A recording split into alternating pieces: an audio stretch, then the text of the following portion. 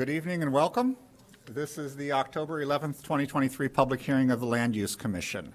The City Code directs this body to hear applications for map and text amendments, special uses including plan developments, zoning relief, and appeals from decisions of the zoning administrator, as well as to make recommendations regarding the city's long-term planning goals and objectives. Depending on the type of matter, this commission will either make a final determination or send its recommendation to City Council. Ms. Jones, would you please call the roll? Commissioner Aravallo, Here. Commissioner Halleck, Here. Commissioner Hugo, Here. Commissioner Johnson, Here. Commissioner Lenoir, Here.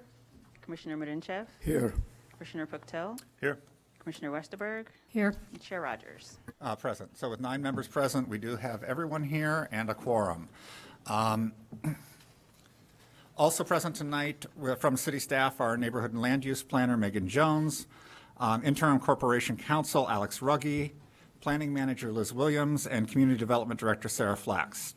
This is a formal hearing and there are rules that govern our proceedings. Most importantly, only one person speaks at a time, so all testimony may be accurately recorded. Tonight's meeting will be a little bit different than our standard operating procedure because this has been kind of a continuation of the third of 3 meetings. So at tonight's meeting, the applicant, Northwestern University, has been given the opportunity for a rebuttal or a closing statement. The chair has allotted them 25 minutes to do so. After they conclude, the commission will ask questions of the applicant. Then we will close the record and begin our deliberation. The commission will make formal findings of fact based on the testimony and evidence presented, guided by the standards, the commissioner's knowledge of the community, and the recommendations of staff. Our meetings are audio and video recorded. Please make sure that you're at a microphone when asking questions or making statements so that you can be properly recorded. All proceedings are subject to broadcast at a later date. Any matter not concluded at tonight's hearing will be continued to our next regularly scheduled meeting. We do have just the one item on the agenda this evening, 2 items, but they're kind of related, which is the special use plan development 23 PLND 0035 for 1501 Central Street, as well as the text amendment, which is 23 PLND 0010. Again, this is a continuation of previous 2 meetings. That's the only thing we have on the agenda this evening.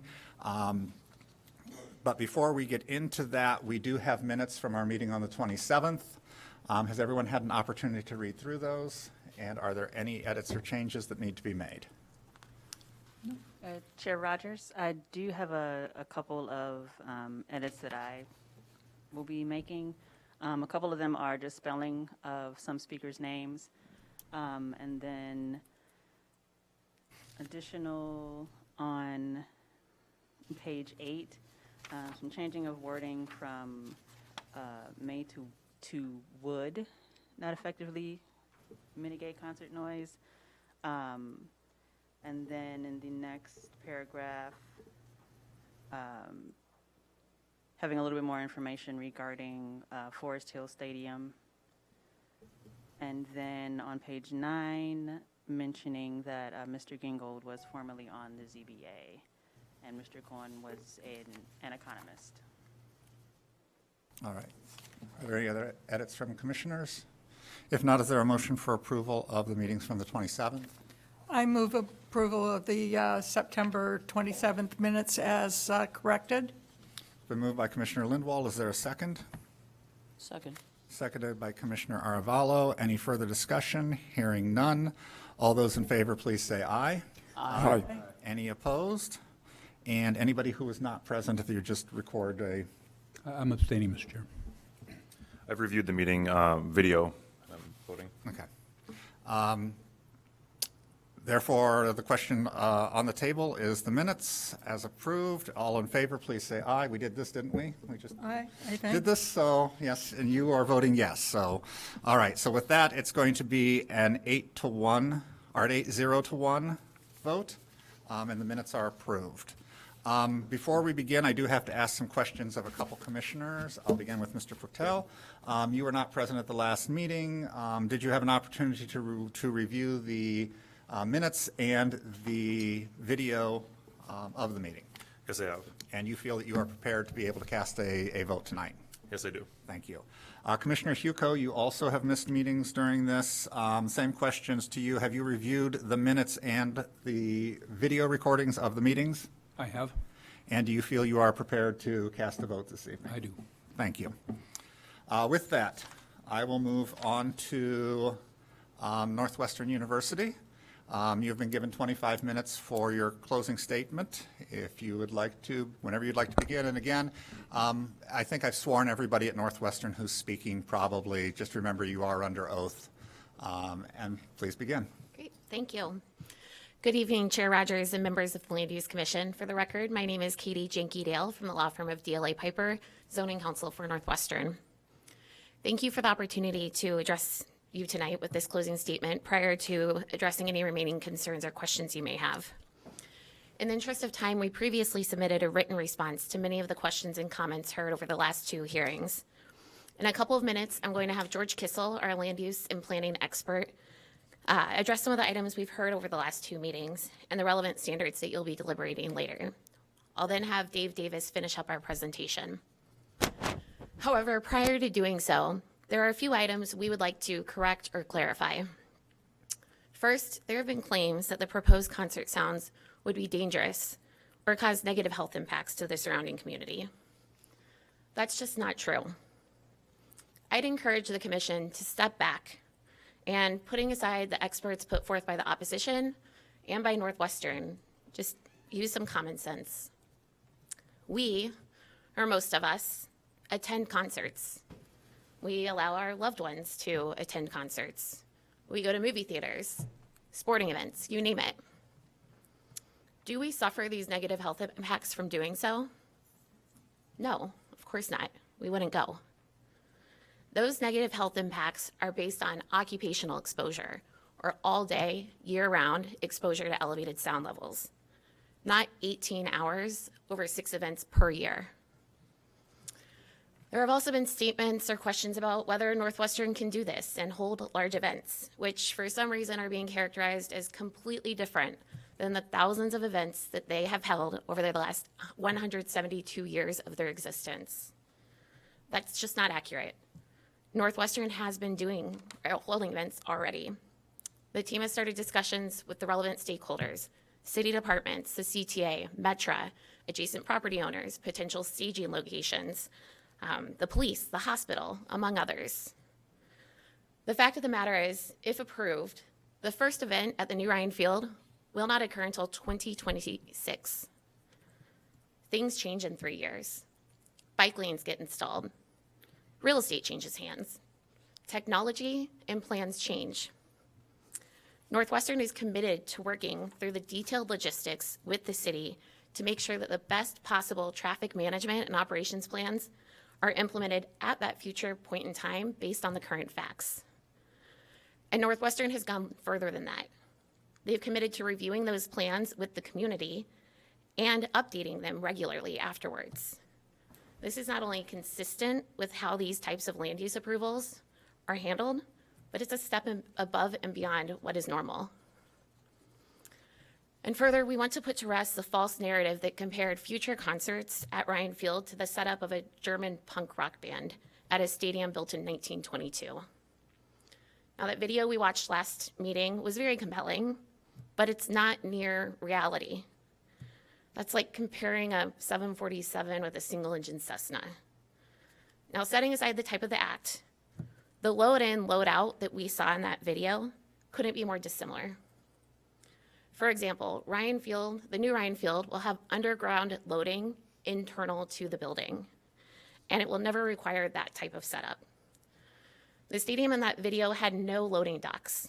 The stadium in that video has a grass field, which means that they basically had to build a road on top of the field to withstand the stage and its various components. That was a major undertaking that took a long time. Ryan Field will be turf, and we'll never see such a thing. Again, that video is very compelling, but it's not accurate. And finally, we have tried to address the questions or clarifications about what is currently allowed in the U2 district and what the proposed text amendment is intended to achieve. Now, I personally drafted that text amendment, so if there are additional questions or clarifications needed tonight, I'd be happy to address those. But the bottom line is, again, stepping back, looking at the larger view of what's being requested, the change to what is currently allowed is really quite nominal. Indoor events are already allowed in the U2 district. We're asking for merely 6 more public-facing events per year, and for university and city-hosted events in the beautiful public plazas outdoors. And further, we tried to include ample protections in anticipation of your and the community's concerns. With that, I'll turn the presentation over to George Kissel. But thank you again for the opportunity, and we look forward to addressing any remaining questions or concerns you may have. George? Good evening, everyone. For the record, my name is George Kissel. I'm the planning consultant for the applicant. There are 2 matters before this board this evening, each to be evaluated separately. We'll start first with the proposal for a special use for planned development. It's my belief and opinion that the proposal allowing for the reconstruction and reconfiguration of Ryan Field represents a vast improvement over the existing condition. It allows the replacement of an obsolete and distinctively inefficient structure with a sensitively designed state-of-the-art facility with reduced capacity that enhances the adjacent neighborhoods through the provision of publicly accessible open spaces. The proposed special use is the least contentious of the 2 matters that are before us, and I believe that you'll find that the evidence presented is overwhelmingly in support of the proposal, meeting the standards for special uses, planned developments, and planned developments within special districts. Nonetheless, very briefly, I'm going to review the 9 standards for special uses. The first standard is whether it's listed as a special use. It indeed is. Planned developments are listed as special uses in the U2 district. The next is whether it would be consistent with the comp plan and zoning ordinance. Both the comprehensive plan and a zoning ordinance recognize the stadium use in this location. No change of use is proposed, and the new Ryan Field reduces capacity by over 12,000, reconfigures the site to clarify pedestrian and vehicular circulation, and eliminates 4 curb cuts, reducing pedestrian vehicular conflicts. The new stadium is an architectural gem and is designed for LEED Gold certification. It does meet the standard for consistency with the comp plan and zoning ordinance. Third standard is whether it will not cause a negative cumulative effect considering the other nearby special uses. Along with the Ryan Field special use, the most significant other special use is Evanston North Shore Hospital, about half a mile to the east. Unlike most proposals, there's a long history of knowing the cumulative effects of these special uses. Both have been in existence for nearly a century. We do not have to speculate here. These institutions have coexisted and expanded to respond to changing needs without causing a negative cumulative effect, given the benefits that they provide. The next standard is whether it be adverse effect on the value of property in the neighborhood. Again, no change in use here is proposed. The rebuilt Ryan Field simply replaces an obsolete structure, reduces capacity, improves pedestrian and vehicular circulation, and provides additional publicly accessible open space. There's no reason why this would have an adverse impact on property values in the neighborhood, given the stadium's existence for nearly a century. The next is whether it would be adequately served by public facilities and services. The existing Ryan Field and athletic campus have been adequately served in the past, and there's no reason that a modern rebuilt stadium with reduced capacity would further tax those resources. Next, it does not cause undue traffic congestion. We know that game day results in a degree of traffic congestion in the surrounding area. We also know from experience that the congestion is well managed and limited in frequency and duration. Reduced capacity of the proposed facility should have a positive impact on traffic for event days. Given the existing use and the historic context, a rebuilt stadium will not cause undue traffic congestion. With respect to significant historic and architectural resources, none are known to be present on site. The same goes for significant natural and environmental features. The last standard is whether it complies with all other applicable regulations. The proposed rebuilt Ryan Field complies or will comply with all other applicable regulations, but for minor setback relief to address existing conditions and relief to address an existing parking deficit. Again, as with traffic, the parking situation has been well managed in the past, and the limited frequency and duration of inconvenience due to parking in the adjacent neighborhood has been tolerated without undue negative impacts. Given all this, it's clear that the criteria for special uses is met. More contentious, on the other hand, is a text amendment that allows for up to 25 additional university-related outdoor events, and 6 publicly facing concerts. This is not a rezoning. The rezoning would change the U2 designation to some other designation. The rezoning is a map amendment. What is proposed here is a text amendment to allow additional similar uses in the district. The ordinance indicates that amendments should only be considered in light of changes and changed conditions or changes in public policy. In this case, the change in condition is the once-in-a-lifetime opportunity to replace an aging and obsolete structure with a state-of-the-art, accessible facility with greater functionality, suitable for hosting events beyond the traditional football use. The proposed increases in use will activate the site during the summer months when students are on break and site utilization is minimal. The expansion of events days facilitates a more efficient use of the land and the built resource. The standards for amendments basically address 4 items. The first is consistency with the comprehensive plan. Second is compatibility with the overall character of the existing development. Third is the effect on the value of adjacent properties. And fourth is the adequacy of public facilities and services.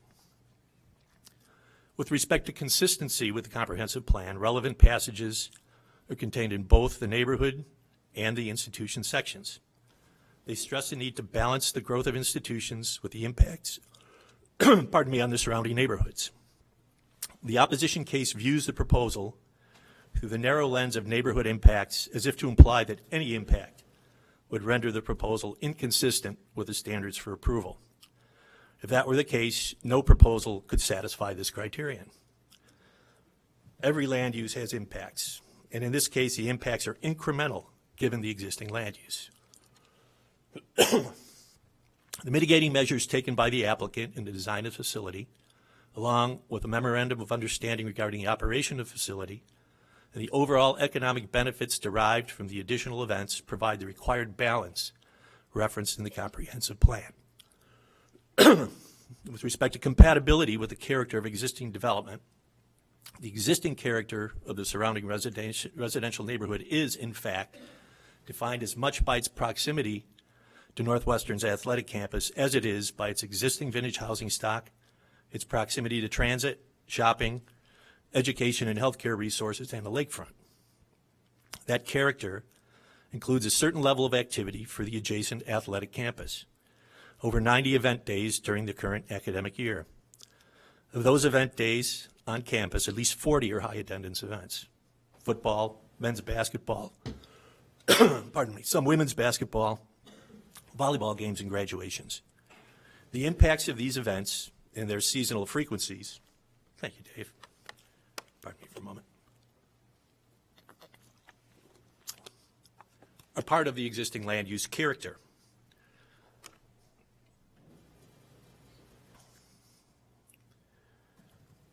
Of those residential neighborhoods. The addition of the university-related outdoor event days is unlikely to have additional negative impacts given how they've been characterized by the applicant. And the addition of 6 concert events with similar impacts to football games is not incompatible with the character of the existing development, especially given the fact that these proposed additional events would be taking place during the summer season when activity at the athletic campus is minimal.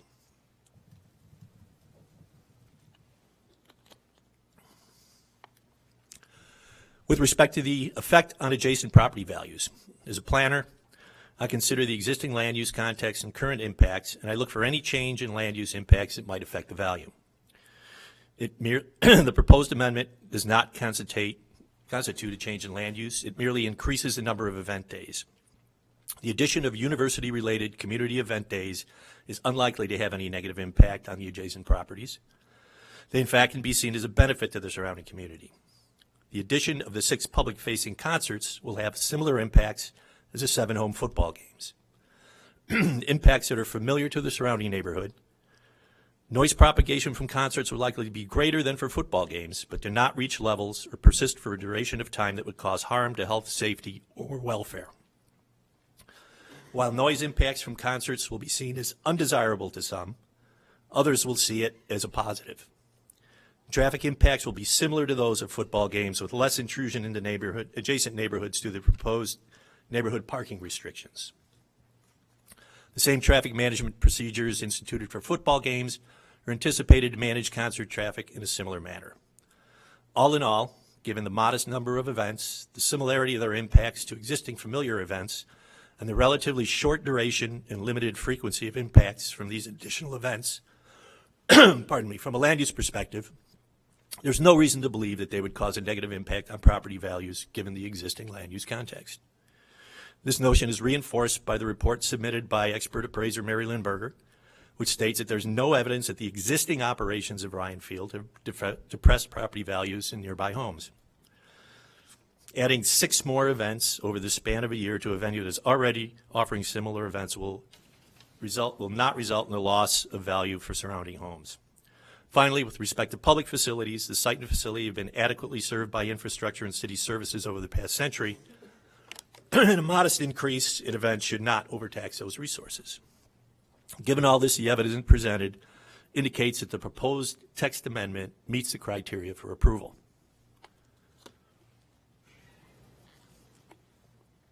So what did I rely on when coming to these conclusions?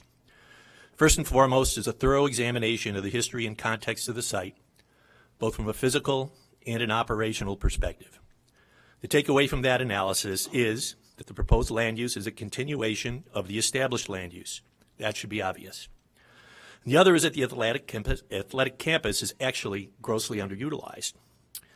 We might infer that just from the fact that it's a university facility, and it has reduced activity during the summer months when students are on break. I was somewhat surprised when I compared the annual traffic generation characteristics, which is one thing that planners use to gauge activity, for the 40-acre athletic campus versus the 40-acre residential area and commercial frontage that's adjacent to the west. I found that based on the ITE factors for adjacent land uses to the west and the attendance and ITE factors for the non-event uses on the athletic campus, the neighborhood to the west generates more activity. Is measured in coming and going to and from the area than the athletic campus does. In fact, 44% more. Now, needless to say, the athletic campus strips are more concentrated and the adjacent neighborhoods are more evenly distributed, but nonetheless, it was certainly an eye-opening discovery which provides context for the proposed increase in activity. Another thing I study is the difference between the before and after condition caused by the demolition and replacement of Ryan Field and the increase in event days contemplated by the zoning text amendment. As already discussed, the replacement of Ryan Field doesn't constitute a land use change and represents an improvement over the existing conditions. With respect to the text amendment, I examined a change in attendance capacity in the before and after scenario. From a land use perspective, studying the capacity is a valid apples-to-apples comparison. I found a modest 15% increase in capacity on the athletic campus caused by the proposed text amendment. Finally, in light of those analyses, I looked at potential impacts. I relied on the reports of experts for information on sound propagation, traffic impact, and impact on real estate value. I asked these experts questions to clarify issues, suggested additional analyses, and studied and viewed them through the lens of my 40 years of professional experience in planning, zoning, and architecture. I then applied all this analysis and professional opinion to the standards for approval contained in the Evanston zoning ordinance. And the conclusion that I've come to, as testified to earlier, is that the proposal meets all of the criteria for the approval of text amendments, special uses, and plan developments. With that to close, I'll turn it over to Dave Davis. Thank you, George. I'd like to start by thanking Chairman Rogers, members of the Land Use Commission, members of the Evanston and Wilmette community, and everyone else gathered here today. The time, passion, and energy devoted to reviewing our proposal underlines your commitment to strengthening our collective future. Before addressing the pivotal topics we've discussed over the past 2 meetings, I think it's important to clarify why we're embarking on this transformative project. Our why is deeply rooted in a vision of unity, progress, and community enrichment. We envision a future where the heartbeat of our community is not merely sustained but strengthened, where the local businesses do not just survive but thrive, and where our city becomes a model on how construction projects can move people out of poverty into livable wages. This project is not just about a football stadium and concerts. It never has been. It's an opportunity for us to collectively lay the groundwork for more vibrant, inclusive, and flourishing Evanston for generations to come. Look, we understand that every proposal brings varied perspectives, especially here in Evanston. And as a city, we take great pride in our level of civic engagement. That's why it's crucial to acknowledge the substantial support we've garnered from nearly 3,000 Evanston residents, hundreds of business owners, and grassroots organizations like Field of Opportunities, in addition to a poll of the Evanston community that showed overwhelming support from Evanston residents. This level of support signifies a shared belief in the transformative potential of the Ryan Field project. In our previous meetings, time constraints didn't allow us to fully emphasize the extensive expertise of our dedicated team. We brought together professionals of the highest caliber, all committed to realizing a vision that harmoniously aligns with the aspirations of Evanston. These professionals include sound consultants with over 30 years of experience serving numerous professional and collegiate athletic facilities, a renowned land planner who's been recognized by local courts for his expertise, a concert operation and traffic consultant armed with decades of experience in similar projects. The bottom line is the current Ryan Field is severely underutilized. Again, we use Ryan Field just 2% of the year, 2%. This level of usage isn't just an operational inefficiency, it's a missed opportunity in the context of sustainable development and responsible land use, especially in a community like Evanston. Maximizing the use of Ryan Field isn't merely about deriving more economic benefits from it. It's about optimizing our community's resources and respecting our environmental and social responsibility. In a city where land is scarce and precious, underutilization of such a significant site is not in alignment with the principles of sustainability and efficient urban planning. By bringing life and utility to a space that has been underutilized, we respect the integrity of our land and contribute to a pattern of development that prioritizes sustainability and community engagement and resource optimization. Our proposed redevelopment and text amendment would allow us to unlock this potential and build a stadium that serves as a vibrant, multifunctional space that will attract people to Evanston and catalyze social, cultural, and economic activity throughout the entire year. Something that even the city's own independent economic impact consultant, paid by you, Evanston taxpayers, confirmed is sorely needed by the city. We seek to achieve this by balancing the preferences of people who desire more concerts and more economic activity with those who would want zero. We've worked hard to listen to the community and adjust our proposal to address certain concerns, most importantly, reducing the number of annual concerts from 15 down to 6 concerts today. While we acknowledge that the number of requested concerts has changed throughout this robust process, that was a result of our efforts to continue to balance those varied interests and arrive at a minimal number of concerts that allow us to move forward with this project. Commissioners, allow me to be forthright with you. The stadium project as proposed is inextricably linked to the approval of the text amendment that permits a limited number of concerts. This project cannot and will not move forward without this approval, as additional uses of our stadium and plazas are a fundamental component of our plan to maximize the cultural, social, and economic benefits of this project for the entire Evanston community and ensure its future sustainability. So let's for a moment contemplate the potential ramifications of the decision before us. The city of Evanston, confronted with a looming $20 million budget deficit next year, is at a crossroads where the opportunity to catalyze tens of millions of dollars in economic opportunities within our grasp. We need to consider the bigger picture. While diverse opinions exist, we must ask ourselves, can we truly afford to adopt a my way or the highway mentality, especially at a time when our city could greatly benefit from cooperative action? It is our shared responsibility to strive for consensus and avoid divisive politics. Evanston has a long history of unity and working together for the common good. Let's please continue this tradition, reaching for our better angels, embracing compromise, and considering the broader benefits to our community. In our detailed written responses, we've acknowledged the concerns raised by commissioners regarding specific provisions of the text amendment. We understand that you may have lingering questions. We want to make it abundantly clear that the university is open to discussions, clarifications, and thoughtful modifications. However, again, we can't afford to let such a transformative opportunity slip away. As we stand on the precipice of this historic decision and with the backing of thousands of Evanston residents, let us reflect on the substantial benefits at stake and consider the legacy we wish to leave behind for Evanston. Thank you for your thoughtful consideration. Our team is ready for any final inquiries, and we look forward to fostering a collaborative dialogue with you, the city staff, and the entire Evanston community to bring this visionary project to life for generations to come. Thank you all. Thank you.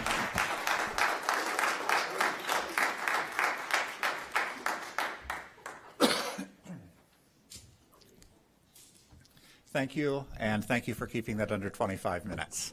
At this point, the floor will be open for questions from the commissioners. Commissioner Hugo.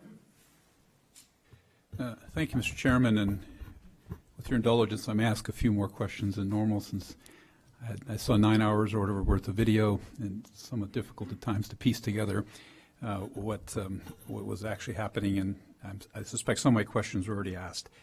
But perhaps I could just start with the whole economic rationale for the 6 concerts. And certainly, in my opinion, a replacement stadium to, beautiful design versus what we currently have today strikes me as a relatively a no-brainer. The stadium itself.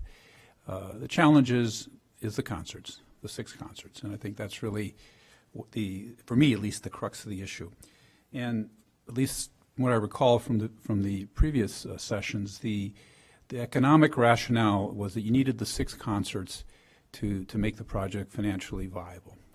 And I get the fact you've got a beautiful asset and you want to monetize it. That's absolutely normal and expected. And if this stadium were in a field with 1 kilometer radius and no homes, you'd probably be having 20, 30 concerts. The problem is it's smack in the middle of a residential neighborhood. That's something we can't get around. And so if I could just, someone can add, from what I understand, your argument is you need the 6 concerts because you have net revenue coming from football games.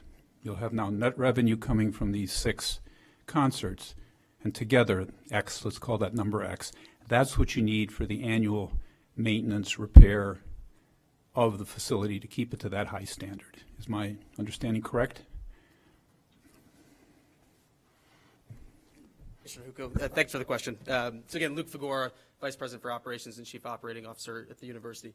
I think at a high level, I would say your understanding is correct. Dave covered a number of these points. I think there's 2 components together here. So one certainly is we are building something, hoping to build something in Evanston that is significantly better and improved than what we have today. And I think we all agree with that. And the thought of building something like this, something that has this kind of potential, and seeing it sit there 358 days a year unused is something the university doesn't think is appropriate, frankly.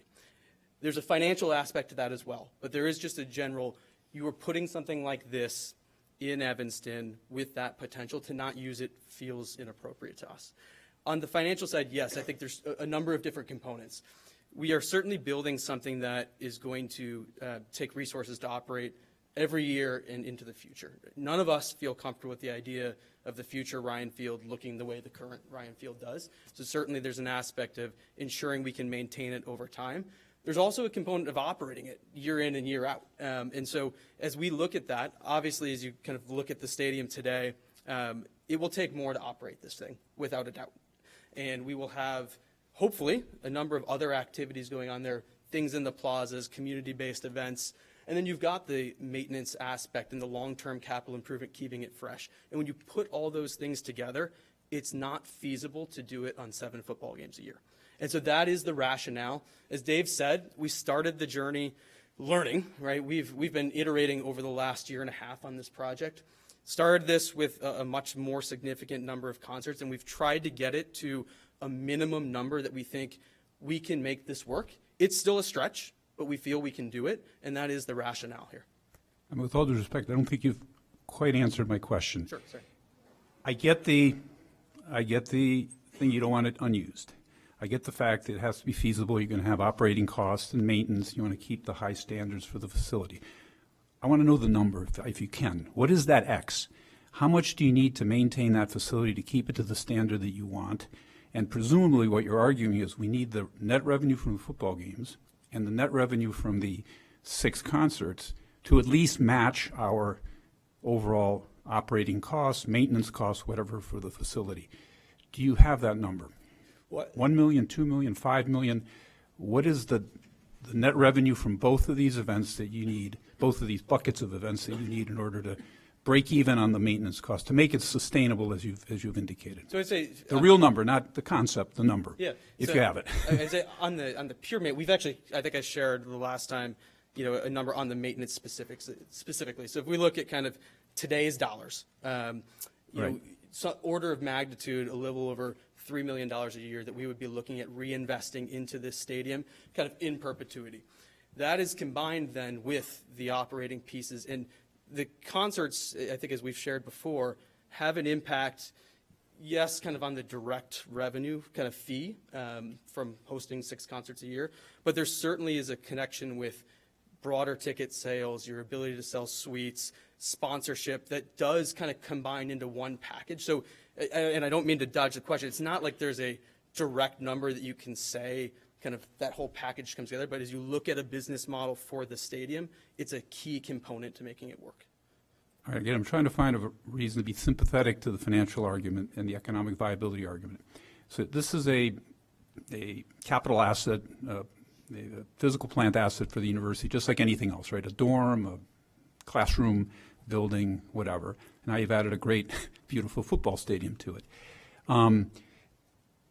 Assuming you didn't have these concerts and you just had the football game revenues, what's the incremental increase to the university's overall maintenance operation budget for that facility as opposed to a dorm, whatever? And secondly, what is the overall maintenance budget for the university at large? So I could see if it's, I'm making the numbers up, $100 million for the overall university. Now you need to add an additional $3 million for the stadium. It's like, okay, that doesn't strike me as a massive increase for a university the size of Northwestern. And you may not need those concerts in order to cover your costs. If it's, $5 million for the whole university, now you're adding an additional $3 million, well, that perhaps is a different kettle of fish. So where are we on that spectrum, and how important is, again, I'm trying to gauge the importance of the concert revenue to making this thing financially viable. So I do not, I don't want to give you a number that's incorrect. I would say, I'm trying to give you kind of an order of magnitude, university writ large. I could say we strive to do in the range of 30 to 35 million in infrastructure capital on a baseline of 6 billion plus in assets, hard assets. And so when you look at kind of reinvesting into that physical plant, that's something we try to do. To be honest, it's hard on a campus of that size in terms of maintaining the deferred maintenance that we have out there. We obviously, today's Ryan Field, the physical structure itself, the lack of kind of interior conditioned spaces does not require the type of ongoing deferred maintenance kind of annual capital expenditure that we're talking about here to keep this thing living in perpetuity. So we could certainly get you more information about kind of the university big picture kind of capital footprint. Again, I don't want to give you incorrect numbers on that today. Well, again, the bottom line for me is, if you didn't have the ability to do the 6 concerts, would you walk from this project? In other words, is this project dependent on 6 concerts? And if so, why? And I'm trying to get some financial grounding in why not having 6 concerts will blow this thing out of the water. Yes. If in fact that's the case. Yes. So what I would say is the university has brought forth a vision for this project, and that is inclusive of running a football stadium, doing the type of events we've talked about, maintaining it into perpetuity, and the concerts are instrumental to us being able to do that. And so the proposal that we've put forward today, building the stadium, running all the events we're trying to run, keeping the stadium alive, is contingent on our ability to do additional events there. So if you were not to get the concert, you would not do the project? Correct. You'd walk away from exactly. $400 million gift and all. Okay, I just want to, Well, I would say. I'm saying you're right or wrong in terms of that decision, but I just want to understand what the university's position is. Yeah, I would say, again, the university and the Ryan family, who has given a generational gift to the university, feel that this is something that should be utilized. And yes, financially sustainable as well, and something that does not detract from the rest of the academic research student mission of the university, should be able to operate in perpetuity, close to perpetuity along that lines, but certainly also should be something that's utilized. And I think that the parties feel that that's the case. Okay. If I could just switch gears quickly, if I could, Mr. Chairman. The whole traffic issue, and here's where I'm struggling a bit from, you know, you got a he said, she said situation with the traffic analyses and everything. And I'm not even remotely close to being a traffic expert, but, and this perhaps, if you could perhaps counter the arguments for those, why is the traffic pattern going to be so much more horrendous for a concert with 28,000 people than a football game with 43,000 people? That doesn't make sense to me. Just as a, you know, what is the difference? I know that one of your experts testified that there's a different traffic and travel pattern for concerts than for football games. But intuitively, it's, you know, we've had these football games for a long time. They get 43,000 occasionally, not very often, but they do. And the city seems to survive. Everyone seems to survive. We seem to do okay. What would be the counter argument to those who argue that somehow these concerts are significantly worse and create significantly more congestion? Commissioner, good evening. My name is Peter Lemon. With Kimley Horn, we prepared the traffic study and we're working with the university on this project. I agree with you. I don't disagree with what you're saying. There are some differences between football games and concerts related to kind of, you know, when you would expect more transit use for a concert typically than you would for a football game. One of the things that we heard in conversations with neighbors, it was probably last year around this time, I was in some meetings, was concern around parking in neighborhoods like they do for football games, the traffic circulating in the neighborhoods like they do for football games. So that's been removed from the plan. The plan prohibits parking in the neighborhoods. Therefore, we would need more parking in other places, so there would be more shuttle buses for that. But I agree with your point. For decades, the stadium has been hosting large events. A concert would be very similar in terms of handling those kinds of events, but there would be some differences in terms of how it's done. And two more questions. I know Commissioner Halleck asked, I think in one of the early meetings, about the design of the stadium and having two open ends. And, you know, you've got the stage on the southeast corner blasting out to the northwest corner, and why there hadn't been a more permanent structure placed on the ends to kind of muffle some of the sound and prevent it from going out. I don't believe I heard a good answer to that question. What was the rationale for that open-ended that seems to be creating a lot of the venue, sort of the tunnel for the noise to project out into the neighborhood and into Wilmette?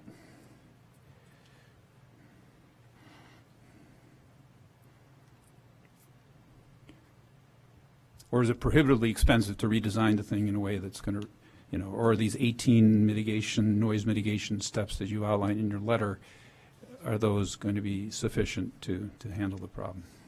So thank you for the question. Again, Dan Lusbrock with CA Icon, Senior Vice President, working on behalf of the university as the owner's rep project manager. I'll introduce Darren Nielsen shortly to talk to the design of the stadium, but to address the mitigation efforts related to the music emanating from the stadium for a concert.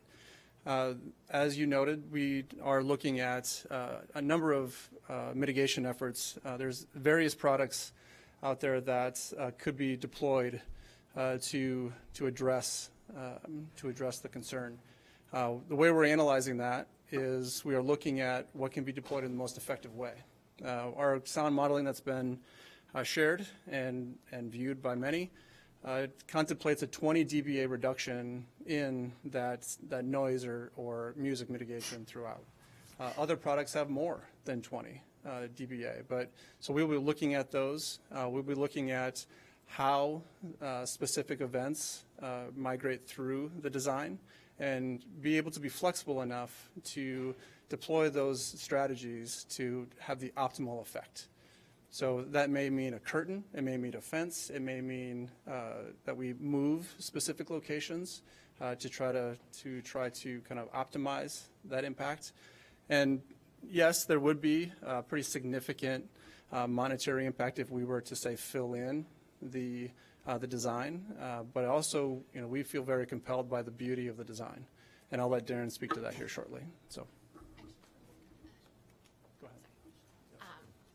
One thing just to clarify on that question, though, because there has been some confusion on that point, is we submitted a draft framework. It was an LOI of what we would anticipate being in the MOU.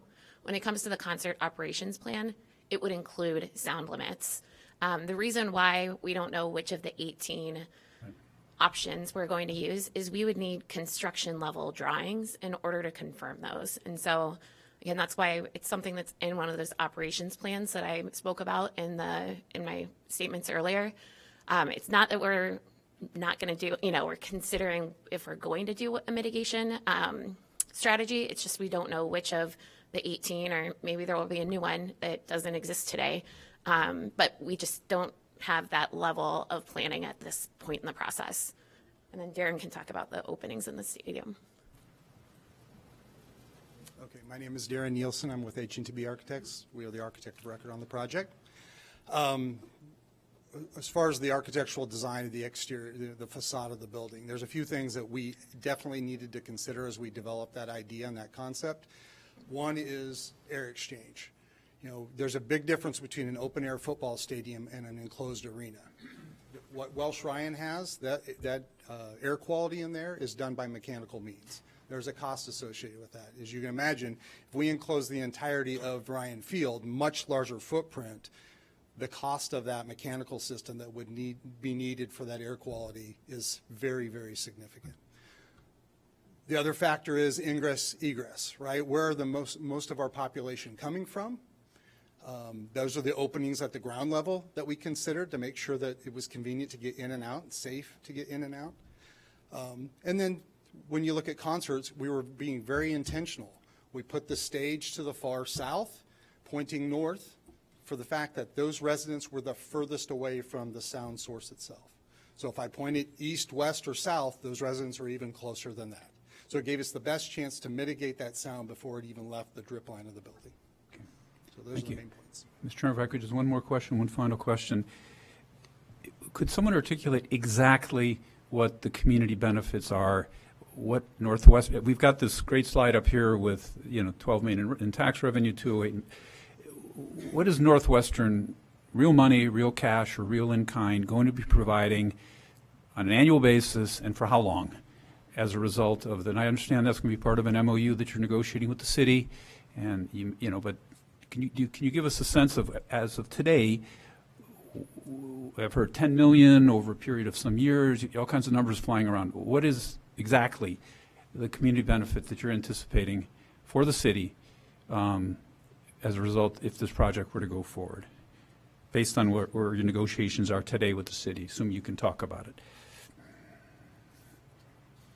Thank you, Commissioner. What I would say, first of all, is that those conversations are ongoing, but what we've proposed and presented so far is a $10 million investment into workforce development. We've already started that. Is this an annual payment or a one shot? It's a bullet. It's a $10 million to endow that initiative in perpetuity. And so we've already cultivated a partnership or established a formal partnership with Rebuild and Exchange, which is a nonprofit here in Evanston that does great work around workforce development. We also have a $2 million guarantee that we've included as part of that package. And what are the other benefits? A concert ticket, thank you. A concert ticket surcharge that would provide $500,000 a year to District 65 and District 202. Again, that would be in perpetuity as part of that surcharge. And again, those are just the initial benefits that we propose. These are conversations that we'll have with city council members as this process moves forward to the city council. So to summarize, Mr. Davis, you're talking 12 million up front, 10 million to endow, and then the 2 million additional. Done. And then 500,000 going forward as a part of the ticket sale. That's the start of our conversation. Yes, that's the start. Okay. Yes.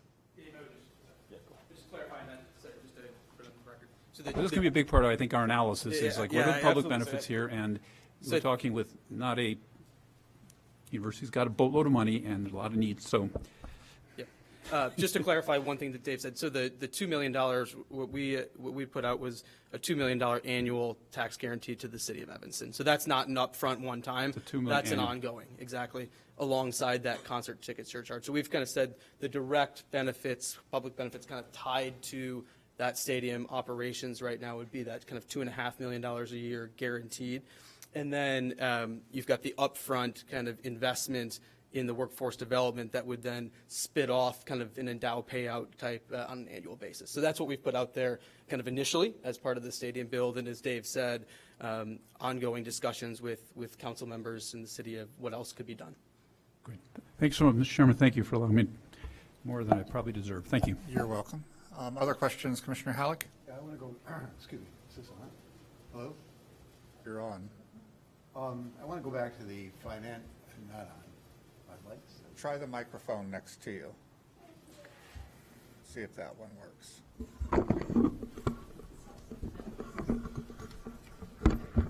This is definitely on. I wanted to go back to the financial questions that John was asking about. I'm not the authority on finances, but we did hear testimony to cover, my question is covering these operating expenses. We did hear testimony from a former VP of Goldman Sachs that it's common for universities, in fact, Northwestern does this, to set up what they called their endowment funds to raise additional revenue. The question is, and then there's other things that came up in the testimony regarding finances, that Northwestern had a $139 million surplus in net operating funds last year. Another comment was that Northwestern's getting a $60 to $100 million payment, I don't know if that's per year, from the Big Ten. My question is, aren't there other sources of money to cover these seemingly small relative to these amounts operating expenses?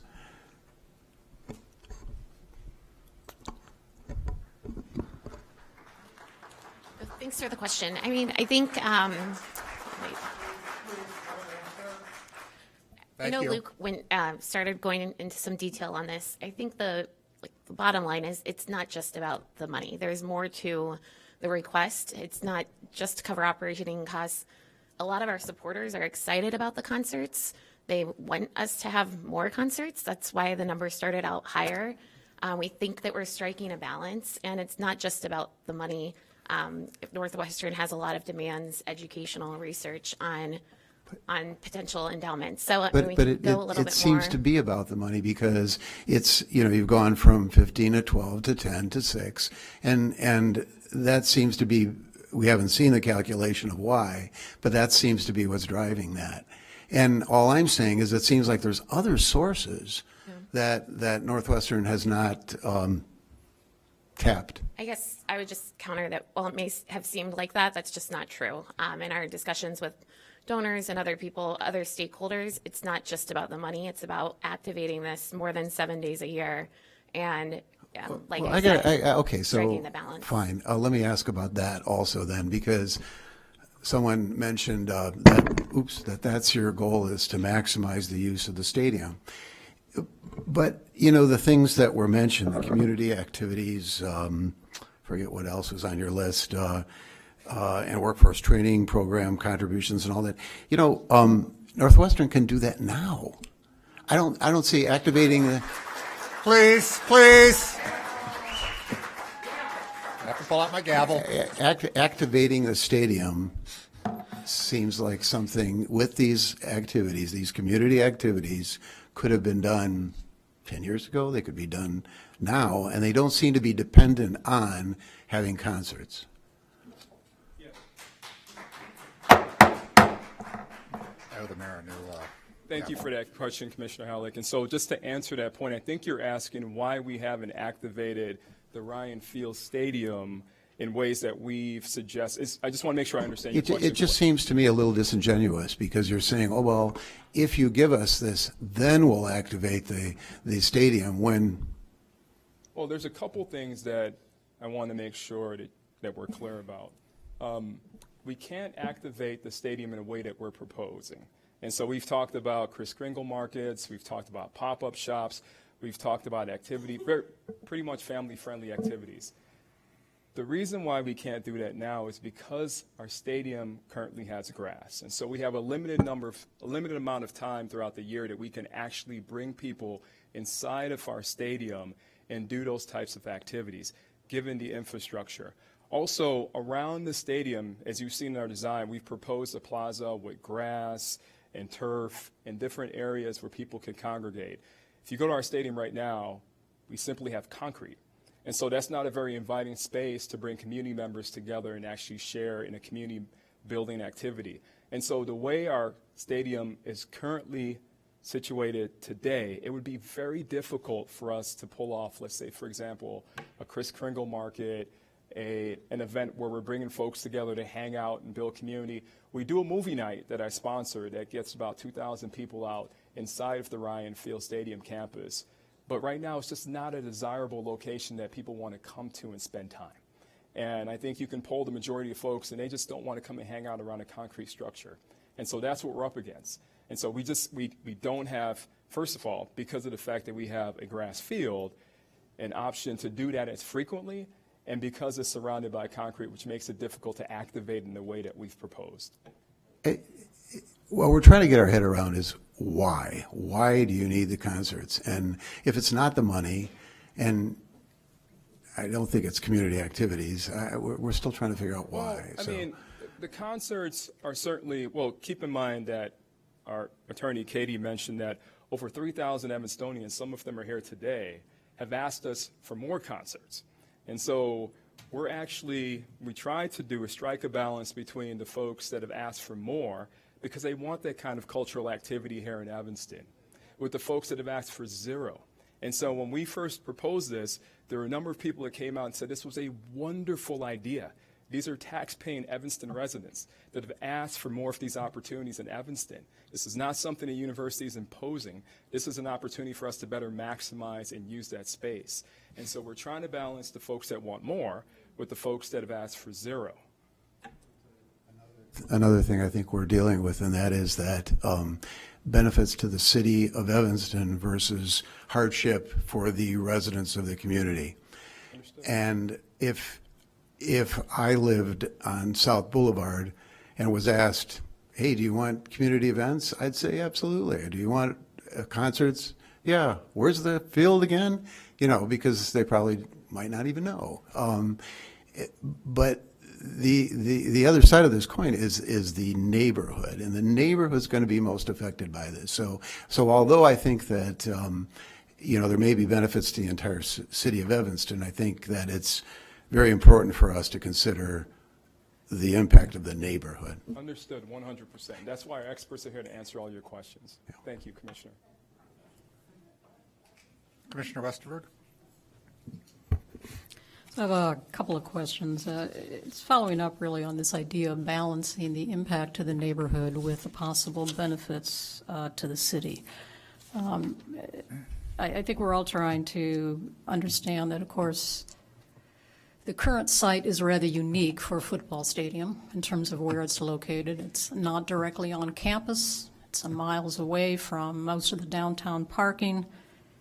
You've been able to make use of it for, I think it was mentioned, the 40 high attendance events, and that has gone reasonably well, although we did hear testimony that it's not always the smoothest process. But it's been there for a long time, and it's something the city and the university certainly have been working on.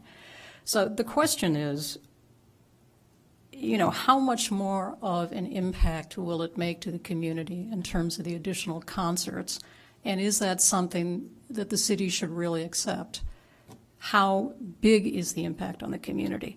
Now, one of the questions I had in the first meeting, and I think, Counselor, you kind of looked into this, was where else has this been done, where you have a site that's kind of nestled into a residential neighborhood, and the university has been able to take a facility and liven it with more concerts, more events, and it has worked. A couple of the things that were mentioned, a couple of the places were Wake Forest and Boulder, Colorado. When I looked into those two, they had a similar situation. They were located very close to the campus. They had 5 to 6 parking lots or an enclosed parking garage. They were adjacent to campus athletic facilities and some campus dormitories, but also commercial areas. So then you mentioned the Power 5 schools, that 36 of them have had at least one concert since 2016. I had to look up what Power 5 was, so I apologize for that. But I just looked into the University of Minnesota, Ohio State University, and Rutgers. And again, all of those stadiums, some of them are new, some of them have been renovated. They are on the main campus. They are surrounded by parking. Some of them are actually near green space and rivers that run through the campus. So the problem I have is that I can't quite see what your model is for this. And I think it would be extraordinarily helpful to know who else has tried to develop a stadium under these restrictions with the uniqueness of the land site? And where have they run into problems, and what solutions have they found? So I just want to ask that again, whether there is a model you can point to and perhaps use that as a talking point with the city.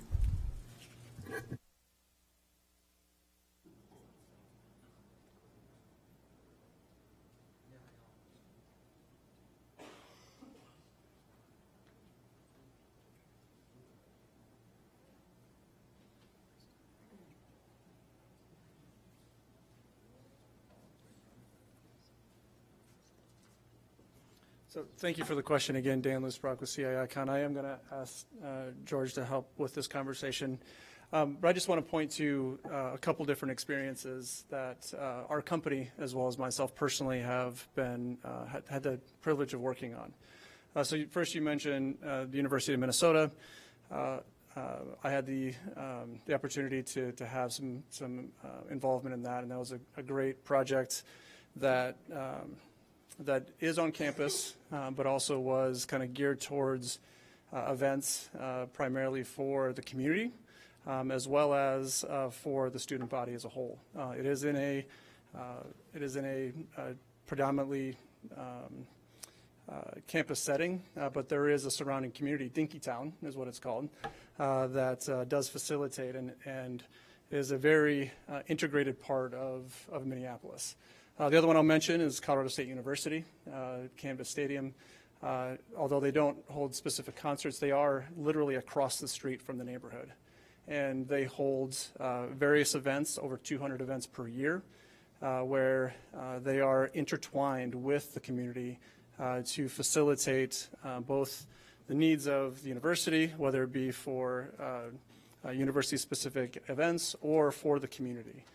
So they have movie nights. They have they actually have a marathon that finishes within the stadium. So there's impacts all over the neighborhood and all over the town for the use of that. And it is, like I said, literally across the street from the community. So I'll start with that. And so there are examples of it, and they've done successfully. The key to any kind of successful operation is partnership, and that's where I think Evanston and Northwestern University have an opportunity to make this work very successfully.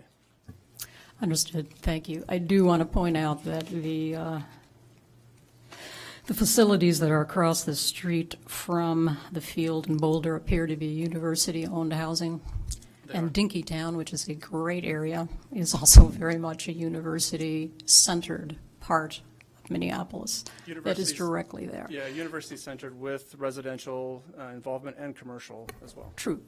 But residents sort of know what they're doing when they get there in terms of their relation. Correct. I guess what I'm trying to stress is this is an unusual site, and my concern is that we don't have a lot of answers yet on the details related to sound and traffic that would explain how you're going to mitigate the impact. I do understand you can't have all the details until you have construction plans, but the problem is the details are at the heart of evaluating what the cost is to the city, because the cost just doesn't come with the impact on the neighbors. It comes with the cost on the infrastructure and the use of that. It comes with the use of shuttle buses that go through other neighborhoods and where those buses are kept. And I just feel like these answers aren't there yet, which is not necessarily a problem, except if you want a decision now, I'm not seeing where that evidence shows that this will not have substantial negative impact. I think I would point back to the the LOI for the MOU. We tried to include what would be included in those plans in the future. This isn't atypical. Recently, the commission approved the District 65, project in the last few months, I pulled that ordinance. A condition in that ordinance is a traffic management plan that is developed at a future time. So we've tried to put as much as we can around that, and that's consistent with other institutional and assembly type uses. It's common practice. We can't really develop those at this time, and we've included in that LOI what would be in there. Develop sound levels, develop where flaggers are going to be, where they're not going to be, what type of signage is going to be where. All the things that, we would go out and study. We can't do concerts today, so we haven't developed, reached out to other stadiums and asked, what are your best practices? But we're committed to including those items in that MOU and submitting it to staff, having them approve it.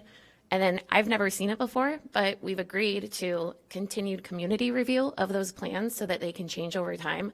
I've also never seen an applicant agree to update it regularly. I mean, to Dan's point, we're really focused on this being a partnership and evolving as the stadium is going to be here for generations to come. All right, thank you. Just a couple of quick questions on the additional information that you provided in your letter. I'm not sure who wants to answer this. You had initial discussions with the CTA about stockpiling cars at the Linden station. What's the capacity of that holding area for those cars, and how many passengers can those cars take again? I believe you said you're looking at about 10 trains per hour that could possibly be served. Is that right? They didn't get into exactly how many additional trains on the Linden. That was something that they committed to looking into further. Essentially, what they were looking at is trying to develop 5 to 6 minute headways. So 6 minute headway would give you 10 trains an hour, basically adding additional trains to the schedules. The typical, I think what they said is typically around 75 to 80 people per car. I was on a train on Friday that easily had over 90 people in the car. We've been on those trains before. That's the kind of thing you would see after an event. But we'd be looking at probably a total, if we got to 30% on Metro, or on CTA, I'm sorry, we'd be looking at probably something in the range of 15 trains. Okay. One last question then on the community events that Northwestern has in mind. Can you just provide some background on, I think the terminology was the university and city-sponsored events that engage the surrounding neighborhoods, activate the athletic campus, and transform Ryan Field into a resource that is benefit to the community. How are you going to engage the surrounding community if the actual presence of those programs, creates some problems for the neighbors? That's the first question. And the second question is just, who have you talked to about this? Have people actually come to you and said, hey, we need more programs in our neighborhood. Can you help us out? Yeah, well, I can start with your last question. Thank you, Commissioner, again. So to answer your last question, yes, over 3,000 Evanstonians have come to us and asked that. Many of those individuals, some of those individuals live within 1,000 feet. Some of those individuals have testified and made public comments. And they've asked for more activities in the community, particularly communities, events where they can take their children and they can take their guests and just, again, come together and build community. So we have heard that. You'll probably hear more of those comments or as this moves to City Council.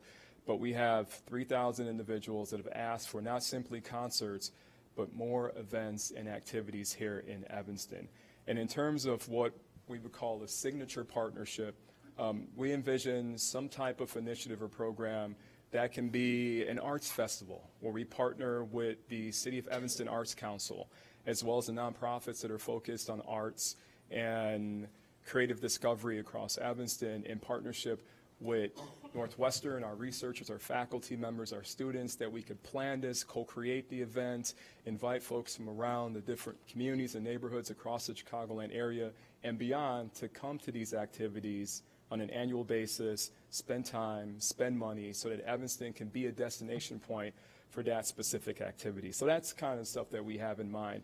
But just, again, I think your last question is really important because, you know, we spent 9 hours listening to a lot of mostly our opponents. But we have a tremendous amount of supporters that don't always come out to these kind of events and these meetings and these hearings to testify. And they've reached out to us directly and they've said this is something that they want to see in Evanston. They want to see Evanston with more cultural activities that bring people together so we can celebrate this wonderful city. So we've heard from those individuals. I'm sure you've received their emails as well as phone calls. They're here. I promise you they are. And they've asked us to do more. Sorry. Sorry, and I don't want to badger you on this, but just one follow-up question. Have you had discussions, however, with any of the other groups, community groups especially, about bringing programs into those neighborhoods as opposed to simply using the one facility, which is in a residential area, to host those? Activating your current campus a bit more. Sure. And also doing outreach. I mean, it seems to me that those are things. I would like to ask the public to show a little respect. We've listened to you. I'm going to step in here, and I'm going to say, please be respectful. People are trying to talk. They cannot be recorded while applause is going on. If applause continues, I will pause the meeting, we will clear the room, and we will begin the meeting over again. So please be respectful of our time and the time of everybody else here. Thank you. Commissioner Westerberg. Thank you, Chair Rogers. Sorry, Mr. Davis. Do I need to repeat that question, or? You don't. Mind you asking if So there's I'm really opportunities for us trying to see where else there are opportunities if you do not go forward for any reason with the stadium. Aren't there other ways to connect with the community within the neighborhoods that might benefit from that as well? Yeah, no, I appreciate you saying that, and I think we can do both. You know, we see this as additive, right? And there are certainly opportunities to do a better job of activating downtown Evanston. You know, part of my role and in my office, we try to encourage as many people to actually come to our campus as possible. So we want to make our campus more accessible. That's something that we've done since I've been in this role, and we've seen a sharp increase of Evanstonians that now come and hang out at Northwestern campus and they go to different activities. But I think we can do both, right? These aren't separate issues. I think we can try to, and as part of this proposal, we want to activate and bring people to those different locations around Evanston. And so you're certainly right. We can and we should do more for the entire Evanston community, but we feel like this Ryan Field project is an important component of that. Thank you. Commissioner Lindwall. Hi. I have several areas I'd like to talk about a little bit. First of all, can you provide some additional insights on the Tripp Umbach findings that there's a positive impact on property values related to the construction of the new stadium? There were 2 citations referenced in the project narrative, and Mr. Kissel referenced it in his report, and I could find an abstract of one of the studies referenced, but all I know about the other is it involved 2 sports facilities in Columbus, Ohio. So I'd like somebody to, talk about those studies a little bit. Can anyone? Does anyone have any? I'm not sure we have anything beyond what's been provided on those studies. Did you have specific questions about them that we could Yeah, direct I to mean, basically, George, or- I just wanted to confirm the one abstract that looked at data from 56 sports facilities that opened between 1995 and 2008, and basically found that, they were constructed in low-income areas, and contrary to what one would have thought, the impact, the positive impact wasn't all that significant. It was more related to the fact that these areas were appreciating in value anyway. And I know nothing about what facilities were looked at in Columbus. So I basically wanted to confirm that these were looking at sports facilities and not necessarily concert venues. That's our understanding, but we didn't conduct those studies. We just, like you, somebody? George saw them and referenced them, but we didn't conduct them, so I think that Well, what I we just submitted, was yeah. wanted to find out what they really said beyond, the one abstract that I found. But, all right, thank you. Actually, I'd like to turn to the site plan and the stadium itself. So I think I have architecture and engineering questions.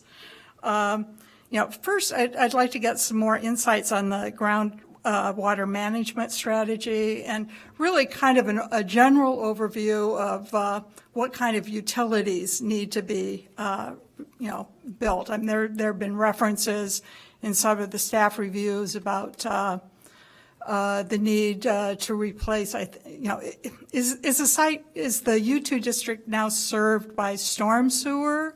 And if so, where does it go? What are the utilities like now, and what are they going to be in the future? First of all, I'll admit, way back when, architect was a master of all trades. Now we're Yeah. specialized. So I know. I will You need need to the call engineers. an audible if we're going to get into details of where infrastructure Well, goes now. But yes, I the just- site itself does feed into combined storm sewer right now, the existing Evanston infrastructure. All right. So when we are done, I have specific notes we want to get into. No, detail, but- but it's combined sewer now. You have a groundwater and we management are system that you have to taking do. We're going to take this project off of that combined sewer. Okay, now, So that's yeah. part of the routing to Chancellor and to the channel. okay, and how are you going to get across the brand-new golf course? You want to speak to Sam's? One moment. If there's other things while we're waiting on our expert, I can. Yeah, I mean, try. and it's basically, I understand that the applications, from the city that says you have to provide stormwater management for the entire U2 district. I know it's mostly going to be in underground vaults, which is pretty typical. And then, and I know on the site plan, there are 2 sump pumps located that I saw. Maybe there are more, but there are at least 2 within the stadium facility. And, that starts getting into the whole pumping, Right. But obviously. think of it. Are we talking 24/7 pumping? If you have a basement in Evanston right now, your Yes. sump pump does not run 24/7. It is the exact same concept. Okay, and, Obviously, the footprint of the stadium is bigger than your basement, but is the exact same. The and I sump pump presume is this- to regulate when there's larger, and pressure to take care of, more water to take care of. And, during events. and then you've got the mechanical enclosure outside, right? There's the mechanical and equipment enclosure. There is a shown up. mechanical yard, generally. Yeah, it's Yeah. kind of, Sort sort of of by where it Anderson is, Hall, sort of where it is now. But what kind of equipment, because I know some of the comments, we're talking about, issues that the university has right now with the new chillers at Welsh Ryan. And the basic question is, how noisy is that equipment going to be? Is that going to be running 24/7? We can answer that. Do you want to go back to your stormwater question? Sure, Since my expert is here? Sure. Can you repeat the question, though? It was basically, how are the utilities generally going to be handled in the future, with particularly with respect to the construction of a new storm sewer? Because obviously that's got to be permitted by a bunch of people, MWRD in particular. Before you begin, I don't believe you've been sworn in. I'm getting a signal from your side over there. So do you swear or affirm to tell the truth throughout the course of these proceedings? Yes. Thank you. And if you'd state your name and address for the record? My name is Sam Hernandez. I'm a civil engineer with Smith Group. All right, thank you. All right, sorry. So- Lots of distractions. So tell me about stormwater management on the site generally, high level. So high level, there's a number of factors here. So one of them is stormwater detention, and then there's also volume control. And these are regulations at both the city level and, of course, MWRD controls this. And then there's also a conveyance issue. Move it down. Yeah, there you go. Do I need to start over? Or are we good? No, I don't know. Do you want her to start? No, just go ahead. Okay. So, and then there's also the conveyance issue as far as getting to the North Shore Channel. So all of these are regulated by MWRD as well as the city. And we're already underway with Just this one? Yeah, this one? No. Those are all TV. How about now? Yes. Sorry. So all of these things were already underway in discussion with both the city and with MWRD. So I guess then the other question is the golf course that you would have to cross to get to Correct. the channel is being Yes, and rebuilt. discussions have begun with both the golf course and MWRD, who owns that property. And I guess the final question, and this is kind of a team question, is what happens if MWRD doesn't approve your perform the storm sewer alignment? You know, what's your plan B for the design of this facility? So our current alignment is based on both the city and MWRD's recommendation for how we get to the channel. So they're already involved in that alignment and how we chose that path. Okay. So, all right, then I need to then go, I want to talk about the loading dock. Do you want to go back to your other question that we didn't Oh. answer? You ended on a question. Too far down? It was about the mechanical. Oh, yes, the mechanical enclosure. Sure, I can take that. I'm Chris Hale. In addition to the existing equipment that's in that yard now that serves the Anderson Hall, we'll be adding emergency generators that support the new stadium, as well as a cooling tower. Those emergency generators are just what that means, you know, emergency use. They'll be tested on a regular basis, but on a schedule that is typical for that kind of equipment. And then the cooling tower will be outfitted with equipment that will help mitigate any noise that's generated by that equipment. The screen wall that is there now will be removed, and a new wall will be built that'll be taller and have acoustic mitigation inside too. So we're on top of addressing those noise generating equipment that we're adding.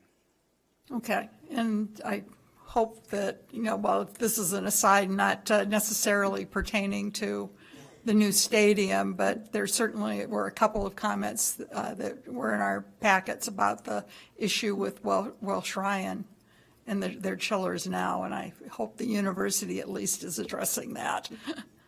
I can't speak to that particular issue, but we are talking about different types of equipment here, so. Okay. Yeah. Thank you. All right. Certainly very sensitive and aware of the existing condition at Welsh Ryan and making sure that the new Ryan Field doesn't have those items to deal with in the future. Okay, now, could you kind of walk us through the loading dock plan and how the truck movements will work? You know, for example, it was real hard to see on the plan or figure out how, if you needed to get a real vehicle onto the event level, onto the field, how that would happen. I mean, I saw some doorways that look like they'd handle the, you know, the carts and stuff that you see to take injured players off a football game. But, you know, especially if concerts are allowed, and, you know, how are you going to get the equipment into the facility to set up a concert? You know, I understand that it may not be quite as dramatic as the video we saw from Dresden, but, you know, you still have got, you know, you've got to get a lot of equipment to set up the stage and the seats and everything else that one would need. So can you walk us through how that's going to happen? Like, are the loading docks, is the trailer end up being at grade? You know, what's the design? Oh. They're going to pull There up a you go. second. I know you can. Now, so while they're doing that, I heard a few other questions, and then I'll get to the concert. As far as ambulance, Yeah. that goes through what's called a vomitory, a larger opening in the seating bowl that's in the northwest corner. And so we've done truck movements for a typical ambulance that usually serves the university at But Ryan that Field. stays So we've got in the- that. That's always in place, But right? that stays in the loading dock area, right? The ambulance itself, yes, but I'm just saying is if you ever need to get an ambulance onto the field, that is a different scenario than concert setup and is always in place. Okay.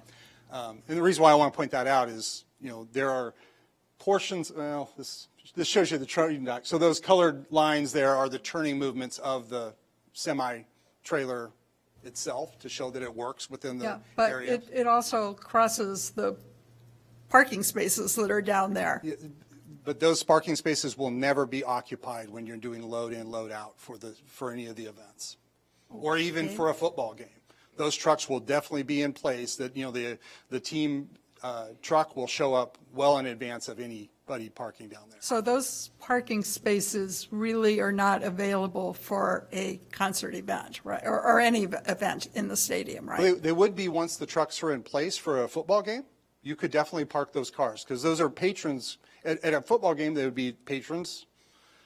They would park there after the trucks are already in the buses are already in place. They would be leaving the event much earlier than the team would be leaving. So that conflict will never happen because of the type of use of those parking spaces. It's not like it's maintenance staff parking there, right? It's different type. Okay. Now, to get back to your question, I think you were asking about trucks, if they needed to get onto the field for concert setup or any Yes. sort of other thing. Yes. I don't know how to point. There are, who's driving?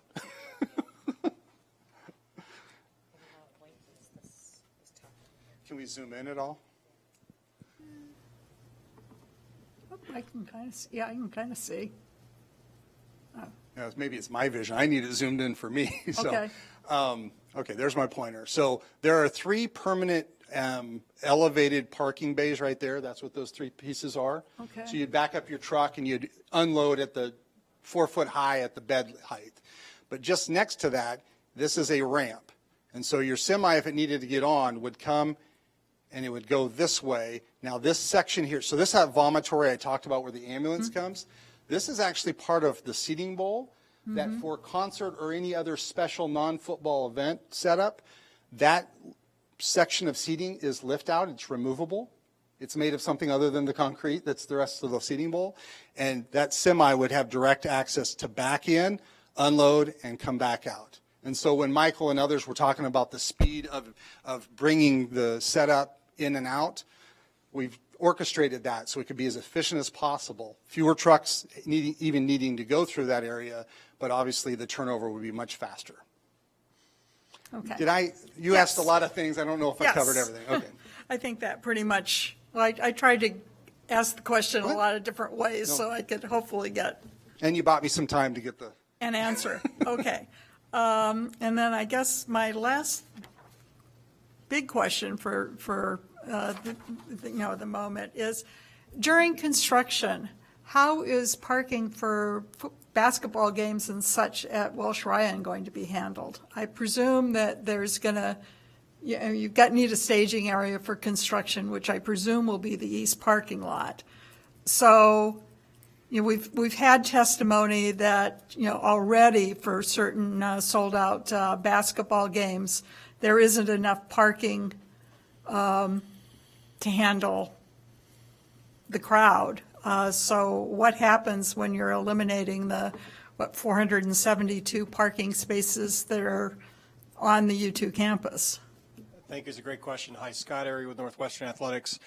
So we're looking to implement a shuttle system for those spots that we're losing, similar to what we do with football, where we'll run dedicated shuttles from a spot on campus and a spot potentially downtown at a garage facility that's has available spaces near Evanston businesses that would bring our fans from either campus parking or from city available parking to our basketball games, much like we do for basketball or for football right now.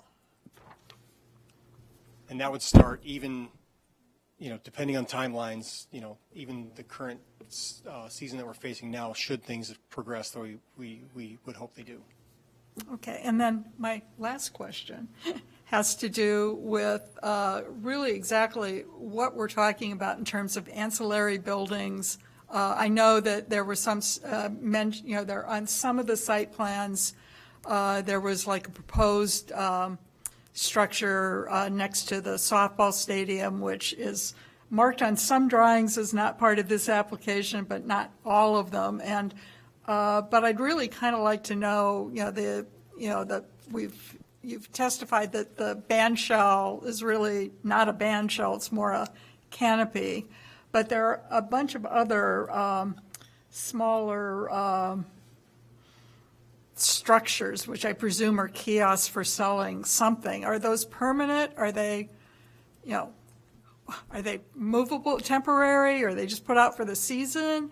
What Yeah, can I think you tell me about it's a those? combination. And Dan, if you or Chris, but I think in one of our written responses, and I know there have been a number of them between staff and commission, the quick answer on the ones that were proposed, for example, those are not part of the current application. They'd come back at a later date, and that's in one of our, I think it was a staff response, and then.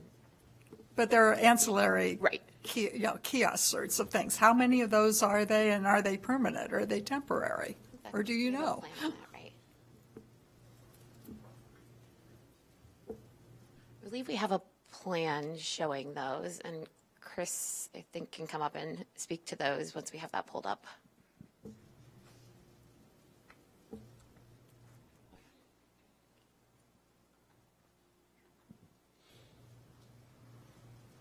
You are correct that the original submission referred to a band shell. As we've evolved the design, that's being toned down to essentially a pavilion, just something to provide cover there, but it's not envisioned as a full-blown band shell, as was illustrated there on that next page. And then the ancillary structures are meant to be temporary food service facilities to support the stadium activities in the plaza. So you might have food trucks, for example.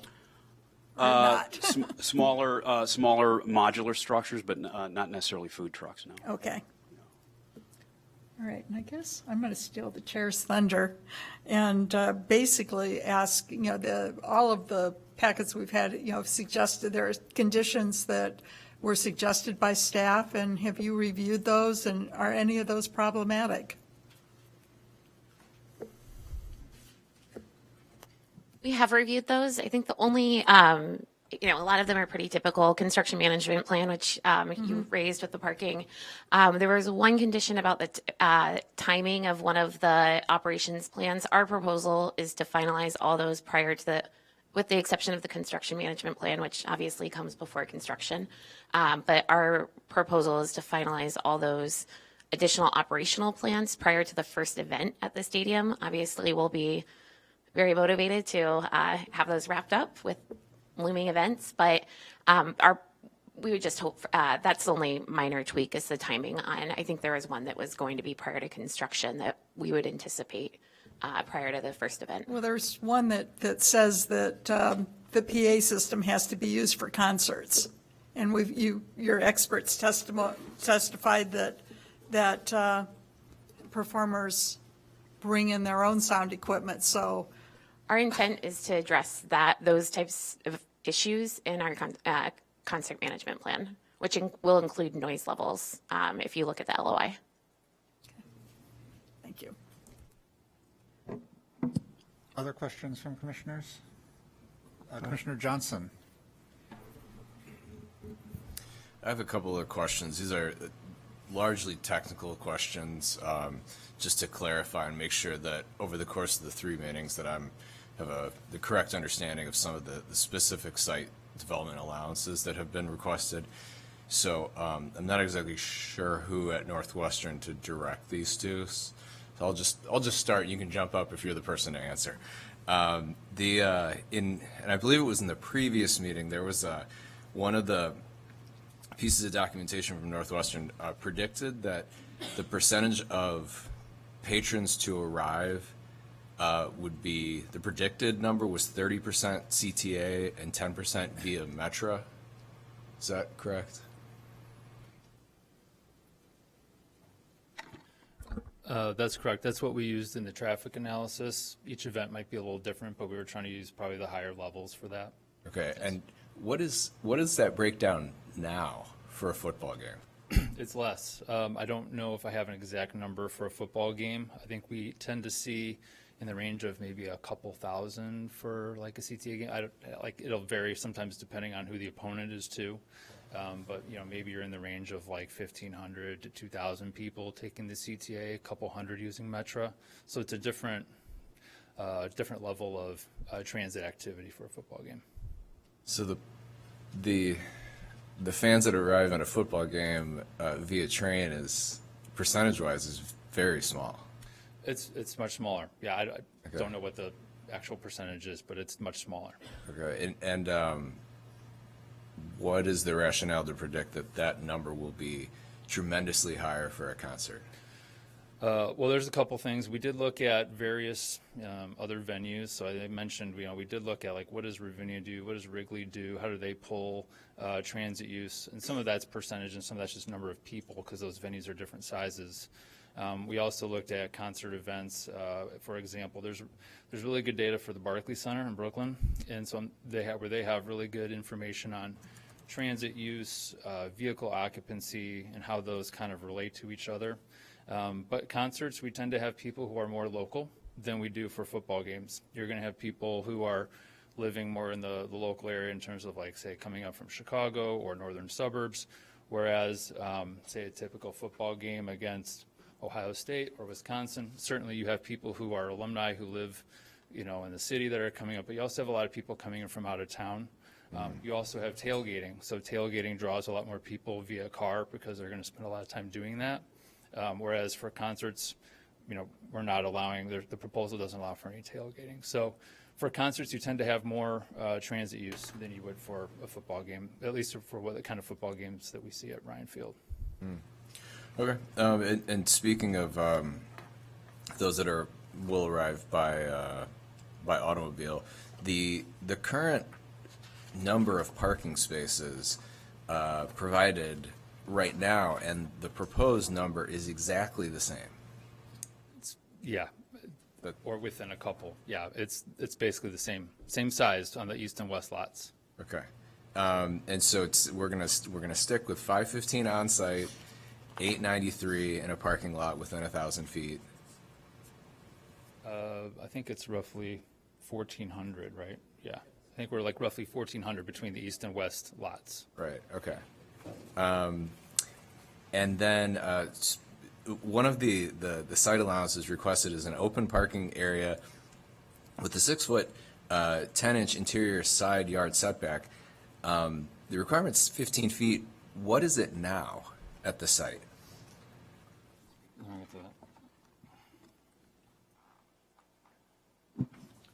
So at that particular location at the southeast corner abutting the North Shore Health parcel, the existing condition varies. There's a fence along that property line, and it goes anywhere from 0, based on a survey. The pavement goes anywhere from 0 to that fence line to about 6-8 feet. So it's in areas it's equivalent to what is there now, and even in excess of what's there now. As that varies around that corner. Okay, so because 0 to 8 feet, depending on where you're looking. Yeah, the lines of the pavement that's there now are not straight and parallel to the property lines. And in the site development allowance, in your plan, you propose for 6 feet 10 inches minimum. So there won't be any 0. No, there will not be 0 in the new condition. Right. There is a spot where the pavement decreases that current setback to 0, but there will not be a 0 setback in the new condition. Right. So you propose to make an improvement from in spots where it's 0, That's improvement correct. to at least 6 foot 10 inches. Right. And because it's difficult to clearly describe that concisely in words, that condition is clearly illustrated in the site plan that we submitted to show these specific encroachments. Okay. So if you'd like to see more information on that, it's in the packet. Yeah, and I've seen it in the packet. I just want to clarify that I'm understanding what I read correctly. Okay. I'm One more question. It's about the landscape strip. Yes. So the requirement is 35 feet. The proposed landscape strip, this is in the closest point at the northeast and east-west at the northeast corner of the lot. The proposed is 16 feet 3 inches, so that is less than 35 feet. But what is it now? Currently, again, this is a corner condition, so it's shown graphically on the plan. A little hard to describe in words, but there is a piece of equipment that was installed in the past that sits there, and it is, if you think of the setback as the underlying setback that's required there without the landscape buffer, it would be 15 feet. That piece of equipment is beyond that. It's on the property and at least 15 feet away from the property line. That equipment will remain, and so we're still beyond the 15-foot underlying zoning setback that would be required, and that bit of equipment and the paving around it is chewing into the new requirement of a 35-foot landscape setback.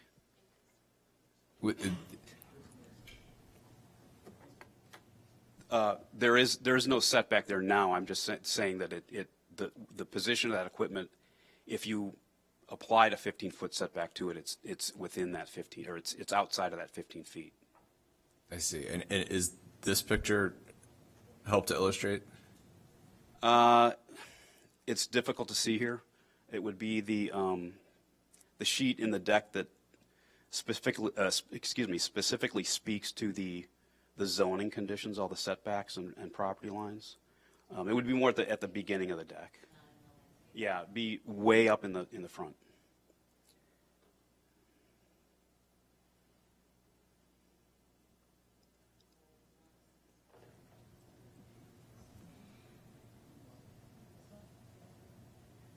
Yes. So a few pages in that plan right there.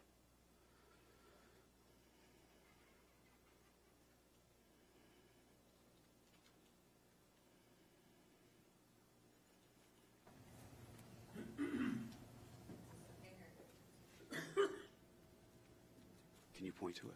Okay. It's right there. Okay.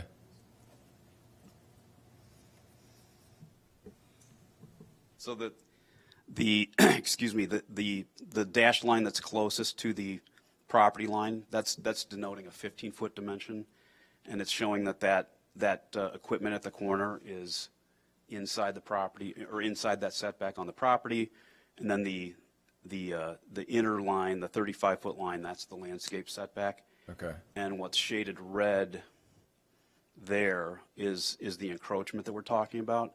That pavement there is existing.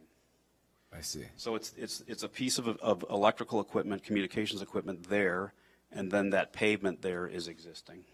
Okay. And speaking of that piece of equipment, it's an electrical box?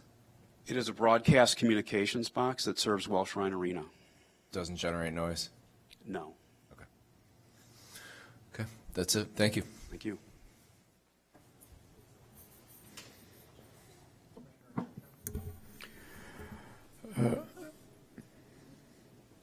First, I'll come back to the question from Commissioner Lindwall about the water management. So just to expand it a little bit and to understand it better. The field, the football field, is about 22 feet down. Is that correct? Yeah. A little less than that, but yes. Okay, but still you have to pump the rainwater that is collected there to the North Shore Channel. What rainwater? The rainwater is coming onto the field itself? Yeah. I mean, Yes. Yes, we've got a pipe system all the way through underneath the And entire football field. your engineer stated that you're already in talks with MWRD about that, and it is probably will be approved. Is that correct? Is that a a fair characterization? Yes. Okay. Hypothetically, if it's not approved, how will you repair this? How will you fix it? Do you need to raise up the field? So typically, this process is you submit a set of plans, you get comments back with changes and modifications. So it's not a matter of raising up the field. Most likely it would be revisions to our detention system and other components on the site that manage the And stormwater.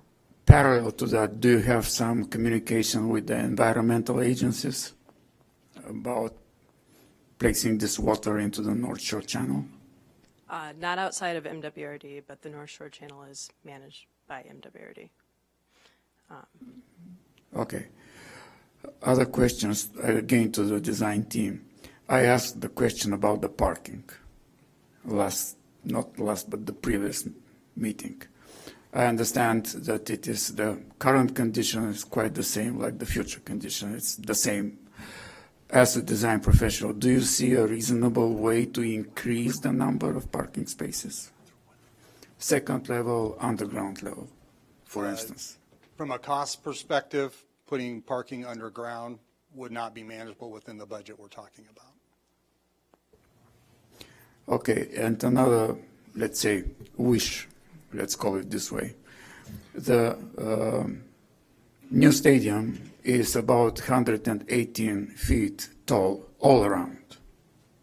Is that right, Chris? 118? 116. Okay.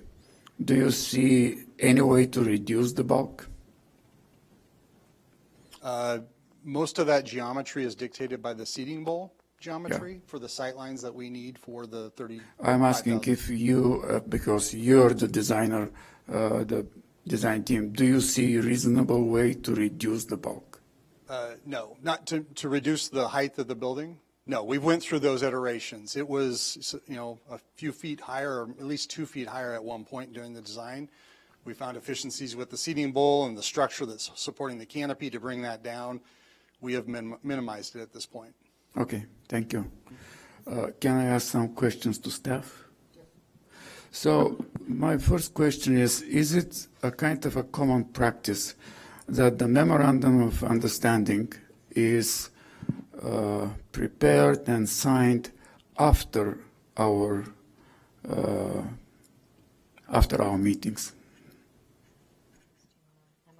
I know that there is a letter of intent, but is it a common practice that a memorandum of understanding is after these meetings?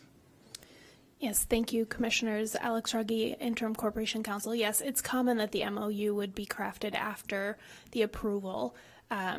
That's dependent on any conditions that are placed on the potential approval on either the plan development or the text amendment this evening and by City Council.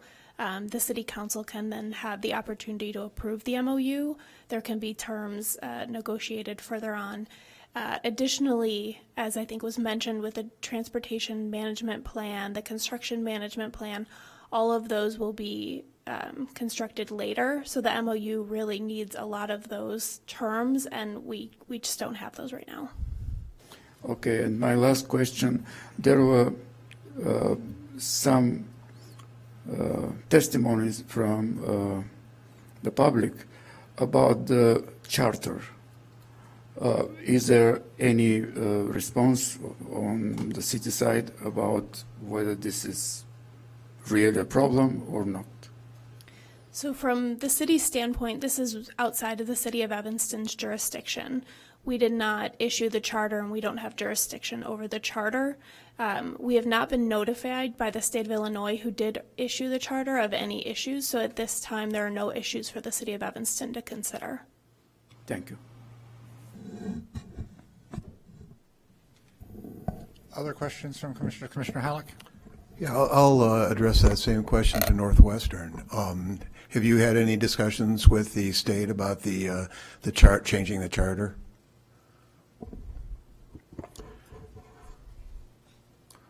There's been no discussions. There are no discussions about changing the charter, but DLA Piper and several other law firms that represent the university have all reviewed the documents, and we all are of the opinion that there's no violation of the charter. The alleged violation is that, in effect, the university can't make money or can't sell anything, and that's just inconsistent with Illinois Supreme Court precedent, common practice. They sell tickets to football games, for example. So, like I said, several of us have reviewed the legal documents and disagree that there's any issue, or do not think there's any issue there. But I think the issue might be educational use versus commercial use, because I believe the document clearly says education or athletic, I believe. Again, and this is neither educational or athletic. Well, for one, I know that people are calling it a commercial use and a profit. There are no profits being distributed as part of this. Just like when they sell concessions at a football game, I guess you could say that's commercial. Mm-hmm. No one's walking home with a profit from that. Any revenues are put back to university purposes. Mm-hmm. And again, like I said, we've reviewed it. We've issued a legal memo on the topic. We've consulted with other law firms. They agree with us. So we do not believe there's any issue under the state charter. And to Alex's point, we've heard nothing from Springfield indicating that they think there is. Yet. I know they've been contacted, so it's not that the issue is not on their radar.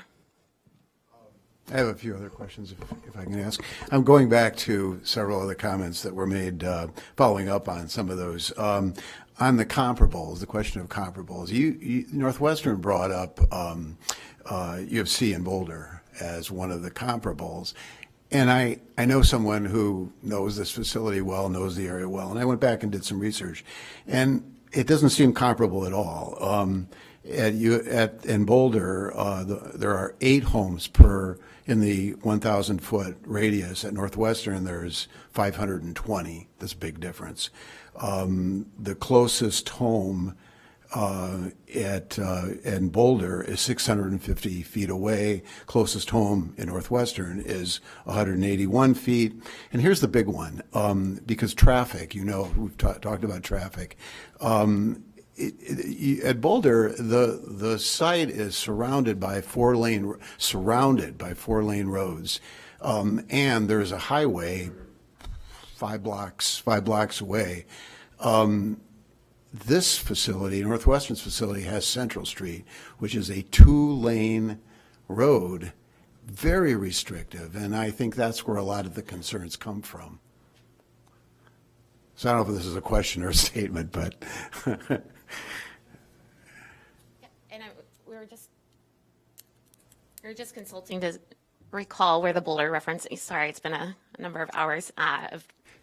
I believe it was in the first meeting. Yeah, actually, I think so. Someone asked the question about And then after that meeting, we went and did some closer analysis and looked, and that's where the next letter came, where we had looked up. So on the fly at our first meeting, I can't remember who threw out Boulder and Wake Forest. We went back, did a closer look, and that's what was reflected in our later letter. But I will say we haven't reached out to those other universities and asked them for how they're doing it. We certainly will. Yeah. But again, that's going back to the first meeting, and I think that on the spot we maybe didn't use the best examples, but we have gone back, looked at other stadiums that are holding concerts, did the Google Maps and looked to see if they're any close to residential, and that's what is reflected in the more, I don't want to say thought out, but more thought out when we had more time to do some additional digging. I didn't look at the others, but okay, another question.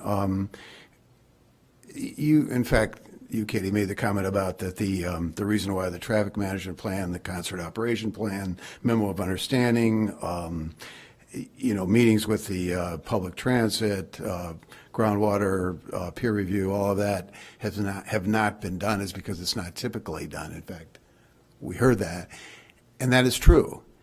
But this is a project that we typically do not, we don't review a project like this. And I think that's the difference. That's the real difference that we're hoping, because so much is going to be released being subject to negotiations and all that, that I think that, before we do all that, there's a concern that we know more than we typically do on other projects. When you're talking about a school, very different than when you're talking about the stadium. So I'm just saying that's a concern. Relative to that, did you talk to Metro? Yes, we have talked to Metro. They haven't issued a letter like what CTA issued, but the substance of the conversation was similar, that they are, aware of the project and, willing to work with us.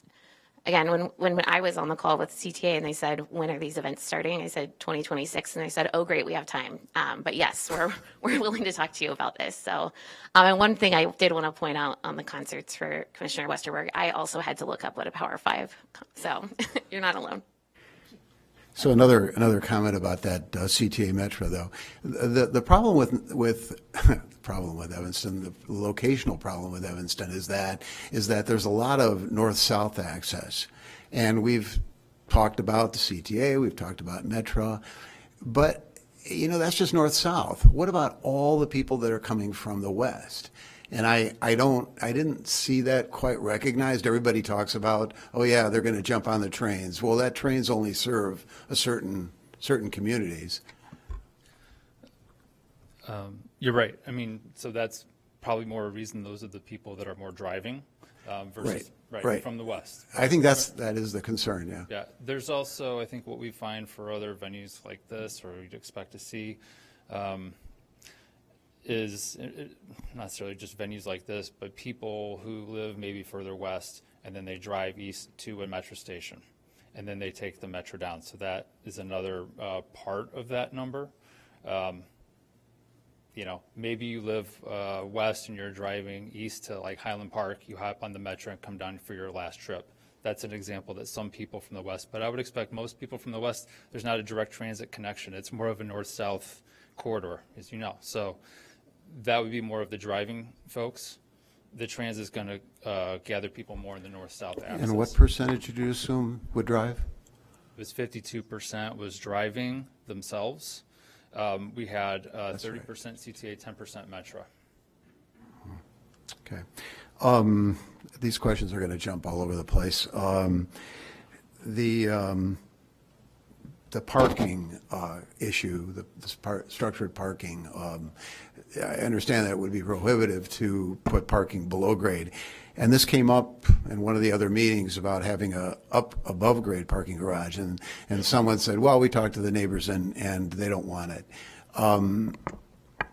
I just wondered, did one neighbor not want it? Was there a survey? Did you because I think that it would solve a lot of some of the issues if there was a parking structure nearby. Yeah, thank you, Commissioner. I'm the one that made that comment. And we didn't do an official scientific survey, but the general consensus was that most of the neighbors didn't want a structure blocking their view. And it just wasn't even a welcome suggestion. So again, there wasn't a scientific survey done, but we just didn't get a overall general consensus that was something that we should even investigate further from the neighbors that live nearby to the stadium. Yeah. So another consideration around parking and what we've talked about is the more distributed parking locations. It's also the more parking you put at the stadium, the more traffic we're generating immediately to the stadium. True. So we're concentrating more of that traffic on Central. I think one other thing, it's in the responses. I think it was something that we weren't aware of at the time of the first of these 3 meetings. But since that time, the university has also has an agreement with the hospital for 700 spaces at their garages. So that is additional parking that we haven't really contemplated in the numbers that we've talked about before. But again, just like general best practices is to try to, you don't want to have a bunch of unused parking throughout much of the year. So there's a little bit of balance there. I understand. Yep. It's been said that the distributed sound system is not going to be used for music. So the acts bring in their own sound systems. How is that sound going to be monitored? Any thoughts on that? the sounds that the band, the setup that the band brings? I'm not sure I understand Well, the I'm just question. saying Like, there that will who be sound determines what occurring. your sound is too loud. It's, I don't know what standard is appropriate here, but. I think it was one of the conditions that staff and their sound engineer reviewed WJHW's report, and they suggested that sound monitoring be installed. That is, I believe, is something that if it's not in the LOI as one of the items that would be covered in that operations plan.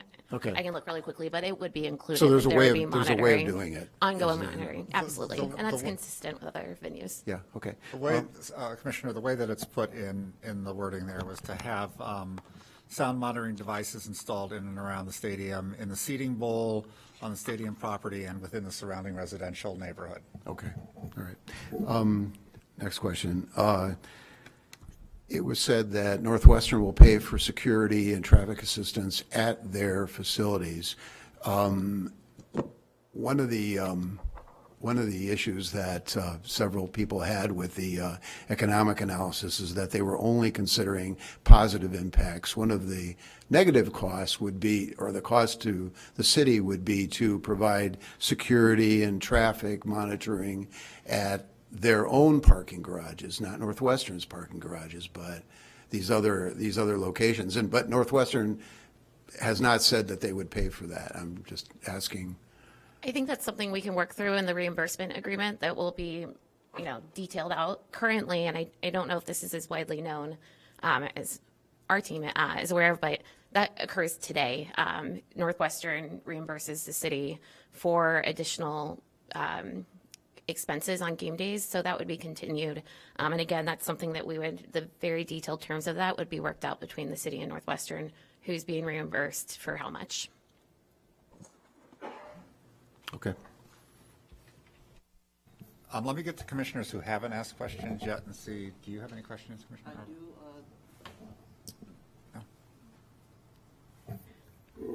So I have a couple of questions.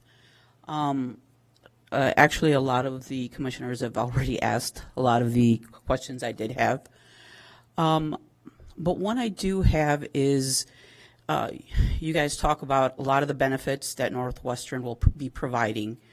But to me, it sounds like, well, here's the money, do whatever you want to do with it. What other thing are you guys proposing for the community itself? Meaning, so you have certain times of the year that you're going to have certain events for children, to be able to bring in the rest of the community. Concert goers, you're talking about 18 and older. Okay, so that's one. I guess that's one age group that we're talking about. But now, what else is Northwestern going to give teenagers, children, elderly? I want to see something else, not here's the money, this is what you can do, this is how much we're going to give you. What other benefits can we get? No, thank you for that question, Commissioner. I think that's critically important. I think your feedback and suggestions would be really important with helping us determine the ultimate community benefits agreement that we agree on. I can say, talking about those specific constituency groups and those targets, the surcharge that we've considered would benefit School District 65 and District 202. And so those benefits would go directly to the school so they can determine the best use of those funds. And so that would have an impact on those young people. I understand, but that's already something that you guys have already commissioned that money to. Yeah. What other benefits? Yeah, the way we're approaching this is with a primary focus on equity. And so we've talked a lot about our 35% commitment towards minority, local, and women-owned businesses. That is more than just money. We've been engaged in conversations with the City of Evanston's MWD-EBE committee, led by Councilmember Burns. Dave provided us with a number of really good suggestions on how we can actually not just reach those businesses, but provide them with additional resources to help them sustain their business and grow. That's really valuable because that impact will last beyond the stadium project and the construction of the stadium project. So that's it's a conversation, right? And that's why we said since the beginning that we really need to learn more and engage the community to develop a community benefits agreement. So, with a focus on equity, we're trying to do things such as reaching out to marginalized communities and prepare them for opportunities on the Ryan Field project. We've heard some comments that these are low-wage jobs. Jobs on the Ryan Field project are union wage jobs, and so union labored apprenticeship positions in Cook County started about $30 an hour. To most families, that's transformative. That's money that puts food on their table, pays their bills, pay their rent, health care benefits. So I would say, in terms of what the university is willing to do for the Evanston community, we are open to suggestions, right, with a primary focus on equity. And I understand the union jobs. That is for construction, and that's up front. What's the rest of the generations actually going to, how are they going to benefit? And directly, the residents that are adjacent to the stadium. And I have not heard that from you. Just like comparables, if you want to be direct, Ravinia is a very good example. You have houses that are directly behind the pavilion. You don't need to go to another stadium. You don't need to go to another state. Talk to the people that live right next door to the pavilion, to where the concerts are actually being held. The sound system is there. They have all different types of artists that come and present themselves right there. What do they say? How do they live? Because Ravinia's been there for years. How many of these people who had houses have moved away because they can't stand the sound? How many people have basically made a lot of money by selling their house because it is right next door? Because they can listen to the concerts without having to pay for a ticket because they are right behind there. And I have not heard that from either side. Yeah, what I would say is, we've looked into what they currently do at Ravinia. One of our proposals that's included in our LOI is to create a committee of city, neighbors, and university officials to to assess, and even before we do our first concert, is to put together a plan of how we mitigate some of the potential challenges associated with the project, assess how concerts go and opportunities for us to improve the operational plan. And so, that's one idea that we've taken from Ravinia. But yes, there's certainly conversations that we can have with homeowners. I'm not sure they would welcome us knocking on their doors, but there's probably a way to do that to gather that feedback. Ultimately, I know the point you're getting at is that we need to get out there and, ensure that we've done our due diligence. I feel like we have, and that we have all the information that we need to make a responsible decision and do this in the right way.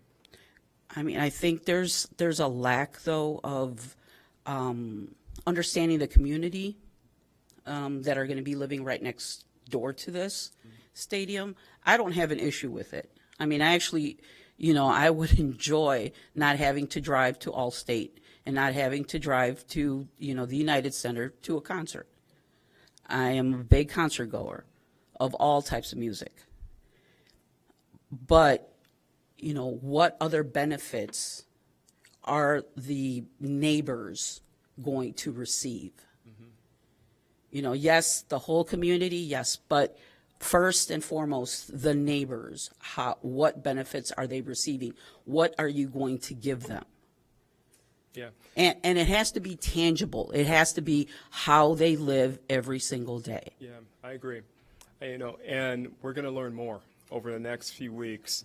I would say that there are neighbors that live within 1,000 feet that support this project. And as you know, there are neighbors that live within 1,000 feet that oppose this project. And so there's no, again, consensus on what they're looking for from this project. And so that's what makes it a little bit challenging, is that we're trying to manage the varied interests here and positions or opinions on this project. But I do feel like we can get to a point where we have something that's tangible that our neighbors would find meaningful. We're not at that point yet, but we're committed to working with our neighbors to get to that point where we understand what is meaningful to our neighbors. We've heard things, I'll throw some things out, right? We've heard from some neighbors that they would like to see an alley repaved. We've heard from some neighbors that instead of doing work in their backyard, they want us to do more work in Evanston's Black and brown communities. And so there's different suggestions and opinions that we've heard, and we're trying to make sure that we balance all those so that we can make the most impactful investment. Okay, thank you. Commissioner Westerberg. Just two quick follow-up questions. The first one on that financial study. Not sure who can best address this. The economic study is based on a very specific financial model, as I understand it, and it was based on a certain number of concerts, and I believe that was higher than the 6 concerts that you are looking at now. So I'm just wondering whether the benefits, financial benefits that are outlined on the charts would change. So that's question one. And question two, does this kind of economic report take into account the impact on existing Evanston businesses? There seems to be an assumption that they would benefit from having more people in the city, which makes a certain amount of sense. But if they're coming and going and their real entry point is the stadium itself, will this actually have Ryan Field competing against existing Evanston businesses? Is that covered anywhere in the economic report? I couldn't find it. I'll comment. Again, Trip Umbach's not here, so we'll do our best to offer kind of our interpretation of some of these. I believe their initial study, Trip's initial study, ran the economic impact model based on, I think it was 10 concerts, if I remember correctly. I believe the city's study, independent study, ran it on a lower number of concerts. I believe they ran 3 and 6 and actually found similar levels of economic benefit to what Trip came to. I don't have those exact numbers off the top of my head, but I believe kind of thematically that's where it landed. On your second question, remind me. That was about the impact on existing Evanston businesses like restaurants. Would Ryan Field actually end up competing with those as opposed to actually, supporting it? So I think our belief strongly is that it's an and. So I think there's 2 pieces of that, and Trip Umbach was pretty clear that the amount of activity that the stadium would generate, both for football games and concerts, are additive for the remainder of the Evanston businesses across the city. So restaurants clearly see significant benefits on kind of days that Northwestern are having events. I think similarly, the other piece to that is there's a real opportunity. Again, we've got 3 years during a construction window for the university to kind of work on further partnerships with Evanston-based businesses to integrate them into stadium operations. So I think you've seen a trend across the industry, the stadium industry, of obviously kind of partnering with local. There's more and more interest of local businesses having kind of a foothold, pop-up type shops at stadium complexes. I think that's something that would likely happen here as well. And then final, it's just a request. Could we call up the an elevation of the new proposed stadium? I'd just like to verify with the design team the height again. If we could just go through that one more time.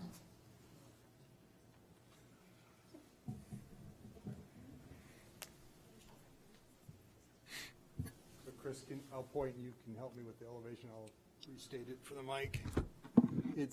So it varies in height, correct? Well, no, I don't know if that's the best image.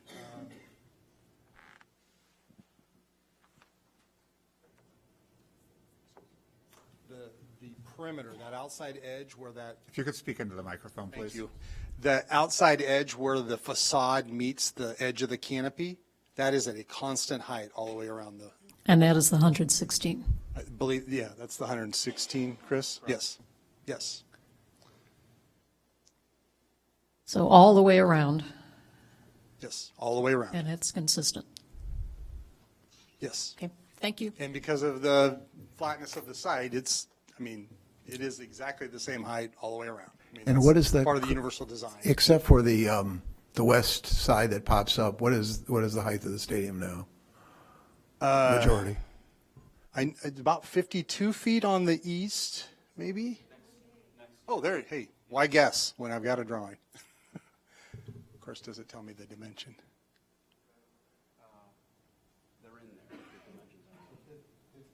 52. I'm going off of memory, if you can read it better than I. Yeah, I can read the orange triangle on the bottom, and that's 52 feet high, and then it'll go up to 116. I think that's true, because yeah.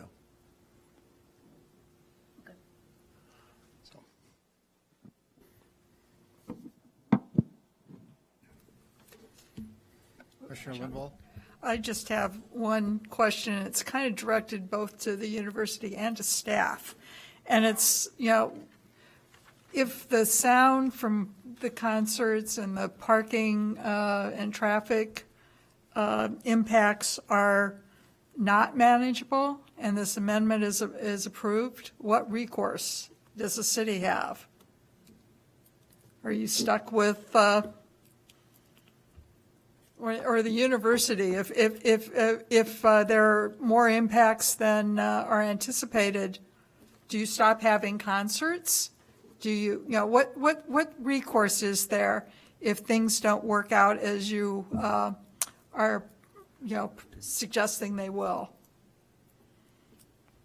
Well, I think that may partially depend on which noise you're speaking about. So if it's noise from people who are coming to and from in the parking lot, things of that nature, that would be something that we can regulate through the noise ordinance. Yeah, I'm thinking in terms of the sound levels of the concert violate the city's ordinance, what recourse is there?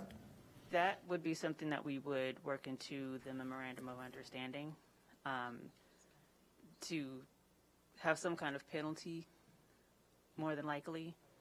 I would hope a very significant, it would need to be a very significant penalty, I would think. Right, or some kind of revocation of the ability to hold concerts. So that would be something we would still be working on at this point to include within the MOU. And again, and similarly, if the parking, management plan that involves using off-site facilities downtown with the shuttle buses and all turns out to be problematic, would you revoke the ability to have those kinds of events? What's the recourse here for the community? So currently, the way we are thinking with regards to the traffic management and the parking, with that continuous review, that would be something that we could revisit with Northwestern and other staff to see if there are other options to mitigate the issues that have popped up. And this is actually something that we also have proposed to do or intend to do with District 65. So continue review of the plan, revisit to see how things are being managed and how we might be able to improve, what needs to be added, what needs to be taken away, and things of that nature. Yeah, but, if you're dealing with a concert, if it is exceeding you can't very well tell 28,000 people, shut down the concert and say you're out of here. I'm assuming would be a real disaster, but I'm just, suggesting what can be done to mitigate impacts if they occur. For the university standpoint, I know this is, like Commissioner Halleck said, a different beast, but it's just like other approvals that come from this body. If we violate the conditions, if we, just like any building that's approved, if it's then operated illegally, the city has recourse. Similarly, if we will then have the commitments in the MOU, and so we'll be monitoring it. We have talked to other venues. Again, there will be sound monitoring, and if one of the monitors says you're exceeding it, they'll get in touch with the sound board. I have heard directly from other recently constructed venues in the Chicagoland area. That's exactly how it works. So I know that this seems like its own beast, but we're working within a framework that exists in the city for every project that is before this commission, and we'd be subject to enforcement just like any other project or any other landowner in the city. I might just add one thing, maybe trying to avoid talking about enforcement in each and every last detail. I would say on behalf of Northwestern, we understand that we are making a significant long-term ask. We are not ignorant to that. And we're serious in what we've said about this being a partnership long-term between the university, the community, and the city. And we intend to do that.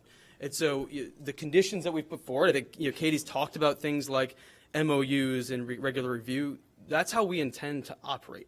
And I think we all understand that the world is going to be different 5 years from now, 10 years from now, 20 years from now. And this is going to continue to adjust over that period of time. I think we like to think that there is a chance here to rethink the way this stadium functions, but then also the way the university works with the city, frankly. And that's one of the things that we've proposed is, sure, our community advisory committee could be just about the stadium and the activities at the stadium. It could also be something bigger. And I think that is something the university is very open and interested in too. So, I do know there are a lot of specific questions here. I can just say on behalf of the university, that's the intent on how we plan to go forward into the future. Commissioner Huco.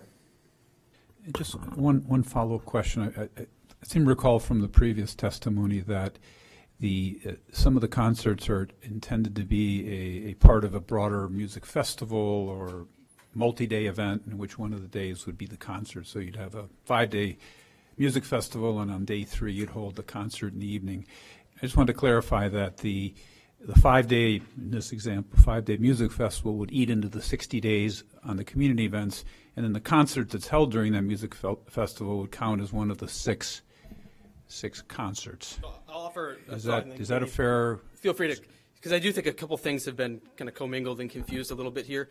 What the university's proposed is 6 public-facing concerts. I think a comment that Michael Godoy made in one of the early meetings was that kind of one of those concerts certainly could be kind of the culmination of a community festival. So it would not be a 6-day music festival followed by day 7, a big concert. It would be potentially a weekend arts festival that has a concert that kind of concludes it, and that would certainly count against one of those 6. So that's the way we've talked about kind of a concert being part of more of like a multi-day community event, if that makes sense. So in your example, the 2 or 3 day art festival, that would count toward the 60? Yes, absolutely. And then the ending concert would count as one of the 6? Exactly right. One of the 6 concerts? Yes. Okay.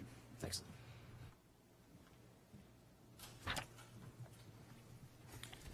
Anyone else? So with that, I will close public testimony on this matter. I'll ask my fellow commissioners if anybody needs to take a quick little break. It is 9:25.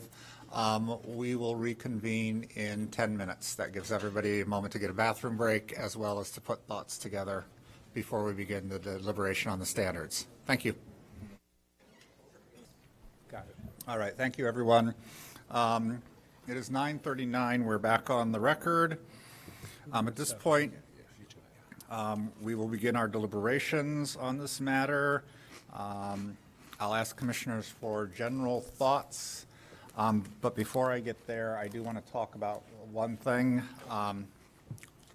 In looking through the proposals that have been shared with us, I've taken the liberty and talked with staff a little bit about trying to make some things to sort of make these a little more clear.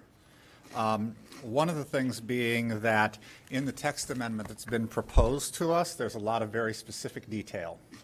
That's not typically the way that we handle text amendments. And a lot of the details that are being spelled out in a text amendment, I believe, belong in a memorandum of understanding, which is easier to adjust, to revoke, to enforce, to negotiate a different arrangement if that's what it needs to be. So I'm very opposed to putting in specific numbers like 6 concerts, 60 events, things like that. I would much rather see the text amendment include the use of concerts if that's what we choose to do, but to make all of the conditions be kind of part of that memorandum of understanding, rather than putting specifics into the text amendment. Most of our text amendments, all of our text amendments, I will almost say, does not get into the level of detail that that is proposed to be in this text amendment. I understand the difficulty, but it sounds like the general attitude is, well, you know, all these things will be resolved later. And I think by not putting any detail into any recommendation one way or the other, I think it just leaves so much to chance. I think we put in things in what we would like to think, what we think are important in a memorandum of understanding. But the memorandum of understanding is going to be negotiated between City Council, who's the determining body in this matter, and the university. And so I think that for us, we need to stay very focused on the land use specific issues and not get into codifying a bunch of minutia into a text amendment. I'm not sure what we're voting on. We'll get there in a moment. But I do want to hear from Commissioners' general thoughts on the different things. We do have 2 different proposals that are part of the same thing. The one being the planned development and special use of a stadium, and the second being a text amendment which would expand the use in the U2 district. So I'll open that up to general commissioner thoughts. Commissioner Lindwall? Well, I'll go first and really kind of comment first on your statement. You know, I went through the text amendment at the first meeting and had noted a lot of concerns I had about the language being vague and, you know, ambiguous. And while I appreciate the applicant's willingness to address the issues, I don't believe that the public hearing and tonight is the way to propose rewrites or amendments to specific language, because as I think when we were considering a project with like 11 variations for the design of a house, I think the chair properly noted that it's not our job to redesign a project at a public hearing, and I think that the same holds true for this amendment. So, just on a philosophical ground, I don't think I can't support the text amendment as it's written, and I don't think it can be amended, even suggesting memorandum of understanding. I think I'd like to notice that, the PD for the stadium itself, if it's approved, you were talking about a 3-year construction process. And if and there's going to be a multi-year period where amendments and language for what land uses are appropriate, or what uses are appropriate within the U2 district could be addressed. And similarly, the city, we're getting ready to start on the new comprehensive plan and zoning ordinance.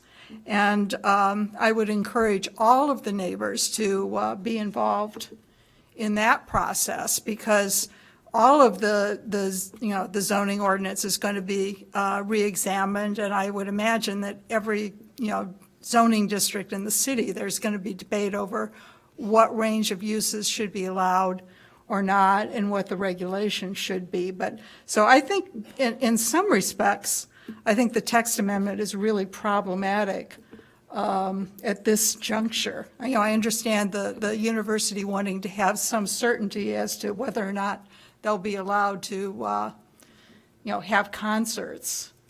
But I would also, suggest that there are probably other activities for the stadium that don't have the same impact as concerts. So I think that really thinking about what projects or what kinds of activities could work in that neighborhood is appropriate. So that's kind of my overall, feeling on your suggestion.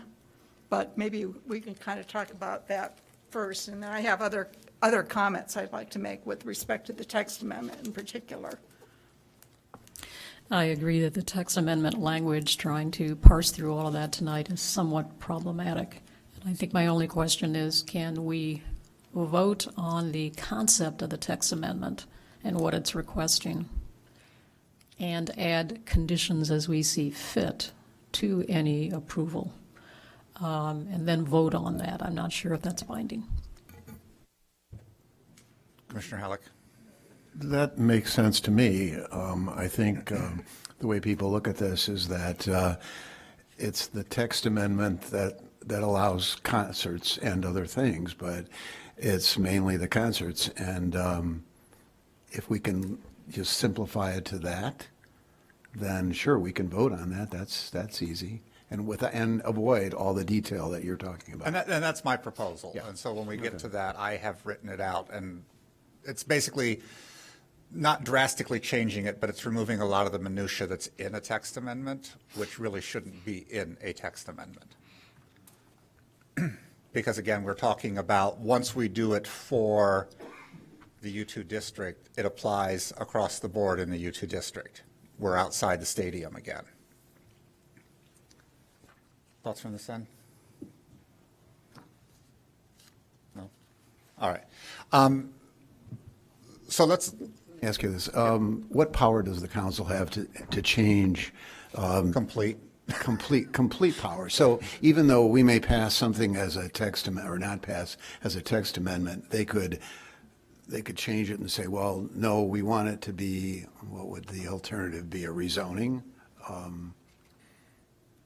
I mean, well, they can put anything they would like in the so- text amendment, as long as it's legal, as long as it doesn't. It'll always be a text, okay. All Yeah. right. All right. Well, let's go through general thoughts, and I'm going to let us go first through the plan development aspect of it. So let's kind of try to separate okay. the two kind of as You wanna do- best we can, Wanna because do there is some plan- yeah. overlap. But let's talk about the plan development and general thoughts on that. Okay, and I do have some general thoughts on the text amendment, too, that are not necessarily tied to standards, so I'd like that opportunity, Yep. too. Commissioner Lindwall? Well, I think that the stadium, proposal, it generally meets the PD standards, and again, I'm assuming that the text amendment expanding the number and type of permitted activities is denied, because I don't believe that the standards for the text amendment have been met, period. But I think there are positive attributes. There's a decreased capacity, the use of universal design features, the stormwater management that's not really present. The landscaped areas in terms of the plaza and the parking lot buffering, I think are more useful than the existing green area that exists on site. Although I noticed, the applicant, when they did their analysis, there is a net reduction in the amount of basically grass that's on site now. And I think that regardless of what happens with the text amendment, there's an ability to provide sound mitigation strategies into the new design, which should help the neighborhood, deal with the football games that happen now. There actually is, contrary to what the university has said, it appears that there's a slight increase in the amount of parking provided on site. The application says there are 472 spaces now, And in the U2 parking areas, we're going up to 515 spaces. So there's a slight increase in the amount of parking, not enough to meet the demand. I think the provision of the loading docks and the below-grade bus parking is a plus, and then the upgraded parking lot lighting and landscape features. When we get kind of to the, so those are the general positives. I think there are some things and some changes to some of the conditions suggested by staff that would be helpful. So when we get to talking about conditions, I'll make those comments, but generally, I like the stadium design. Can I ask a question of all of us? Because on the PD issue, it's actually, I don't even know if it's a variance. I don't think the height is a requested variance. It's not. Are we all okay with the height? I'm fine with the height. Okay. It's within Because it's their- significantly different. I bring this up because it just seems, and I am not a person that's, when we've reviewed high-rises, I'm not a person that cares whether the building is 30 stories or 32 stories. It seems imperceptible to me. This is going to be very perceptible. And those of us who do care about those incremental height difference, I just wondered what the thoughts were on something that's going from 52 to 116. No thought, no comment? Go ahead, Commissioner Westerberg, you look like you're going to. I mean, it's as you say, it's extremely noticeable. I don't know, though, how you're going to do a modern stadium with everything that's involved, especially with the underground spaces, and do it less than that. My only concern is that it really looms over the south end of Central Street. Or excuse me, not the south end of Central Street, but on the south end of the stadium, it really looms over Central Street. Again, one of the problems is the site itself is really constricted. And so when you're trying to put a new building here, you're going to feel that sense of a massive structure. I don't know any way around it. I mean, the request was made as to how can you make that smaller, and we don't seem to have a response on that would lead us to think it could be smaller. Commissioner Miranchov? Well, I'll take on this. I don't think that it could be less height. I reviewed the project carefully, and I understand that because of the smaller footprint, it needs the height to accommodate the seats. So it's very logical. So whatever could be done to reduce the height, I asked the designers. Probably they don't, and nobody likes to change his or her project. But probably they will find a way to look smaller. There are architectural features that could be applied that make the things look smaller, like to the scale of the site, whether it's glass, whether it's horizontal lines, whether it's some additional fenestration. There are simple architectural tricks that could be applied. I will leave this to the designers. We're not a design studio, but I believe the height is what it should be right now, and it is actually in the zoning parameters. It's not a variance. So I would also say that's where I think I'd have a bigger problem with it if it were literally a solid wall the entire way around. But because of the fact that there are openings and movement throughout it, I think it will lessen the jar. Yes, it's going to be noticeable. But again, going back to what is allowed within right and everything, and the simple fact that I think that they've made accommodations to try to open it up so it's not a solid wall all the way around. I don't have a problem with it. Anyone else want to share their general thoughts on the stadium? As far as the stadium goes, I think, sorry, John. I'm generally in favor of it.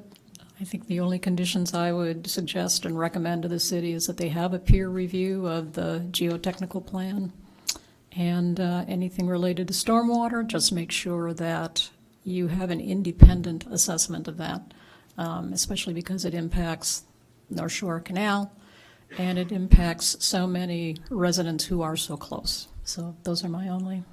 Thank you. Commissioner Huco.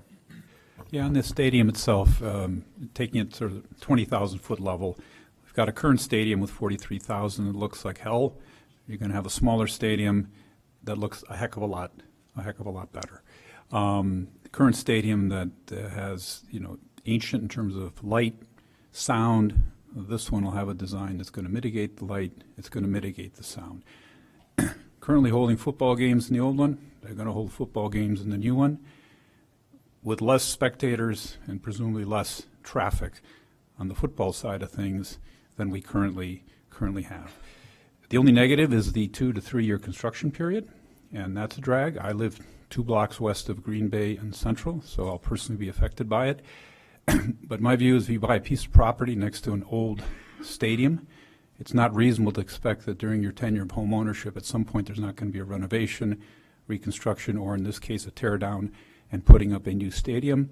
And plus you get that whole public space area that's contemplated in front of the stadium, which I think is a huge add, both aesthetically and in terms of community engagement, a public space, which you currently really don't have right now. So I think at least at the 10,000-foot level, without getting into issues of water drainage and all the technicalities, I think this is a no-brainer in my view on the stadium piece. Concerts, that's a different conversation, but on the stadium piece, I really just don't see on balance how this is not a benefit for everybody, the city, the community, and the residents, other than that 2 year period that they're going to have to deal with the construction. But that's just the nature of the beast of buying a property next to an old stadium.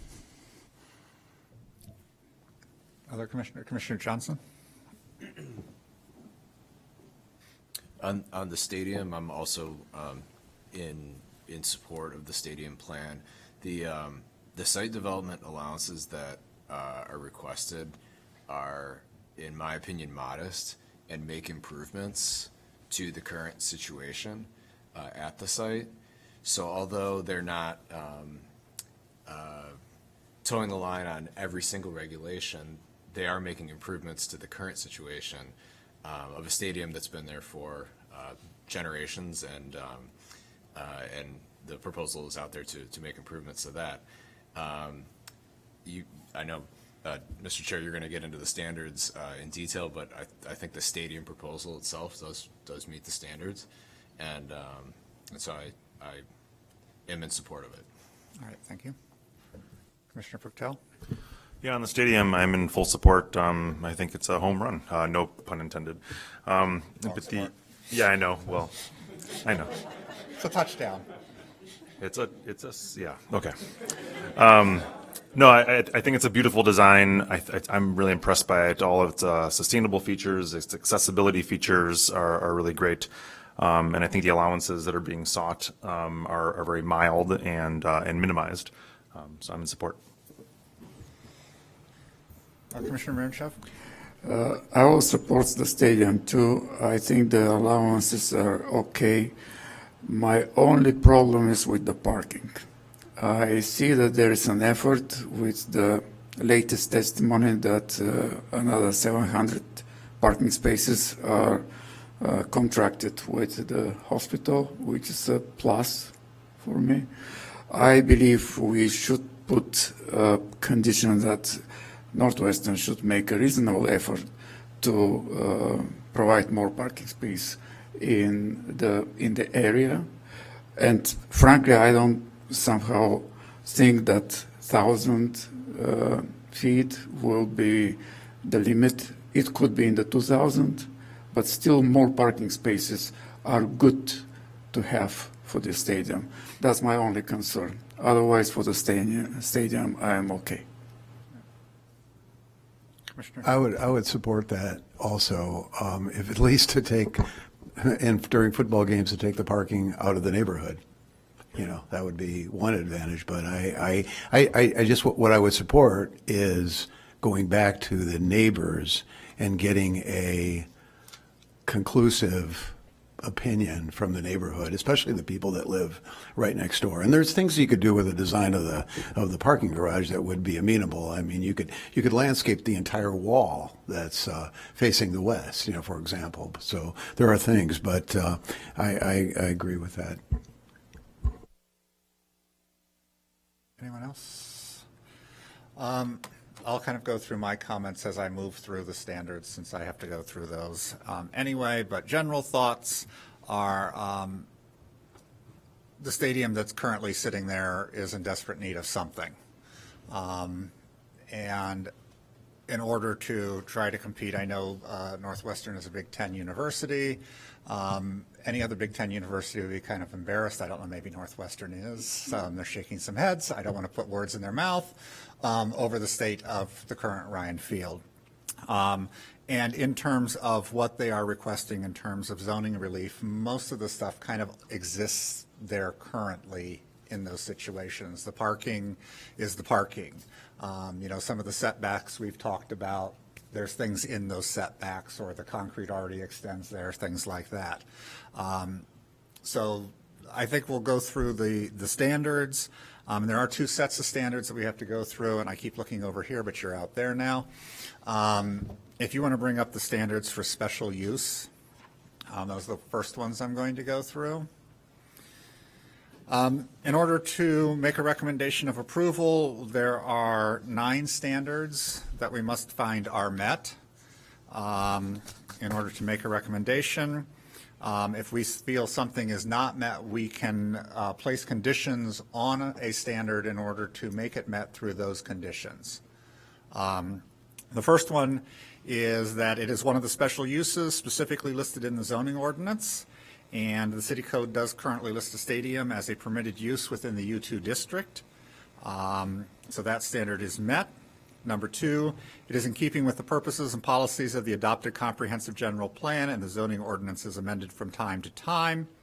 There are several different areas within the comp plan that sort of talk to the stadium in particular, both in the neighborhood and university sections.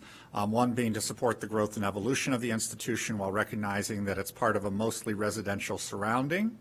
Assure that the institutional development enhances the surrounding neighborhoods as well as the economic development for Evanston. Recognizing the benefits of mixing residential, commercial, and institutional uses in neighborhoods. Minimizing the adverse effects of such circumstances as traffic and parking congestion or incompatible hours of operations. But generally, when we look at buildings that need to be replaced on the commercial area, and I feel this is very similar, tearing something down and replacing it with a new modern facility seems to make sense, and both the comprehensive general plan and the zoning ordinance make accommodations for that, so that standard is met. Number 3, it will not cause a negative cumulative effect when its effect is considered in conjunction with the cumulative effect of various special uses of all types in the immediate neighborhood and the effect of the proposed type of special use on the city as a whole. Again, we're looking just at the stadium. This site currently holds a stadium. It currently exists there. The rebuilding of the field gives the city and the university an opportunity to improve the various problems that do exist on the site, whether that's through traffic management, sound mitigation, accessibility issues. There also is a decrease in the overall capacity of the stadium. It's dropping by about, what's the number? 8,000, 10,000, 12,000. And so that will see a lessening of the full capacity of the stadium in terms of being able to use it with every seat filled. Number 4, it does not interfere with or diminish the value of property in the neighborhood. Obviously, building a structure with the same purpose but a smaller capacity and improved efficiency will improve the overall feeling of the neighborhood. It should also help with value of properties in terms of a stadium that is in severe need of help. By being replaced with a more effective or a modern stadium in its place. Again, I just want to confirm that we're just talking about the stadium stadium without any, without The stadium only, Not the- as it exists Today. today. Under the we're not current, talking about under a the text current, amendment under yet. the current regulations. Okay. Pardon me? With football. With football, and with its current use as it is today, yes. Number 5, it can be adequately served by public facilities and services.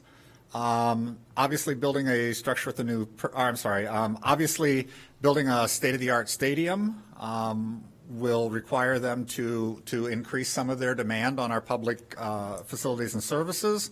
One of the things that was talked about was the MWRD and the water with the detention and moving water out. And that's something that really is a coordination between the university, the city, and MWRD.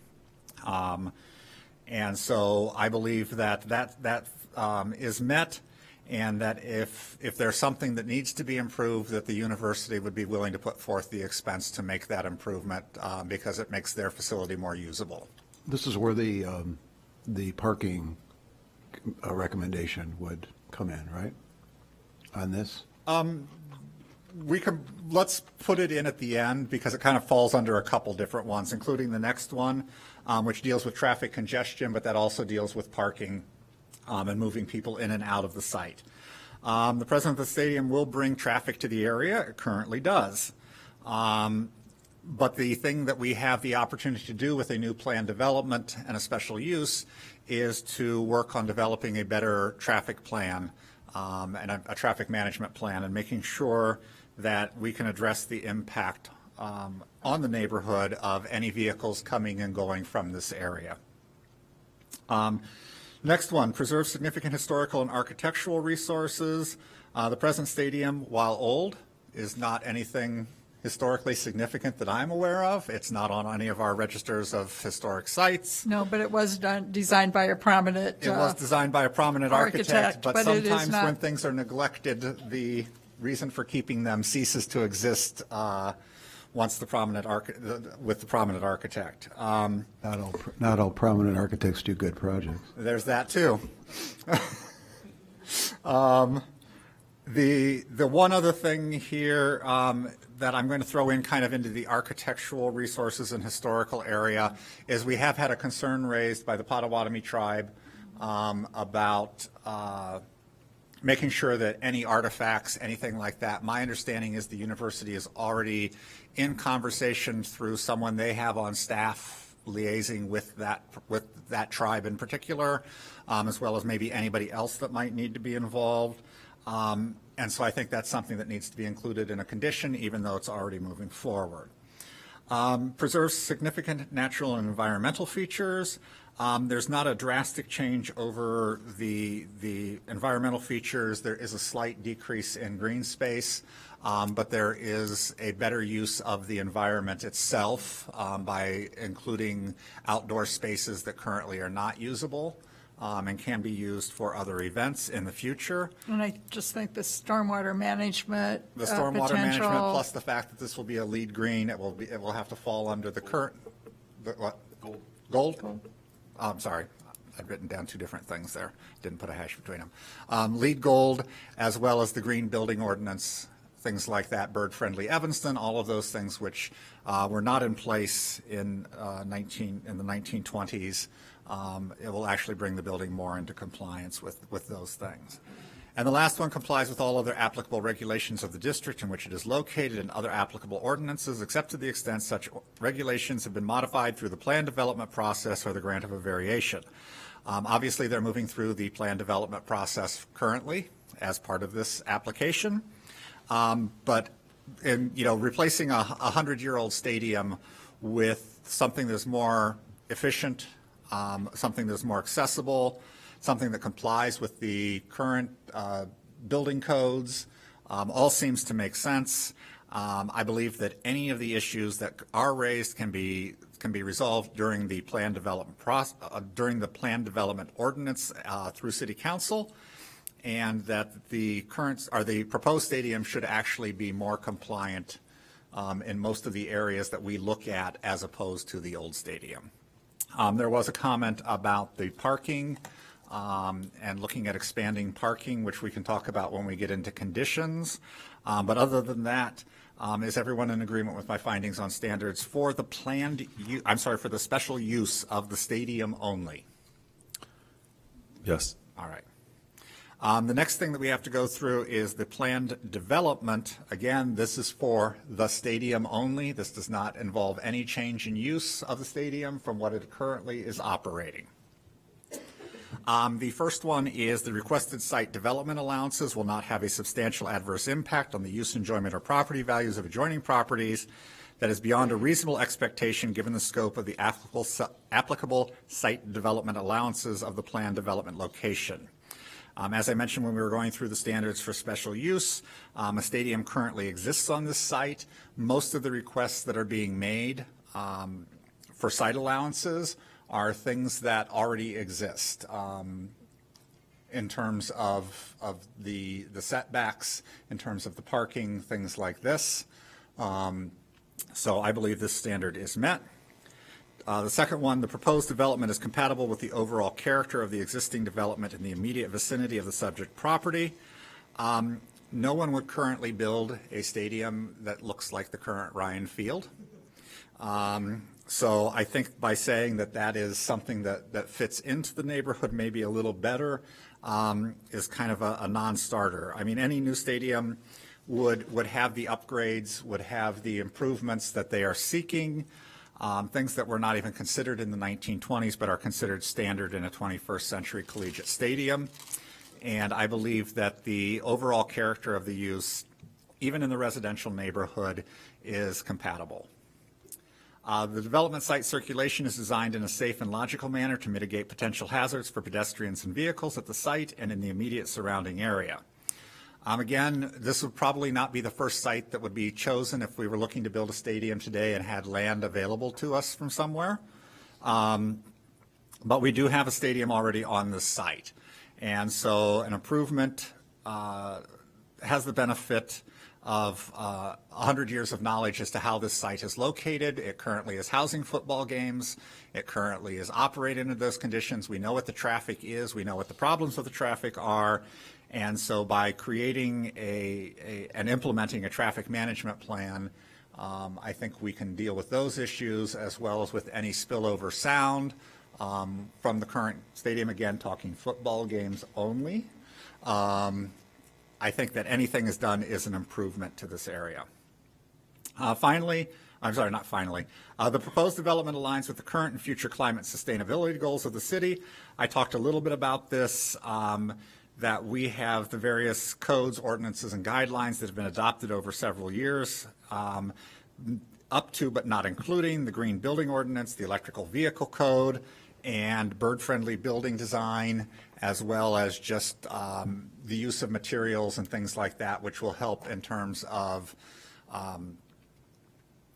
making it a more green-friendly building through the LEED certification. The last one is public benefits that are appropriate to the surrounding neighborhood and the city as a whole to be derived from the approval of the requested site development allowances. There's been a number of things that have been talked about here. We usually don't wade drastically into the public benefits. I'm just going to go through the list that was kind of put out there as some of the types of benefits that could be applied. Local minority and women-owned business, hiring contracting efforts for construction jobs, marketing advertising support to Central Street, efforts to establish advanced concert ticket presale windows for Evanston residents. Again, that's only if concerts come through. New space that will be open to the public from 7 a.m. to 9 p.m. subject to ordinary restrictions and periodic closures. An annual on-site signature event for the city. Free seasonal festivals and community movie nights. Environmental considerations. Replacement of the storm sewer east of the site. Inclusion of Evanston businesses with emphasis on Central Street within vendor areas of the stadium, deploying a right-size zero-emission shuttle service for events, deconstruct existing buildings and reusing materials on site, building an all-electric net zero Ryan Field with a draft of 2040 net zero Ryan Field implementation plan, offset all vehicular tailpipe emissions related to construction and spectator events, or spectator attendance in perpetuity, offsetting all building energy emissions with additional local investment in renewable energy sources, preserving trees, contributing to the city's tree health, maintenance, and planting efforts, contributing to the city's sustainability fund, additional divvy bike stations. So there's a bunch of things that can be considered by city council when they get to that. I'd like to add, city staff, in one of the memos suggested that there may be a need to replace the water main on Ashland. And I think that there ought to be something about, assuming whatever streets are used for the truck routes and staging, there could be a condition, a suggested benefit of improving, improving those construction truck routes. Right. Mr. Chairman, just refresh my memory, the benefits that Northwestern talked about, the $10 million endowment and the $2.5 million ongoing, is that contingent on the concert thing being approved, or is that also going to be included in? That's up to city council to sort of figure out. And obviously, part of that was also a surcharge on tickets for concerts. So obviously, if concerts are not approved, that money would not be made available.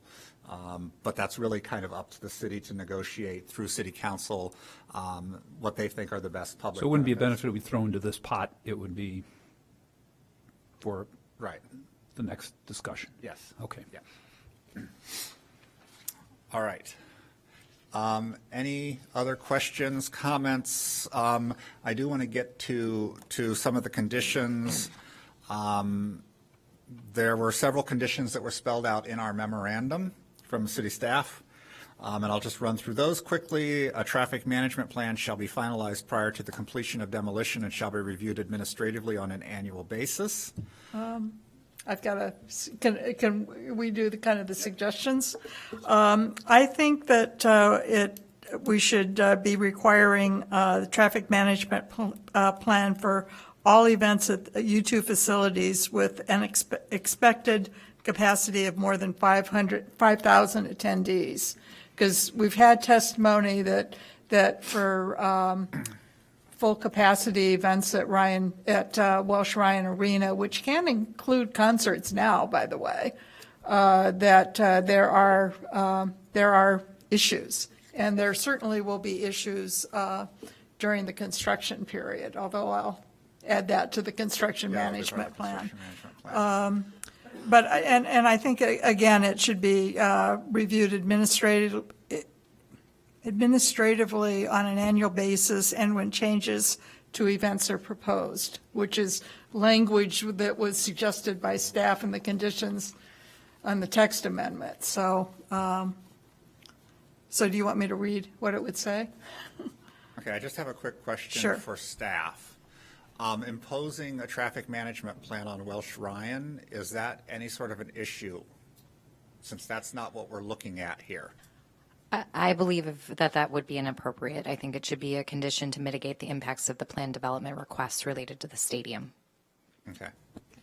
So what I have, and correct me if I'm wrong here, is that a traffic management plan shall be finalized prior to the completion of demolition and or when conditions change and shall be reviewed administratively on an annual basis.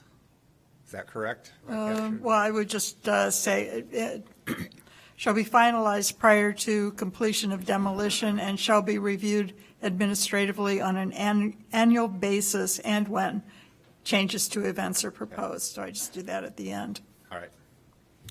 The second one being that a memorandum of understanding between the City of Evanston and Northwestern University shall prove that includes but is not limited to use and reimbursement of city services for events, which is something that we've already talked about a little bit earlier.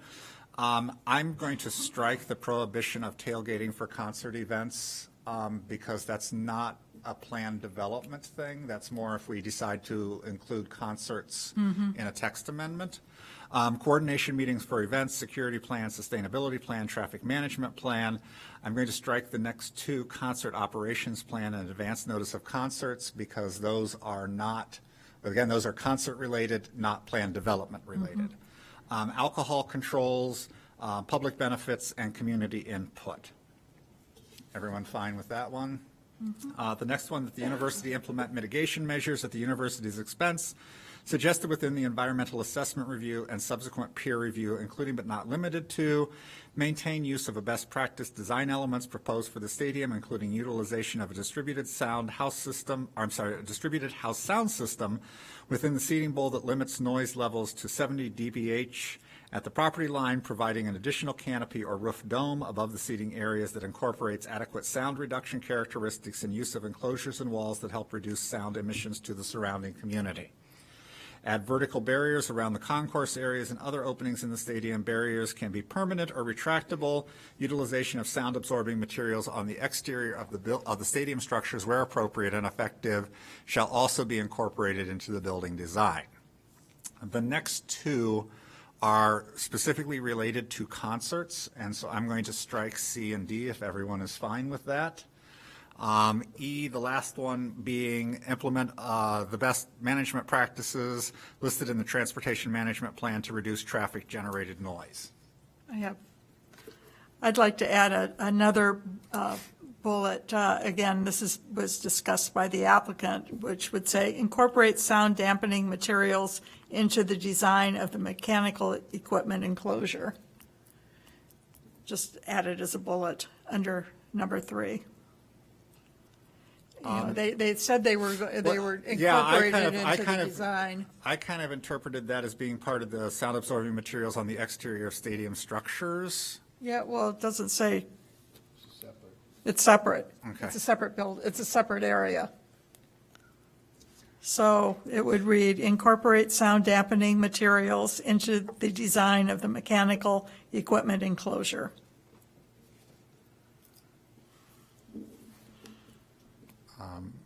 Read it one more time. I've got about 3/4 of the way through and I've lost it. Okay. Incorporate sound dampening materials into the design of the mechanical equipment enclosure. Okay, thank you. The next one being that the applicant shall propose additional traffic and pedestrian mitigation measures that increase pre- and post-event LOS prior to city council consideration. That the university implement mitigation measures at the applicant's cost suggested within the traffic impact study and subsequent peer review, including but not limited to specific roadway improvements where necessary, feasible, and practical, including identifying and design mitigation measures to enhance pedestrian safety, enhance connections and linkages to transit, include on-site transit information kiosks, provide off-site parking for employees, ensure ongoing compliance with the City of Evanston multimodal transportation plan. Anything there? I'm sorry. At the moment when it says that provide additional parking for employees, can we add and any possible parking spaces for the public? I want to keep that as a separate thing. Okay, thank you. Because that's involving not just traffic, but that's asking them to construct something. The next one, which is the use of a bandshell in the plaza, that one, there is no longer a bandstand involved, and we cover sound elsewhere, so I think we could. I would just say we just take out the bandshell in, so it just reads, use of the plaza shall comply with all city codes related to noise. I'd like to keep that in. I mean, that's fine. I feel it's redundant, but I'm fine keeping redundancies. Sure, but could we add, but shall not include a bandshell? Well, the plaza doesn't right now. It doesn't. And It that has, would- so but it bandshell has would- a canopy, so. It would not, they wouldn't be able to do it, okay. Yep. The truck traffic and deliveries used for events to load and unload equipment shall be limited to the subterranean area. Pretty straightforward. Development complies with Chapter 4 through 13 floodplain regulations of the Evanston City Code and the Watershed Management Ordinance of the Metropolitan Water Reclamation District prior to the issuance of any building permits. The development complies with the city's bird-friendly design requirements per Ordinance 83022 and Green Building Ordinance 82022 prior to the issuance of any building permits, that the development complies with the city's electric vehicle parking requirements per section 422, table 406.2.7.2 of the city code prior to the issuance of any building permits, that the applicant repair or damage the applicant repair any damage done to the public right-of-way as the result of construction on the site, which addresses your concerns, Commissioner And Lindwall. that would include Central Street as well, obviously. Any public right-of-way that is damaged, whether it's Ashland or Isabella or any of the streets, that would be part of it. Does the comment on the loading, does that include no idling? Just the way it's stated or not? Should that be specifically no idling on Central Street? Truck idling? Let me think, where was, I've seen that in here, but I think that was part of conditions that were pulled out for an MOU, for memorandum of understanding. Because we already have an ordinance for idling, and so it's a little bit, It may be part of the text amendment, too. it is, but We're, we're going to get there. Yeah. Yeah, we're going to get there. But I think that's part of the memorandum of understanding aspect of it. Let's see. Applicant signed and agrees to a construction management plan with the City of Evanston prior to the issuance of any building or demolition permits. The CMP must include but is not limited to water, sewer, utility connections, construction staging plan, on-street, and I believe that's supposed to be off-street construction parking restrictions, hours of operation, a plan including cross-sections showing pedestrian access around the site with the use of curb ramps, signage, and/or striping. If necessary, foundation survey of surrounding structures, including weekly reporting of seismographs for the duration of construction, submittal of environmental testing, report prior to construction, visibility diagram for all construction site access points, a proposed schedule for street opening for utility connections with cross-section details and project updates via monthly newsletter and project website. I also would just add in here, I think I mentioned at one of the meetings, when they did the Ann Rainey Apartments on Howard, they had a very good communication with the neighbors. That was an ongoing email with all the neighbors who signed up. It worked very well. So I think that should also probably be included in your construction management plan, just to keep that open communication between the university and the neighbors, letting them know, hey, today we're pounding caissons. I don't know if you are or not. Or, next week we're going to be having a lot of traffic down this particular road or something like that. You had something else you wanted to add? Yes, actually, I have two things. I'd like to add construction truck routes to the list, which I'm sure is probably a normal thing. And then the other, I'd like to add a traffic management plan that addresses issues related to events held in the U2 district during the construction period. And then also with respect to the, vibration monitoring, I'd like it to be duration of demolition and construction. Because there's going to be a lot of, Yeah. it's going to be, could All be right. problematic. The applicant must record the approving ordinance with the Cook County Clerk's Office. We have the Ryan Fields Sustainability Plan that includes both construction and operations with either an all-electric net zero building or a pathway to a net zero greenhouse gas emissions by 2040. Construction, provide plan for deconstruction, not demolition of the existing structure. Provide plan for on-site materials. Material reuse, use low-carbon steel and low-carbon concrete, calculate embodied carbon, conduct feasibility study of gray water digester for food prep waste in concession areas, collaborate with ComEd on full building electrification, EV charging, and available incentives, conduct a new feasibility study of solar PV or solar parking canopies. Under operations, plan a path forward to net zero greenhouse gas emissions that primarily address emissions from the building's energy usage by 2040, include food waste diversion services within the stadium complex, include reusable food and beverage ware, and the needed infrastructure, provide litter management plans for parking lot and neighboring areas, installing hand dryers in restrooms instead of paper. Anything else there? No, not there. Not there? Question on deconstruction, not demolition. Is that, that was a recommendation by staff, or this is part of a normal sustainability plan, and how would that work? This particular condition was added by our sustainability team, and I think that the goal is to strive for deconstruction as part of this. And so, you know, that's the thought process behind the And condition. I think it's great. Is that something that the city will be able to monitor and keep an eye on, or how, let's put it this way, how I think does we the would city want that university work? to be something potentially contemplated with the construction management plan, and perhaps a demolition plan. I don't know if that's something we've done previously, but it's one way where we could develop how we would monitor that. No, I think it's very good. That's going to be a very, very difficult process, and with a lot of impact for everybody around.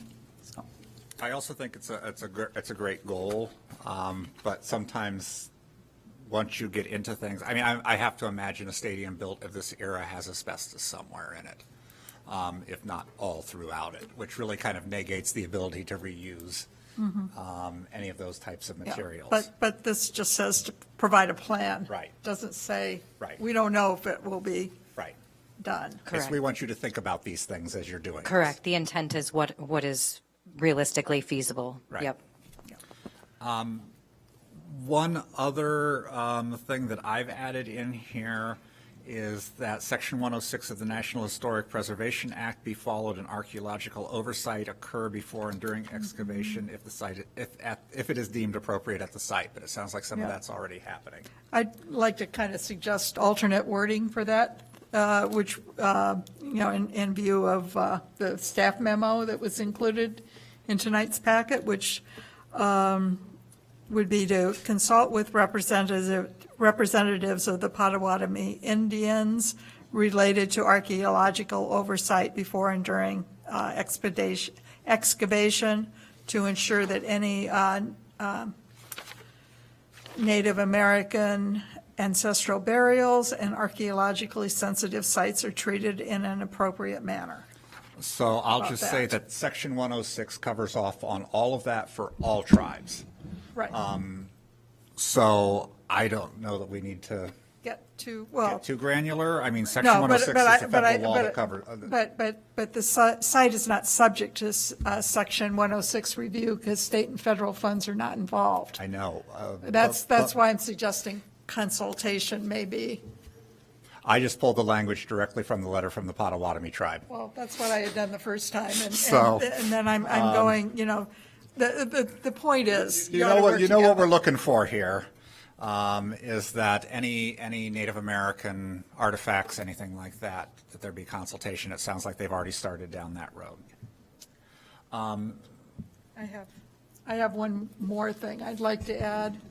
Okay. And it's that, you know, in recognition of the fact that the council will have to, since normally for a plan development, you have to finish construction within 2 years, and this project is going to go longer than that, I would suggest that we add a condition that the applicant provide an updated project timeline prior to city council consideration.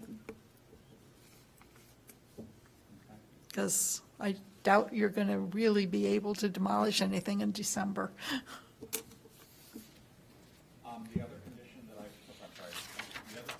The other condition that I heard put forth was about the parking, and Commissioner Miranchev and Commissioner Halleck had raised that, so I don't know if you want to put that into language. Rough it out, I guess, that the applicant should. Your microphone's not on, I don't think. That the applicant should meet with the residents and discuss the option of providing an above grade or below grade parking garage on the current west parking lot, and I don't know if we could say this, and provide it if the neighbors desire it. I would think you'd want to do it on the east parking that they're adding. That's the parking they're going to be developing. The west lot has been improved, and it's really very nice at this point. But the west lot's bigger. That's the only reason. East or west lots. Just to serve the stadium. Yeah. I think it's fine to put that in. I would say that as part of that also, though, there's going to have to be a traffic study on that, because if you're literally doubling the parking lot, you're now bringing, you wouldn't be literally doubling it because you're going to have ramps and things like that, but roughly. If you're adding an additional 1,000 parking spaces on the site, you are now causing a greater traffic congestion issue on getting people in and out. I should say, in lieu of parking in the neighborhood. Okay. Okay.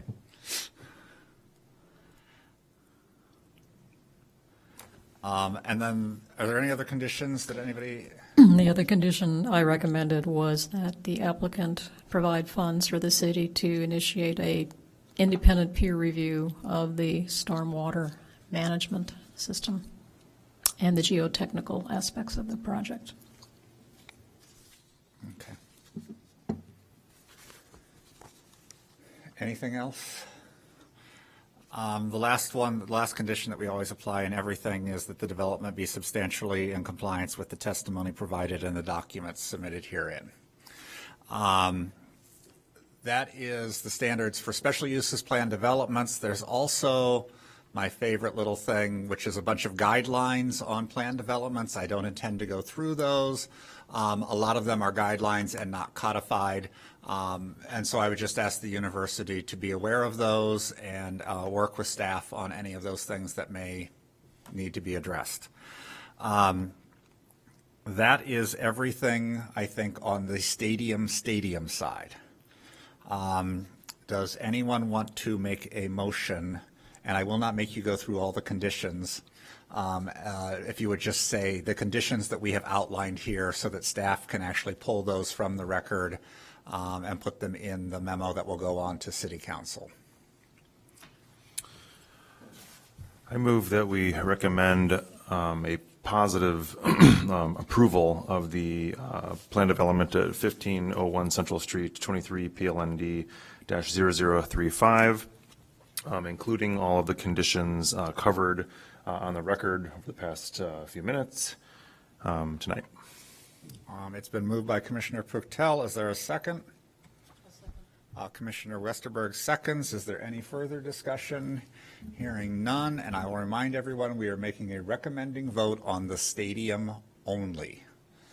And I'm going to ask Ms. Jones if you would call the roll for this one, please. Commissioner Aravallo? Yes. Commissioner Halleck? Yes. Commissioner Hugo? Yes. Commissioner Johnson? Yes. Commissioner Linwall? Yes. Commissioner Mudenshev? Yes. Commissioner Puchtel? Yes. Commissioner Westerberg? Yes. And Chair Rogers. Yes, so with 9 votes in favor and none against, the plan development and special use receives a positive recommendation to move forward to City Council. The next section, which is dealing with the text amendment,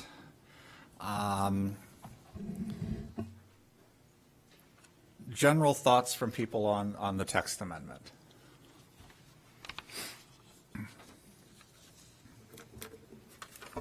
I'll start. Commissioner Yeah, Halleck. before I get into this, I wanted to somehow insert here for the record to thank all the residents who have participated in this long, arduous process, and it's not over yet.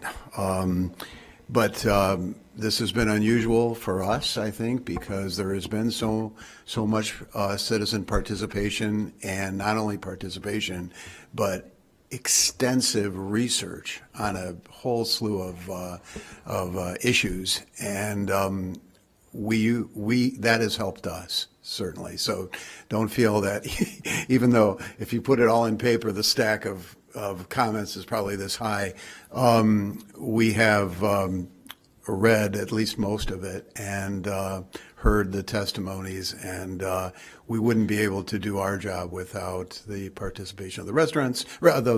So I wanted to make sure we thanked everybody on the record. That's number one. Number two, I object to the text amendment allowing concerts. And the reason why is, one of the major reasons is because I think this is a neighborhood issue.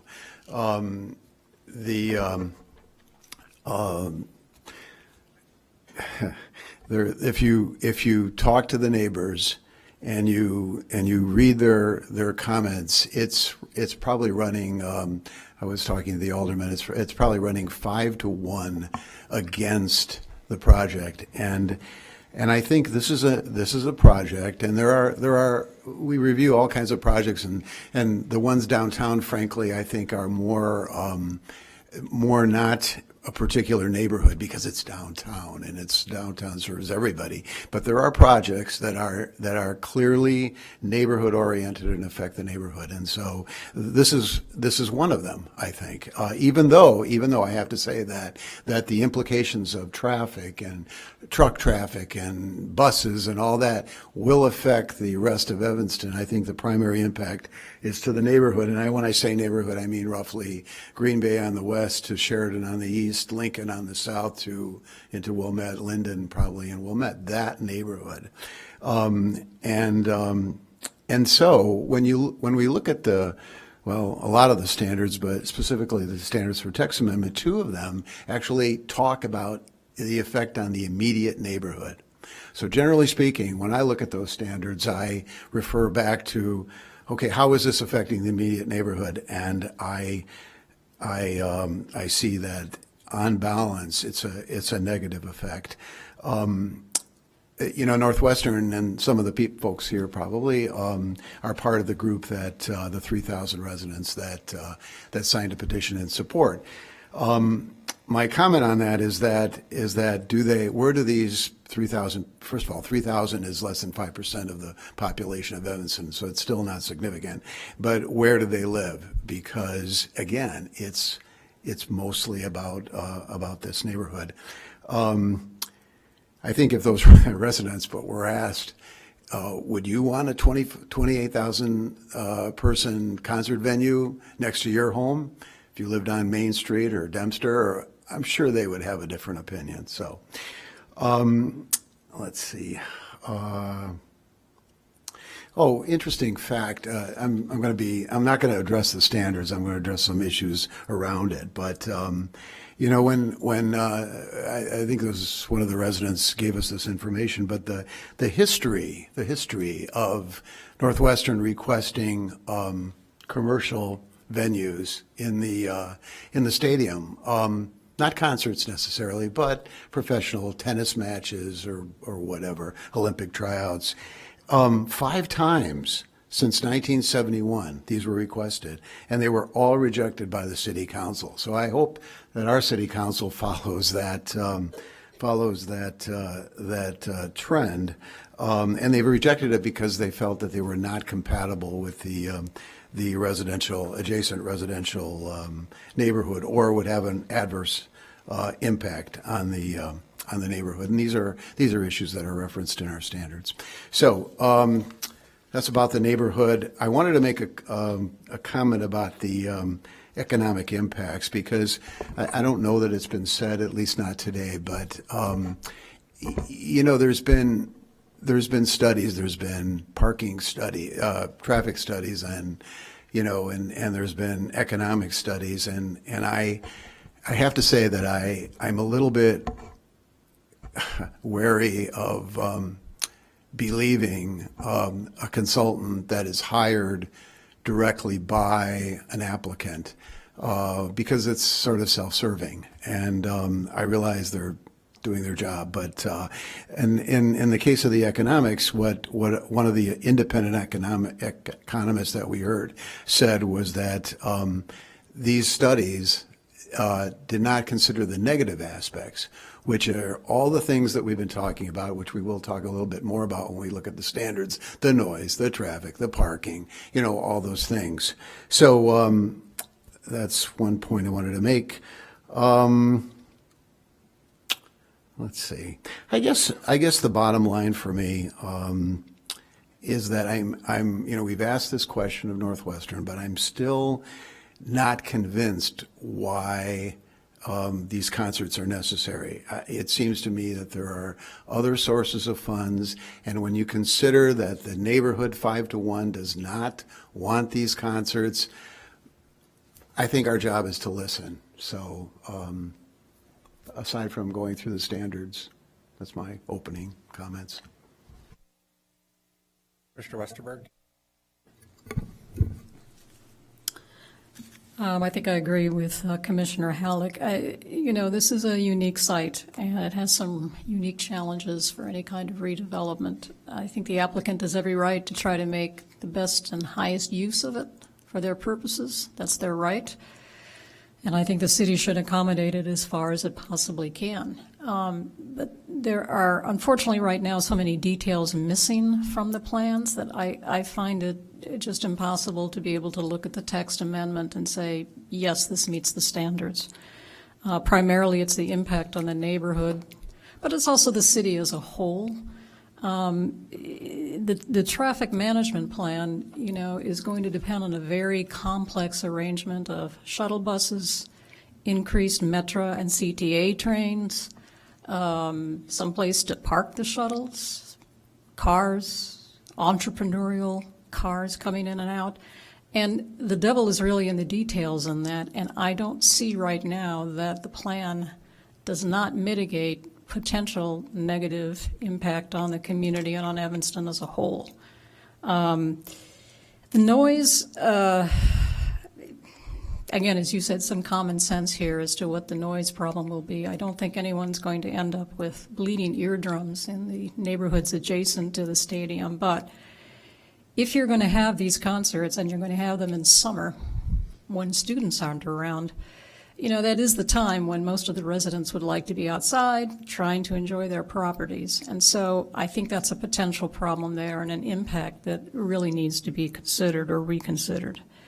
So it's the management and mitigation of these issues with traffic, with noise, and even with public benefits. I think the city needs to have a much better understanding of what the impact could be on existing businesses and what the impact could be in terms of having additional events in one location as opposed to the potential benefits of being able to spread those programs throughout the neighborhood.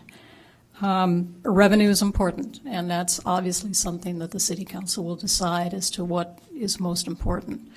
But there's not enough detail right now, I think, as far as what the negative financial impacts could be of increased personnel needed, wear and tear in infrastructure, all of that. And again, our problem is that that site is located so close to a residential neighborhood. There are no good east-west streets to use. You do have good public transportation if you can get people to use it. And I think that's still a big if. So again, right now, I just don't think there's enough information to say that there won't be negative impact. And there seems to be far more potential that there will be a negative impact. So I can't support the text amendment at this time.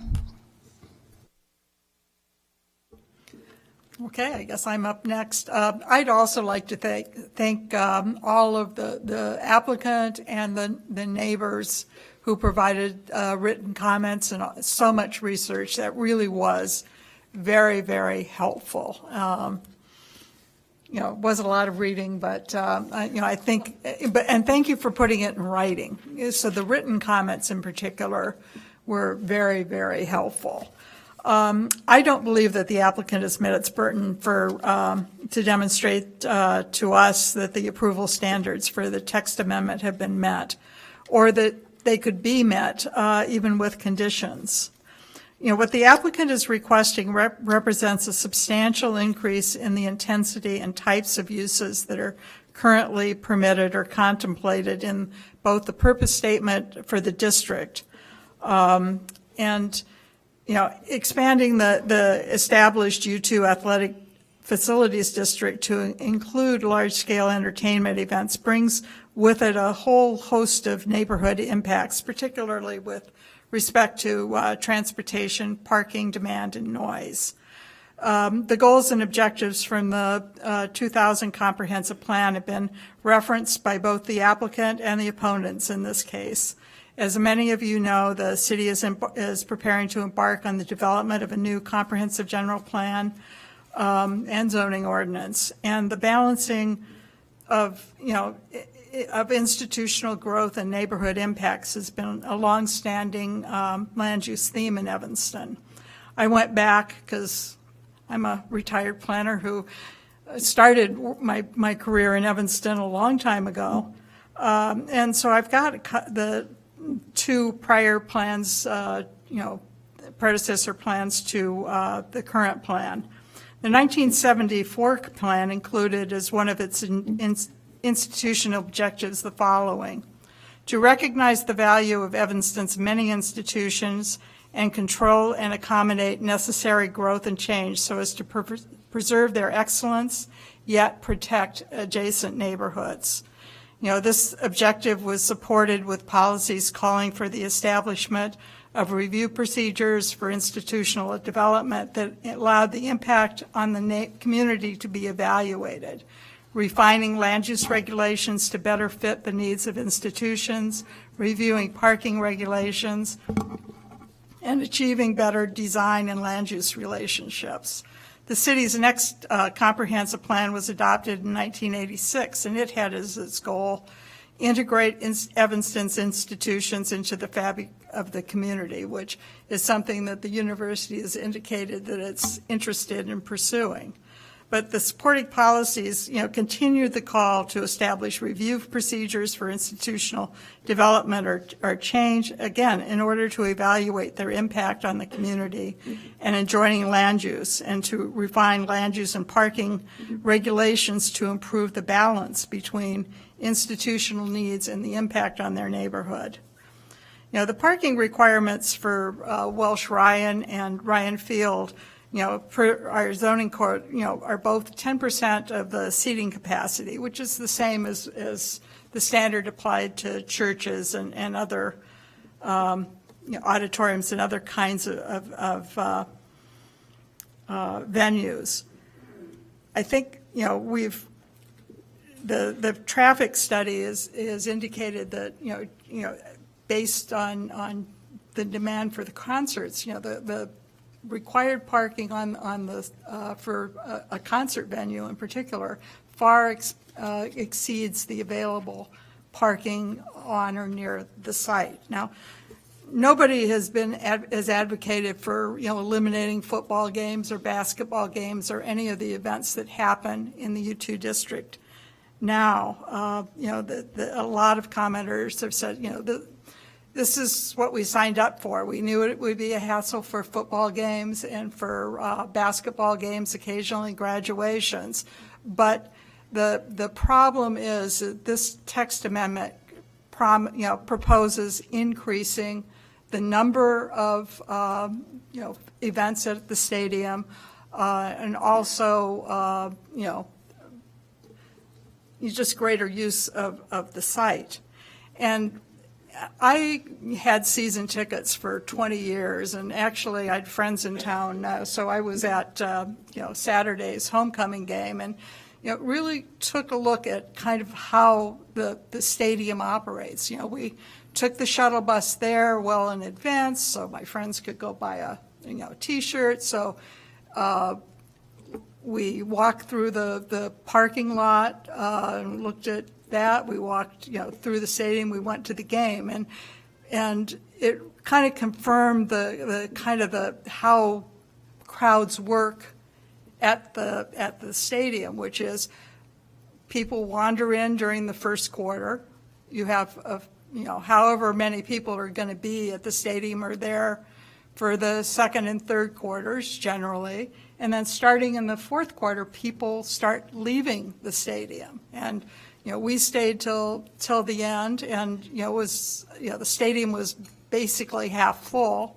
We walked down to Central Street. We took the L downtown, and the platform is not really very wide. So I think that besides all of the comments in terms of the capacity of a full train and whatever, there weren't that many people, waiting. There were people waiting, but wasn't a full, the car we got on was not packed. And we got off and we went, we actually did go to eat in downtown Evanston. And frankly, I was really surprised at how few people there were after in downtown Evanston after the football game, because it got out at prime dinner hour.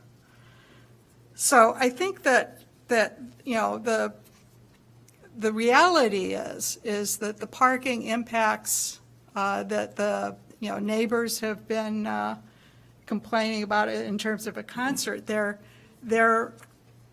they happen now. The difference between a concert and a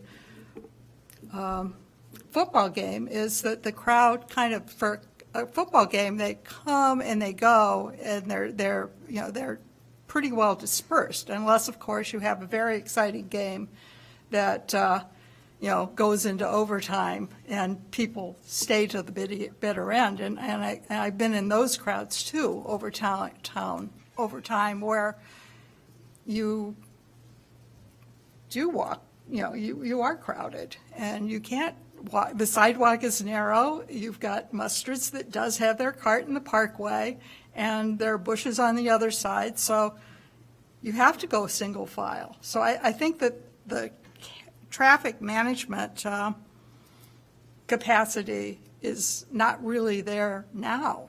And to expand that to allow more events, is problematic. And I would note that, already in the existing zoning regulation, there can be concerts at Welsh Ryan Arena now, as the applicant's attorney has pointed out. And it sounds like the 35, the days for the events are not really happening because the stadium, environment really isn't conducive to that. But when you're not using engaging in the kinds of uses that are allowed now, to then ask for an increase in intensity for something, 3 years from now when we don't know what the sound mitigation efforts will really result in, this text amendment, in my view, is just premature. So I think that's basically what I have to say. Commissioner Votel? I lived in Lakeview for about 10 years, about a stone's throw from Wrigley Field, and that's been shaping my perspective on this case, and probably also why I mentioned home run earlier. Also, that's my excuse. I felt uncomfortable by some of the arguments about why the university needs this from a financial perspective, the concerts from a financial perspective. I don't find that compelling, and I kind of wish that was never brought up, because I think it has distracted from the real benefits of what a concert would bring. At the same time, I'm also not convinced by the, let me rephrase. I feel like the concerns over noise in the community have been overstated, and I don't feel that is a compelling concern either. I think at the end of the day, I feel most compelled by the conclusion that Commissioner Westerberg came to, which is that there's just not a very good precedent that we're looking to here. And it's hard in that lack of information to see kind of a clear path. And I think that in that case, it probably makes the most sense to just proceed with caution. I think concerts very well could be perfectly fine in this scenario, but they also don't have to happen right away. I think it's perfectly acceptable for the stadium to be rebuilt and for Northwestern to show the community their good faith effort on continuing desire to have concerts, and propose that text amendment again.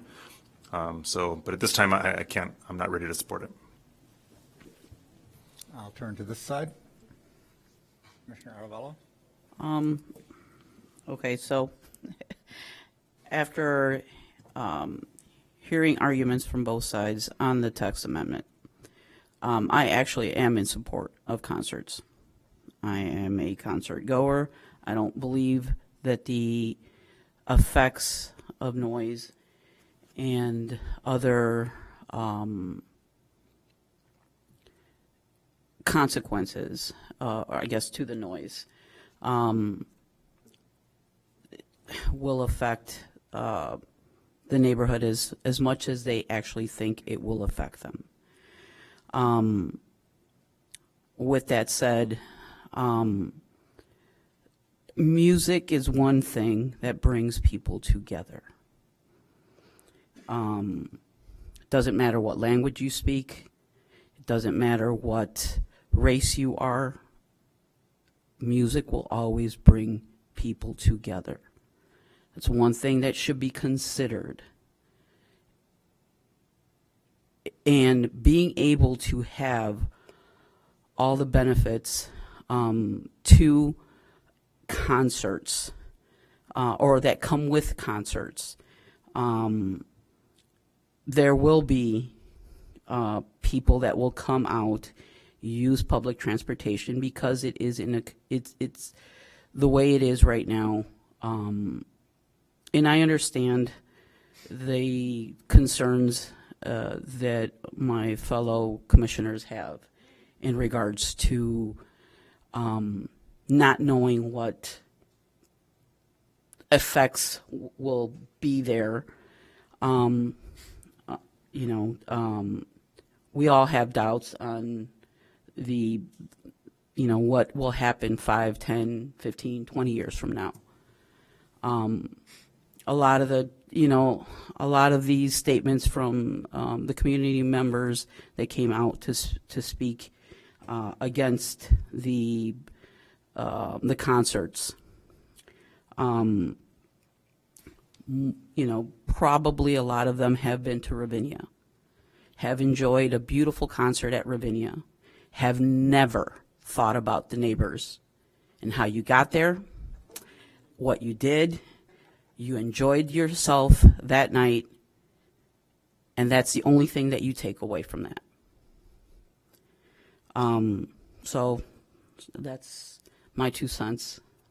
I am in favor of the concerts. Commissioner Miranchov? I will join the rest of the colleagues on the other side. I'm concerned about the concerts and the amendments.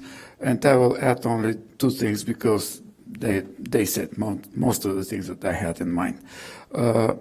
I am afraid that this text amendment will open the door to many consequences and unforeseen things that will not be in benefit to the city and to the surrounding neighborhood. So this is my concern. The other thing is the wording of this amendment. If we speak about the wording, I think it does not improve the current regulations. I think it's a kind of a loose and really certain things are, I would say, concealed, and it does not bring more clarity to what will be the content and what will happen in this facility with the allowances of the amendment. So that's why I disagree with it.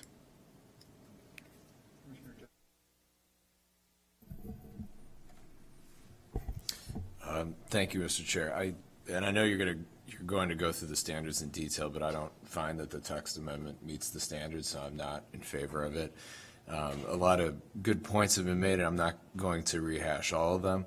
But in general, I find the rationale that's been presented for having the concerts to be unconvincing, and I find the arguments about on both sides as far as the benefits versus the negative implications of the concerts, the overall net impact to the city and to the neighborhood seems to be a wash at best. And so given that I really don't find a clear positive benefit in totality, character of the neighborhood, impact to the neighborhood, revenues to the city, expenses of the city, displacement of dollars from other businesses, taken all into account, it seems like what we're looking at is a wash at best. And so I can't support the text amendment. Commissioner Huco? I'm sort of torn on this issue. On the one hand, the university argued that they need these 6 concerts because if they don't get them, the financial model blows up and they'd actually walk from the deal if they were not able to hold 6 concerts and generate, I guess, $2 to $3 million to help offset the operating expenses. And I think for a university with a operating budget of over $2 billion to stand up and sort of say with a straight face, gee, that added $2 million is going to break the bank and we're walking, I don't find that a terribly credible argument. The other argument that was made was that our donor is demanding that no $400 million unless we have use of concerts and other things like that. And I don't know the Ryans, and every donor has their views and what they're interested in. But I don't know, that kind of strains credulity as well, that someone who's been such a generous benefactor to the university is going to put up $400 million, is going to fold his tent because of a $2 million revenue shortfall. Having said that, on the other hand, I am, and as Commissioner Puctel mentioned, I really wish the university had not gone down that path, because in my view, at least, it's not a credible argument. Much more compelling, and I wish the university had focused more on this, that I find compelling, is the fact that, from an Evanston perspective, take the neighborhood aside, I think it'd be great to have a world-class venue that's bringing acts into concerts into Evanston, that Evanston residents can easily go and enjoy, bring people from outside of Evanston, spend money in Evanston. I think it's something that would be a very good thing for the city, and I do believe the university, when they talked about the types of acts they're going to be bringing, it's not going to be the Sex Pistols, it's not going to be people that are bringing a crowd that's going to be rowdy and causing disruption in the neighborhood. It's the kind of concerts that I suspect all of us here would be going to and would enjoy going to, and would be good for the city. So I, on balance, and it's not an easy call for me, would actually favor the concerts, subject to some pretty strict conditions. And again, I don't know, Mr. Chairman, how this would work mechanically in terms of getting them in. Would that have to be the university or the city negotiating all of this in the MOU, et cetera? But if the city were able to negotiate an MOU that really dealt with the noise issue, which I think is a problem, but these 18 mitigation steps or 20 or how many are needed, they really do get the decibel level down to a manageable thing. If the traffic issues can be reasonably sorted out with a new traffic plan. And I would actually suggest like we did, I think, prior to COVID, we did approve the ability to hold certain events or concerts, I forgot what it was, for a 3-year trial period, I think it was, and they wound up not ever using that because COVID kicked in and it became moot. But, let's try it for 3 years, and then you can have the university come back and reapply and try to get it extended, and we'll see what happens. What effect it's actually going to have, how the traffic pattern's really working, what's the noise level like, et cetera. So how many violations is the university, these concerts incurring for each concert? So I thought I'd be in a minority of 1, but I guess I'm now in a minority of 2. Well, I haven't heard from the chairman yet. But I would I would support it subject to some of these really stringent conditions, because I do think it's good for the community writ large. And if you can deal with the noise, if you can deal with the traffic piece, that ameliorates some of the concerns of and I think someone mentioned this is going to have a substantial increase in use. So we're talking about 6 concerts, and I know there's a couple of days of setup in advance, and then there's a half a day of breakdown or whatever. So it's not really 6, it's more than that, but still over a 365-year date, year, that's not a lot. Although, again, I appreciate that most of this is going to be happening probably May and October, given the weather. So it is a little bit more tightly compressed. But, the city needs revenue. The city needs traffic. I know my own organization, I've only got 10-15% of we're one of the largest employers in Evanston coming into work now because we're working hybrid. Downtown is no longer benefiting for at least the 600 Rotary employees who are coming in and spending money. So I think anything we can do to help on that, I think is a good thing. But it's a tight call. And again, I think I'm disappointed the university was focusing, in my view, not on the right issues, but on ones that are credible and that I think really are going to move the ball forward. So thank you. That's my view. Thank you, Commissioner Hugo. Commissioner Lindell? I'd just like to respond to Commissioner Hugo and point out that under the current zoning language, there is a provision that allows for temporary events to occur. And I think that, while the amendment that you guys, that was passed in, I think, 2019, I think there is still an opportunity for there to be a couple of temporary events to see how things happen, would work with a new stadium. So I don't know that the concert, having a whole new text amendment now before the stadium is built and you can see what the real world ramifications are is certainly a possibility, even with the existing language. Yeah, I also want to say that I'm not in favor of how Northwestern has tied the two together. To me, they're completely separate issue, and maybe there's a temporary, see how the concert works out. But to tie it to we're not going to do it. You guys don't give us 6 concerts, we're out of here. That to me is not an appropriate attitude. I wanted to say a couple other things. One is that the concern I have is that what the testimony that we've heard is that the plan that they've outlined for parking and for buses and for Ubers and all, it's straining the system. I can't even get my head around it when I really look at the details of what they're proposing. And to say, well, let's give it a try. Whoa. I mean, if it was a more modest plan and you could see, well, if this didn't work out, we could do this. But the plan to make it work is, to me, straining all of the resources that, we have in terms of roads and parking facilities and all that. And the last point I wanted to make is just a comment to our other commissioner here that comparing it to Ravinia is not a good comparison. Now, Ravinia, I don't know if you know this, but Ravinia has a seating capacity of 4,700. We're talking 28,000. Big difference. But you have houses, if you look on the map, I understand. and you look at the pavilion, which is exactly where all of the music will be coming from, and the sound. It is directly, you have houses directly behind it. Behind it, not in front of it. I understand that.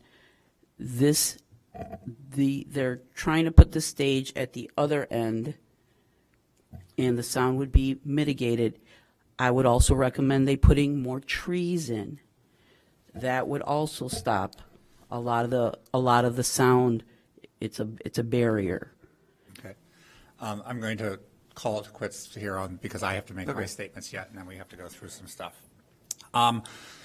My feeling on this is, in looking at, I also and find the argument that Northwestern is making that they can't sustain this without their $2 million, $3 million, somewhat laughable.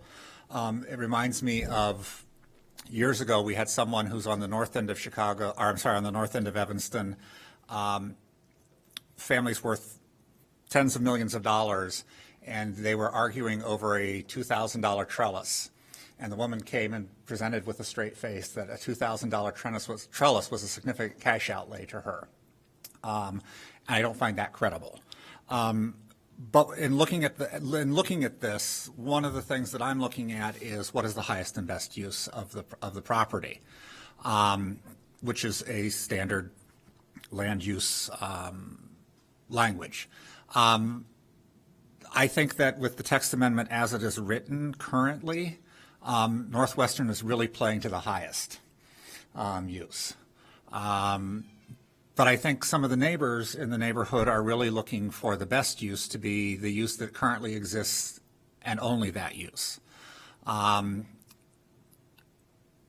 university is already handling parking, traffic for football games. The police chief, I hope I'm not speaking out of turn, but before we came out, she told me she was at the stadium just this past weekend. She noticed no significant problems. There has been, discussion about the intensity of the use. This is one of the reasons that I'm not in favor of the text amendment as it is written. I think, Commissioner Hugo, some of the things you were talking about are some of the same concerns that I have. There's been a lot of discussion around uncertainty, but as long as we continue to use uncertainty as the argument, then we'll never be certain of anything. And so that's why I, in looking at this, had proposed different language. And I understand your fact about not wanting to re-argue things, but I think that what we got here was somebody who came with an addition who said, my windows are going to be 15 by 24 and they're going to be in this location, et cetera, et cetera. There was so much detail. It's not a redesign of their proposal. It is merely a simplification of their proposal so that the language put in the memorandum of understanding would actually be where the execution occurs, where the operations occur, and where any enforcement mechanism occurs. So what I would like to do is kind of in looking at the permitted uses that would be outlined in a U2 district. Obviously, an intramural, intercollegiate, and amateur sports and athletic events are practiced therefore, currently what its operations are. Band playing and practice in connection with another permitted use, obviously, again, that's happening today. Outdoor lectures, speakers, non-musical events, social events, and other community or cultural events and musical performances in conjunction or associated with the foregoing, which shall require loudspeaker permits from the city for any noise amplification, hosted by the university or the city and designed for the university or local community with a memorandum of understanding. Putting all the details for any of those type of events. I'm not proposing there be 60 of them. I'm not proposing there be 2 of them. That is something that needs to be negotiated, in my opinion, between City Council and the university. Banquet halls, including breakfast, lunch, and dinners, meetings, dining room facilities, provided attendance is limited to the capacity of the specific facilities. Off-street parking for hospital employees and university students, employees, guests, and invitees. Public-facing concerts, provided the conditions for use be listed in a memorandum of understanding. Again, going back to what types of things we would be putting in there, and any uses not outlined herein shall require approval of the city's special events committee. So what sort of things would I propose to be put into a memorandum of understanding? I would say that it should be use and reimbursement of city services for events, prohibition of tailgating for concert events, coordination meetings for events, security plan, sustainability plan, traffic management plan, concert operations plan, advance notice of concerts, alcohol controls, public benefits, and community input. Those were all things, with the exception of the concert ones that we just approved as part of the plan development. That the use be prescribing the frequency and use and states that such events shall not include any outdoor plaza rentals to organizations not affiliated with the university or the city. That spectator capacity at the concerts within Ryan Field be limited to 28,500 unless a revised traffic impact study shall be submitted for review prior to scheduling of said event. Sound.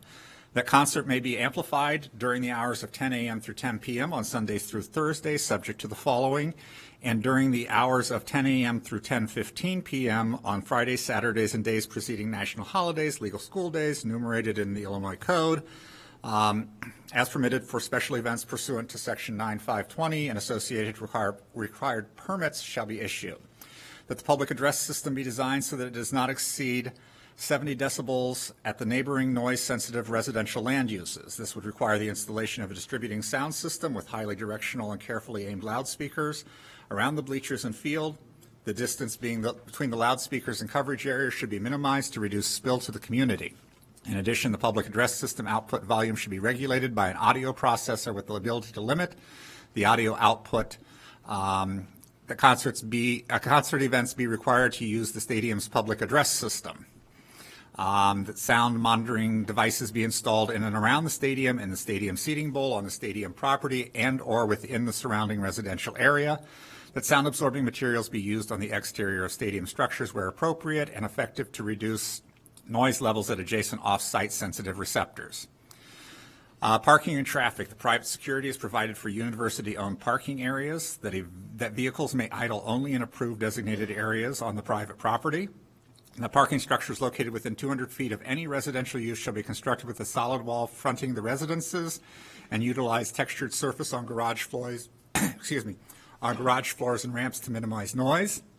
That the university implement the best management practices for the transportation demand management to reduce the traffic-generated noise.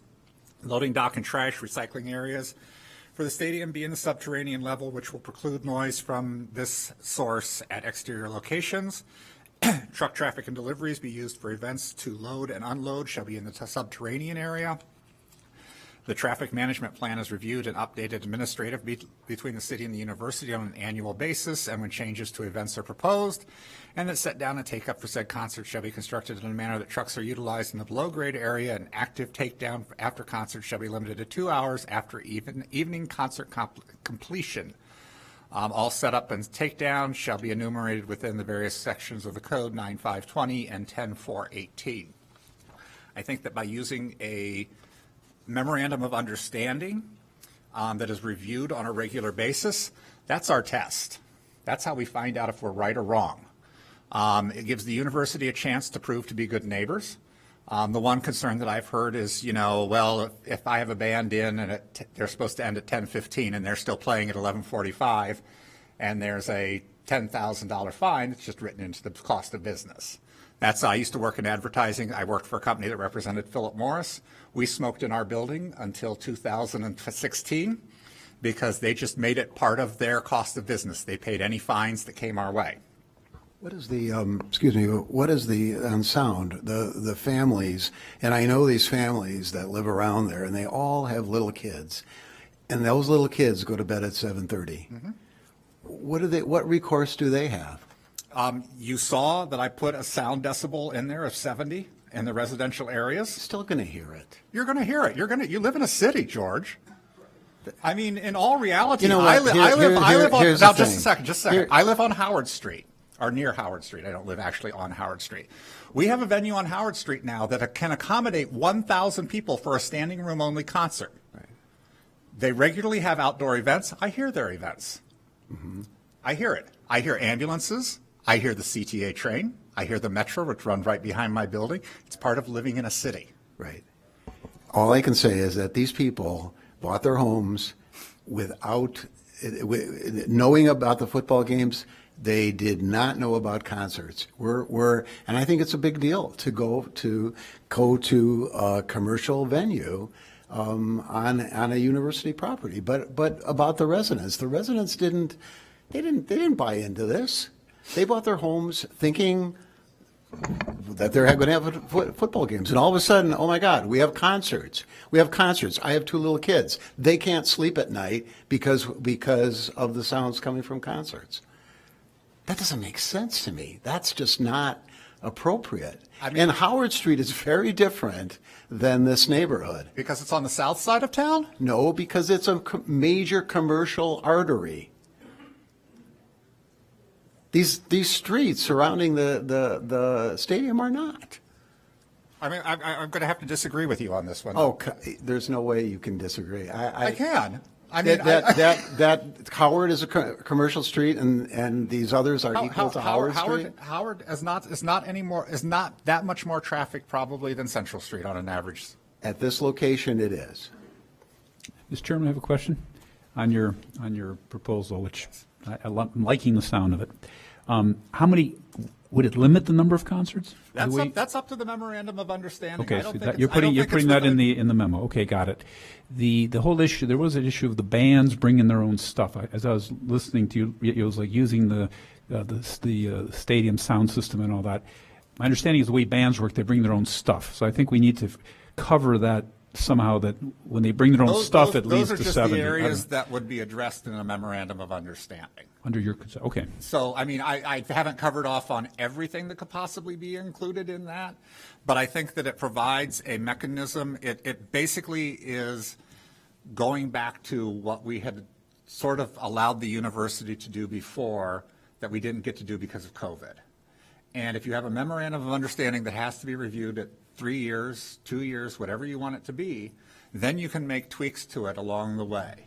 And if the university is blatantly disregarding the memorandum of understanding, which I don't believe they would do, I just want to say, you can kill the whole thing. And presumably similarly for the community benefits, that would be in the MOU, because I was Right. Disappointed in what, Northwestern is currently offering. I understand it's just a starting point. I urge you to be significantly more generous. I think that would help go a long way toward alleviate a lot of the concerns here. But that, again, Mr. Chairman, in your formulation would be covered in the Right. in the memo. The memorandum of understanding can cover anything. I think when we start listing really specific details in the text amendment, we're asking for trouble, because we've done this before where we've granted a special use for something and we say, oh, in 2 years we're going to review this, and if they aren't adhering to it, we're going to pull their special use. City never does that. It's a memorandum of understanding. It's not a special use that would have to be pulled. Memorandum of understanding is just a contract. But are you proposing a text amendment at all, or are you proposing that I'm proposing a text amendment that would include the things that the university had sought, which was the outdoor lectures, speakers, non-musical festivals, musical performances, cultural events, community It events. takes away temporary events altogether? That's one of the things they deleted from the current, This is more specific, and it would have to have a memorandum of understanding for those types of events. I think that is just a terrible thing to do. I think that, we have a zoning ordinance, we have particular, things that are allowed. I agree that a lot of the kind of performance standards with respect to concerts don't belong in here, but I don't believe that. I believe that expansion to include concerts, or basically you're allowing more events and more potential impact than the current regulations do. Yes. Without really solving the challenges that the neighborhood already faces in terms of. Which are what? Traffic management, sound, those sorts of things? That all could be regulated under a memorandum of understanding. And I Yes, mean, but they're not at this point. They're not at this point, but that's what this proposal would do.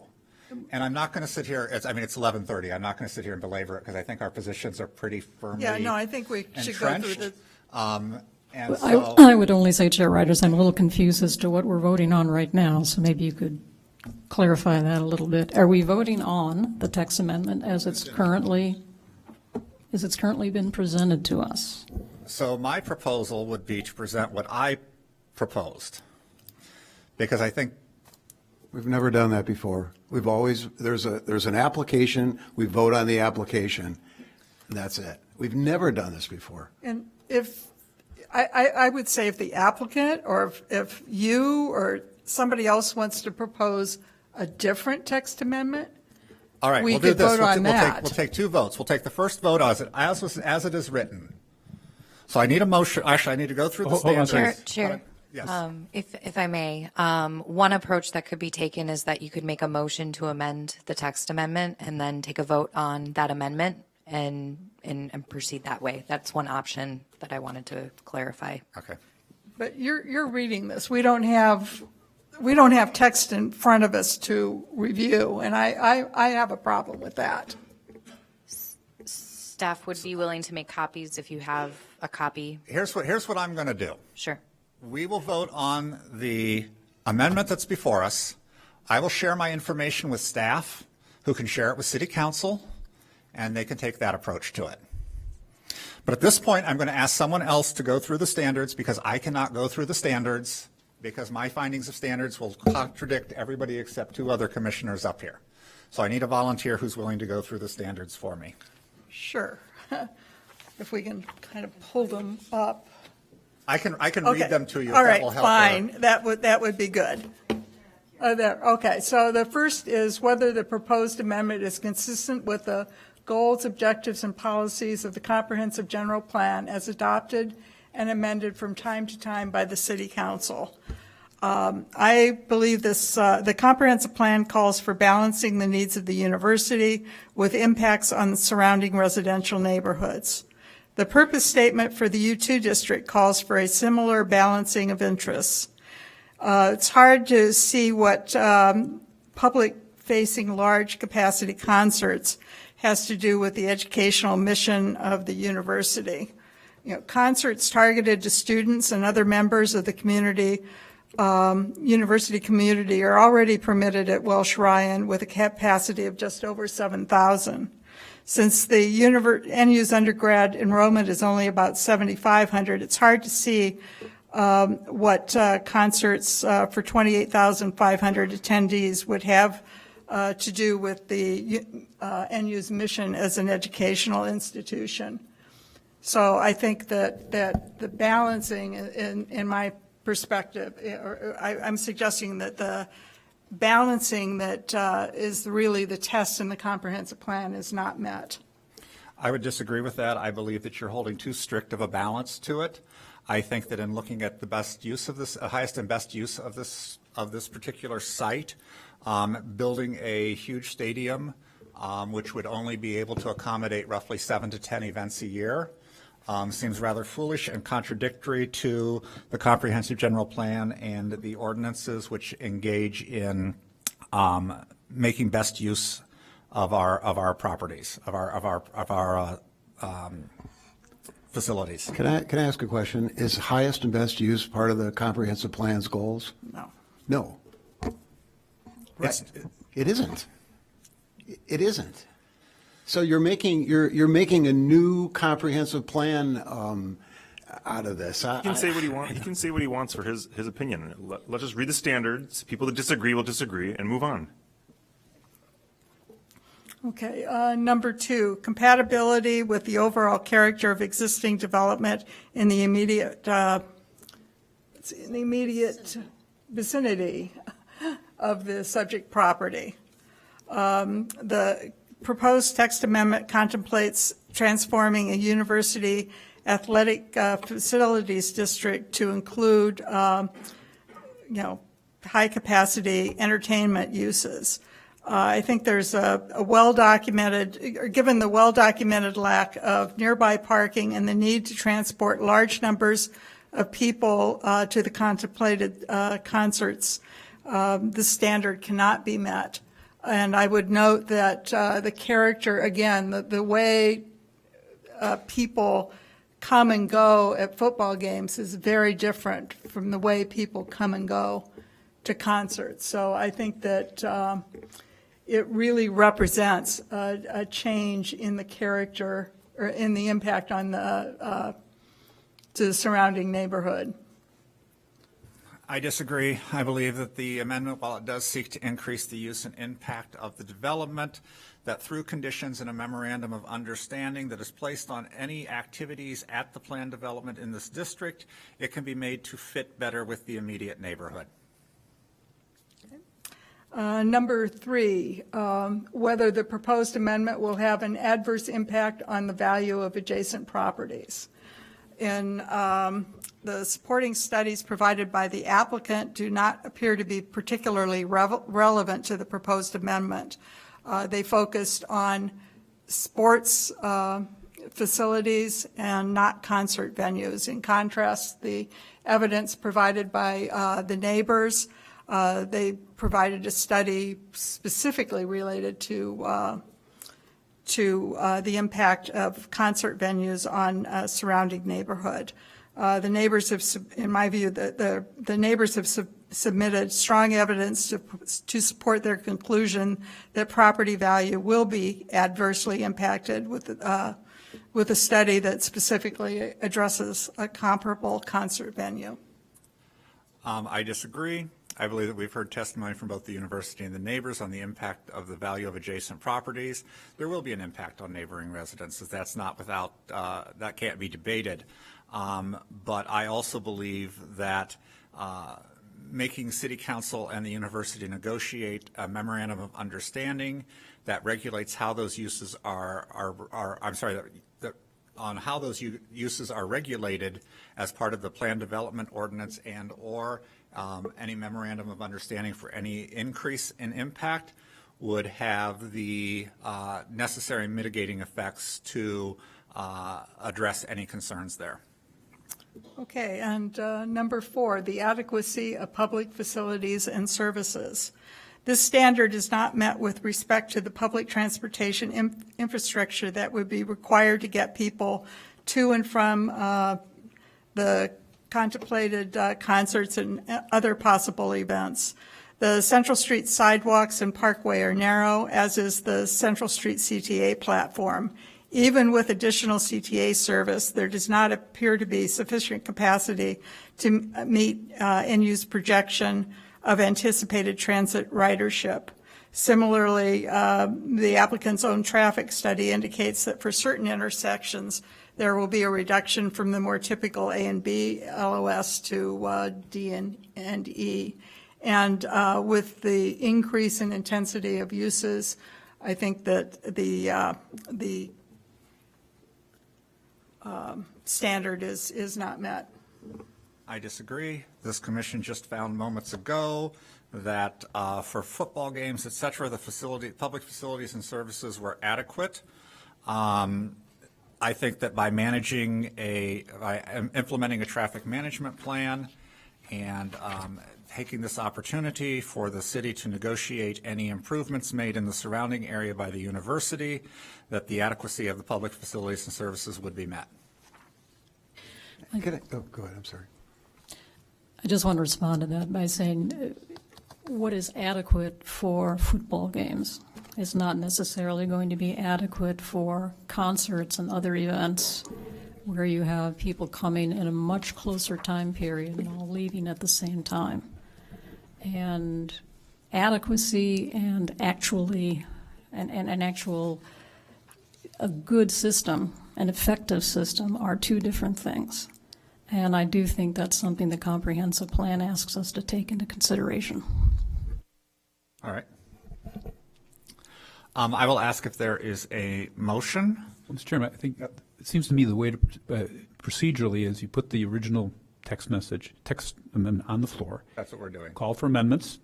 You amend it with your revised, amendment can be extensive or minor. You offer the amendment. That's either voted up or down. Yep. And if it's voted up, we're done. If it's voted down, we move back to the original text. And there can be further amendments going forward on that until we get to yes on something or no. Is that the way you would? Yep. Now, so when you put your amendment on the floor, I think there was a valid point made that it'd be great if we could get a written version of it. I tried to follow you when you were speaking and did a sort of good job, but it'd be great to have something in writing that we could at least take a few minutes to digest before. I'd like to point out it's after 11:30, and I think we owe the applicant a vote on this existing text amendment at this time. And We owe them a vote on this, and I reserve the right to make an amendment if I so choose. That's within my rights as a member of this commission. So I will ask if there is a motion. We usually make motions in the affirmative. So I don't know if Myrna or John, if you want to make that, Yeah. Let me just get the language up here. I move that we adopt, let me pull up the language here. Someone hand me I don't have the the buzzwords I've got to say. I think you're supposed to, Which is, how, you want to do, or I can do it. I'll do it. I recommend that the motion would be that the Land Use Commission recommend approval of the zoning text amendment for the U2 University Athletic Facilities District 23 PNLD-0010. second. It's been moved and seconded. Is there any further discussion? I would propose an amendment. I would propose that the language be adjusted as follows. If everyone has their little thing right here, the little chart that was provided providing the language, I can walk you through that. The first box, the current language, the uses following shall be considered permitted uses, be eliminated. Intramural, intercollegiate, or amateur sports be added. Band playing and practice in connection with above events be retained. A new section be included, including outdoor lectures, speakers, non-musical festivals, social events, and other community or cultural events and music performances in conjunction with associated with the foregoing, which shall require loudspeaker permits from the city for any noise amplification, hosted by the university or city and designated for the university or local community. Striking everything after that which relates to capacity of events on there. That banquet halls, including breakfast, luncheons, dinners, meetings, and dining room facilities, provided that attendance is limited to the capacity of the specific facilities. Off-street parking for hospital employees and for university students, employees, guests, and invitees. Public-facing concerts. Just a second, let me get my public-facing concerts, provided the conditions for use shall be listed in a memorandum of understanding. Striking the section on attendance of events. Striking the transportation management plan, that would be covered under an MOU. Private security would be covered under an MOU. Reasonable provision of multimodal would be covered under an MOU. Striking the no more than 6 and vehicles may idle in approved designated areas, striking that. Striking concert music may be amplified during the hours, and including the last section, any uses not outlined herein shall require approval by the city's special events committee. Striking concert music may amplify. Yes, because that would all be covered with hours of operation under the memorandum of understanding. If I understood just to understand the amendment correctly, what's in our materials, page 3 of 13, the chart that's on page 3 of 13, correct? You're striking, you're in the new section piece, you're striking the provided. You're adding the MOU piece on the public-facing concerts box. You're striking attendance, you're striking a coordinated transportation, you're striking private security, reasonable provision, you're striking all that. You're striking the 6. You're striking the vehicles, and you're striking the concert music 10 a.m., leaving the last one. Correct. That's it. That's it. Could you go over where you stop on the outdoor lectures and non-musical events? So we're removing the, after the words local community, where it starts provided that the capacity for such events is no greater than 7,500 and no more than 60 days. And leaving in the such events shall not include any outdoor plaza rentals to organizations. So there's really like 3, 4 lines. Okay, well, that goes back to one of the questions I had for the applicant, because it suggests that, you know, it's like, could you rent the outdoor plaza to some other group? That was one of the things that I thought was unclear to begin with. You place limits on this, you know, the stadium, but not but not necessarily the plaza. I'm not following. I'd just like to state that I'm not comfortable voting on this having it being presented to us at this late hour. The motion's been made. Is there a second on the motion? Can I just clarify, maybe an amendment to your amendment? Again, the rationale for eliminating the 6 was, again, that's going to be covered in the MOU. Counter argument would be, I guess, that if it's here, it's embedded. You know, I guess you're trusting the city to do the right thing at the end of the day, right? Yes. If there's 6 in there and the city decides they want 4, it's a new text amendment. If the city decides they want to go to 8, it's a new text amendment. So by putting 6 in, you're limiting it to 6, period, without a new text amendment coming in. So basically, you're trying to allow for concerts, but really leave it to the city to sort out all the details to allow those concerts to take place. Correct. I'll second that, your motion. It's been moved and seconded. Is there any further discussion? Ms. Jones, if you'd call the roll, please. Voting on the amendment. Commissioner Aravallo? Yes. Commissioner Halleck? No. Commissioner Hugo? Yes. Commissioner Johnson? No. Commissioner Linwall? No. Commissioner Merinchev? No. Commissioner Pucktell? No. Commissioner Westerberg? No. Chair Rogers? Yes.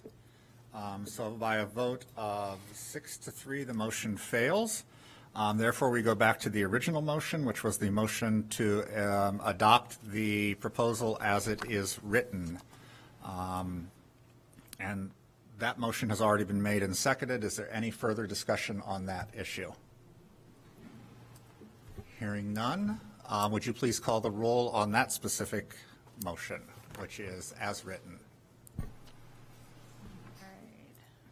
Commissioner Aravallo? Yes. Commissioner Hugo? Yes. Mr. No. Commissioner Halleck? No. Commissioner Hugo? Sorry, yes. Commissioner Johnson? No. Commissioner Linwall? No. Commissioner Merinchev? No. Commissioner Pucktell? No. Commissioner Westerberg? No. Chair Rogers? No. So by a vote of 7-2, the motion fails. Or I'm sorry, the recommendation fails. So it'll move forward with a negative recommendation. That concludes those items that were before us. We do have 2 other quick little things here. Let me go back to my agenda real quick. The first one being any communication from the city? Nope. Now we do have public comment. I had several people sign up to speak for public comment, but I don't know if they're even still in the room. Mike Vasilko is gone. Andrea Smeaton. Debbie Tiersch. Ken Prosky. Yep. Bob Solid. All right. And Max Overholt. All right. That is that. Again, thank you to everybody for sticking with us for all of these long meetings. I appreciate your input, your thought. Thank you to my fellow commissioners as well for reading through 1,600 pages of documentation and roughly, and also giving 15 hours to this particular matter. I do appreciate it. Thank you to staff for helping all through this. And with that, I will ask if there's a motion to adjourn till our meeting. We'll be meeting on October 25th. So I moved. will move to adjourn. Oh, sorry. Moved and seconded. All in favor, please say aye. Aye. We stand adjourned. Thank you.